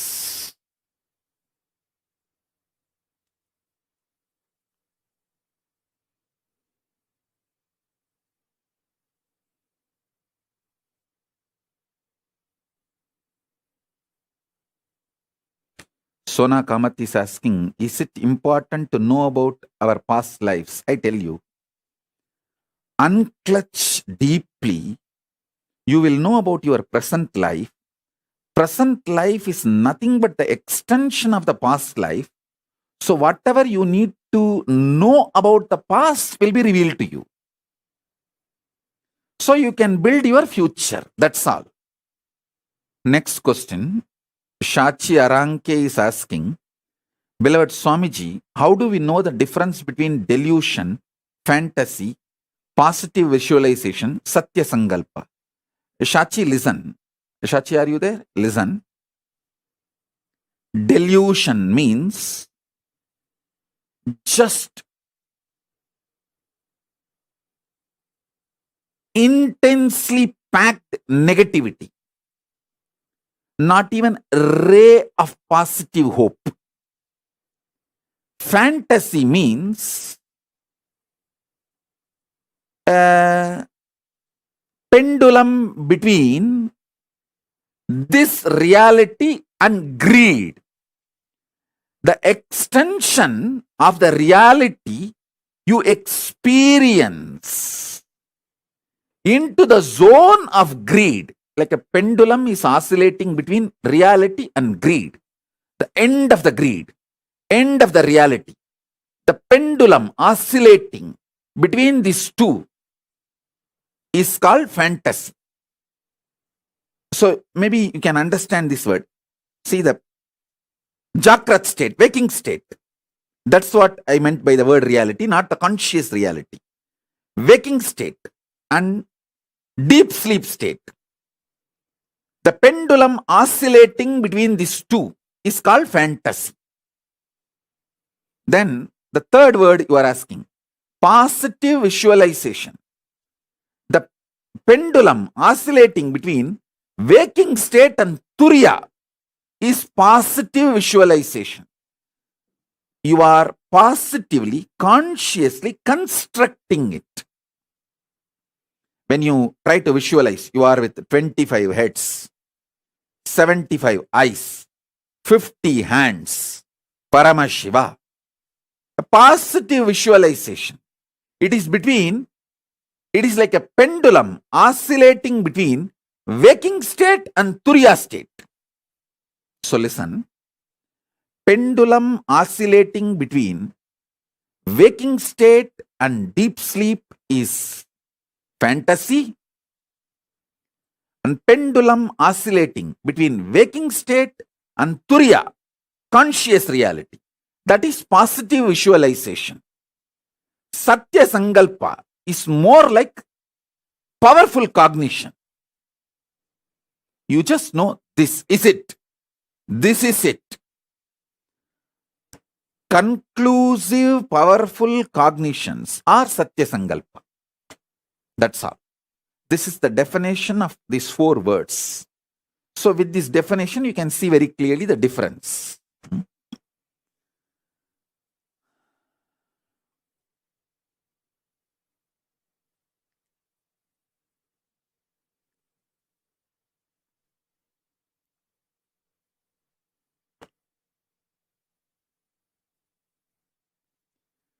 Mohit Gupchandani is asking, Swamiji, weak nuclear force is able to change the charges of particles via beta decay. Same way, when we meditate on powerful cognition, our thought current also changes immediately. Mohit Gupchandani, listen. When you actually unclutch not just your thought currents, your liver, your kidney, your intestine, the very elasticity and plasticity of your brain changes. Listen, youth means whose brain still retains the elasticity and plasticity for the new, exciting, enlightening life, intense life. Youth has nothing to do with based on your date of birth, year of birth. Youth means whose brain is plastic enough, elastic enough to manifest the grooves, to radiate enlightenment, excitement, intensity, joy, life positivity is youth. So when you unclutch, sit in unclutching, your liver changes, your intestine balances, the elasticity and plasticity of the brain, the ability of your brain to develop the new grooves changes. It's no more a dead, frozen stone. It's a living clay in which the new grooves can be formed.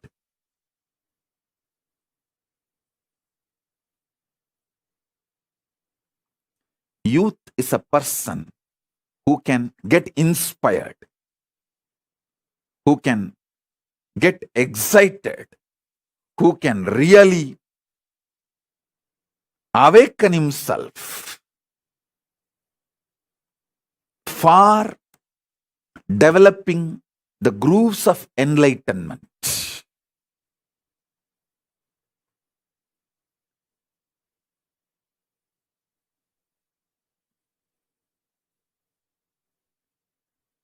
Saranya is asking, Swamiji, as a mother, what can I give the best for my kid? give e-Gurukul. Don't come back and try to tell me and negotiate me. Oh, my husband doesn't agree. My dad doesn't agree. My father's granddaughter's cousins, Machan, is angry with you and he doesn't accept you. Don't come back to me with all these shitty stories. This is the best you can give for your kid. If you can give, give. Otherwise, do what you want. Get ready for your Bangladeshi neighbors to come and enjoy your daughters.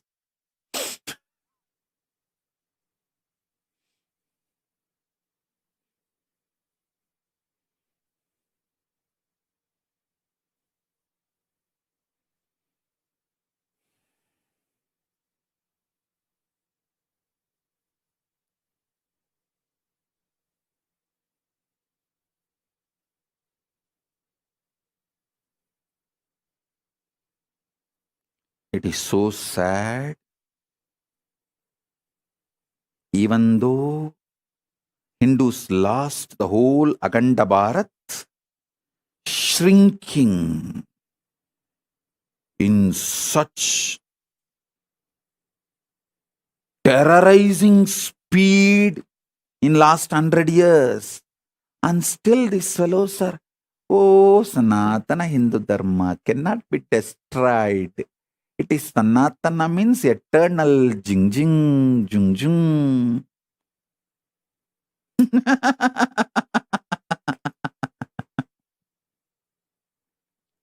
And they are trying to console me.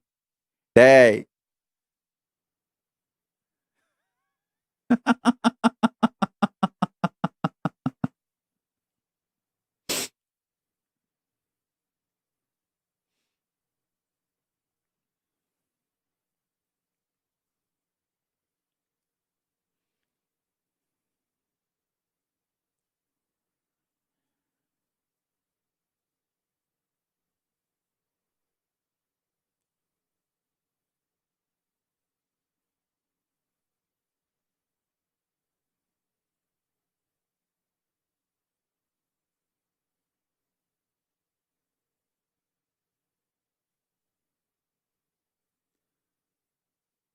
Shalini Viswanathan is asking, can girls give Pinda Darpana for parents and ancestors? Agama very clearly says girls have to give, not can girls give. I do not know about how this idea girls cannot do Shraddha or last rites got into the so-called Neo-Hinduism. There is enough agamic reference. Even the other day, Ma Achala and Pranapriya pulled out. I have a clear Shastra Pramana. Daughters, wife, sisters, girls, women can do last rites as per Agama. I'll upload that Shastra Pramana. I'll tell Ma Pranapriya and Achala to upload that Shastra Pramana. It is available. So be very clear. Can do even the last rites like a cremation or keeping samadhi, all these last rites, and can give Pinda Darpana, Shraddha, should give. And how these neo-Hindus have started believing this shit, should not do last rites or women should not do Shraddha and Pinda. I don't know how this has happened. But original Agama says very clearly. We have Agama Pramana, Shastra Pramana. Women can do last rites and should do Pindadarpana and Shraddha for ancestors and parents. These neo-Hindu intellectuals destroy the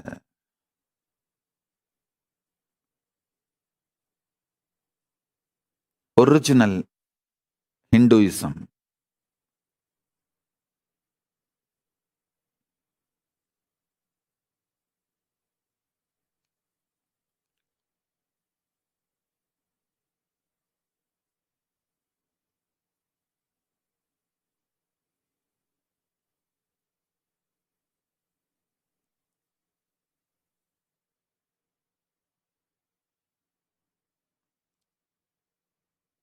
नेत्रधर हर नित्यानंद शक्ति प्रदायक नित्यानंद जय जय जय जय Nityanand Kim Ki Lee is asking, Swamiji, what exactly do you mean when you say to someone that you will remove their karmas? I just remove their karmas, that's all. Their past activities and the bad, negative sins they collected, the pain they created in others, comes on them as the karma. I just burn them away, that's all. All the effects of their past is burnt away. They are freed from the past and the influence of the past and sufferings of the past. That's all. Sharmila Rajendran, how to convert the fear energy to my advantage in everyday life? Simply decide to unclutch. Ferocious, arrogantly unclutch. You see how arrogantly you fight with your spouse, husband. How you don't give up. Same way, just don't give up to your fear. That's all. Treat your fear as your spouse. That's it. How you sit and plan even when he or she is not there. What all arguments you should throw when he comes back, when she comes back.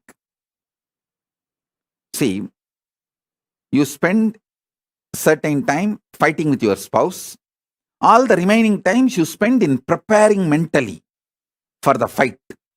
Same way, don't give up. Don't bend in front of your fear. That's all.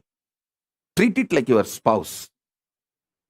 You will suddenly see the fear disappears and it loses power over you. That's it.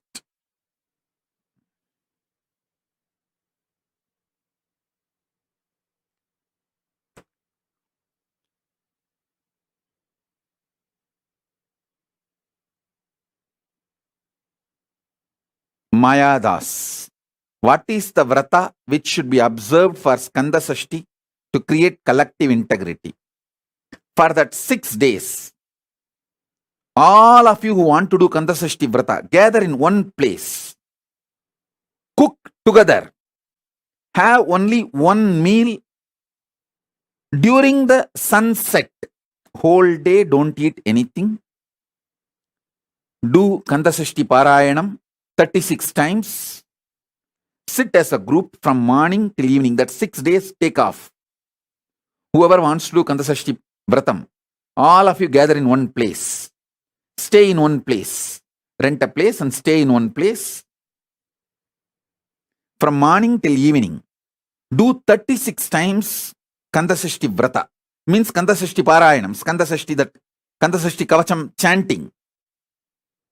And evening, before the sunset, have only one meal. All of you cook together, work together, cook, offer it to Subramanya, and eat before going to bed. Late night, do Rudrabhishekam. Listen, in Hindu tradition, in Agamas, doing Rudrabhishekam to Subramanya is tradition. Night is the time the third eye of the Paramashiva opened up for the Subramanya to manifest. So night time, do Rudrabhishekam. After the sunset, do the Rudrabhishekam to Subramanya.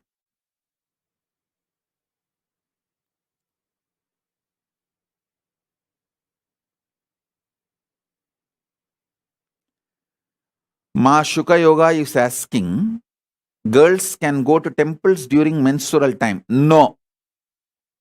Any temple gives as a rule in their patadi. See the prana pratishta, whoever has done the prana pratishta of the deity, they make the patadi. If that temple's patadi does not allow women during the periods 3 days to come into the temple, you should not go. And if you ask me, I will tell not only you should not go to temple, even inside the home, you should isolate yourself. You can go to your personal puja room, like a Atmartha puja, you can do. You should do Atmartha Puja. That is okay. But you can't go to the place where Parartha Puja happens. If that Pattadis ban you entering, so you should follow the Pattadi of those temples. In the house also, you should take rest, should not do anything other than just isolating yourself, and people should serve you for the 3 days.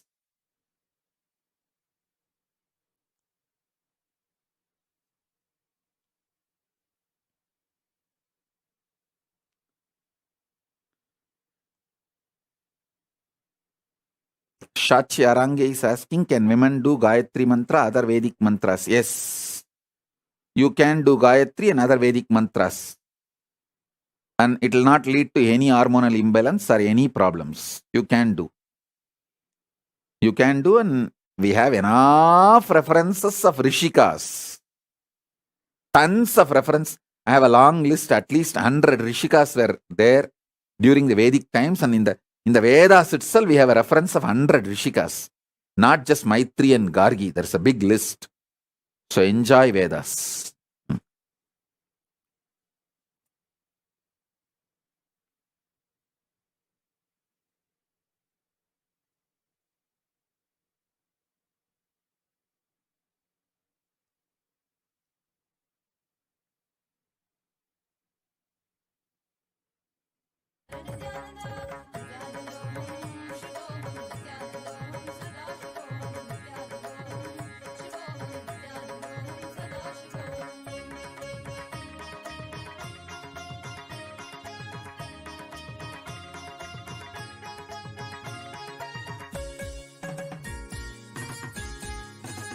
Saranya Tatpurusha Shivashakti is asking, give me spiritual name.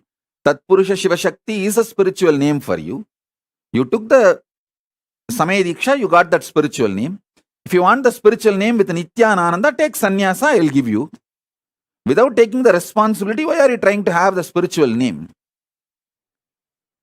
If you say, oh, I can't take a sannyasa, then just be happy with the spiritual name you got with the Samaya Diksha. That's all. Samaya Diksha people, be happy with the Samaya Diksha spiritual name. If you want a spiritual name with Nithyananda, come and become Adi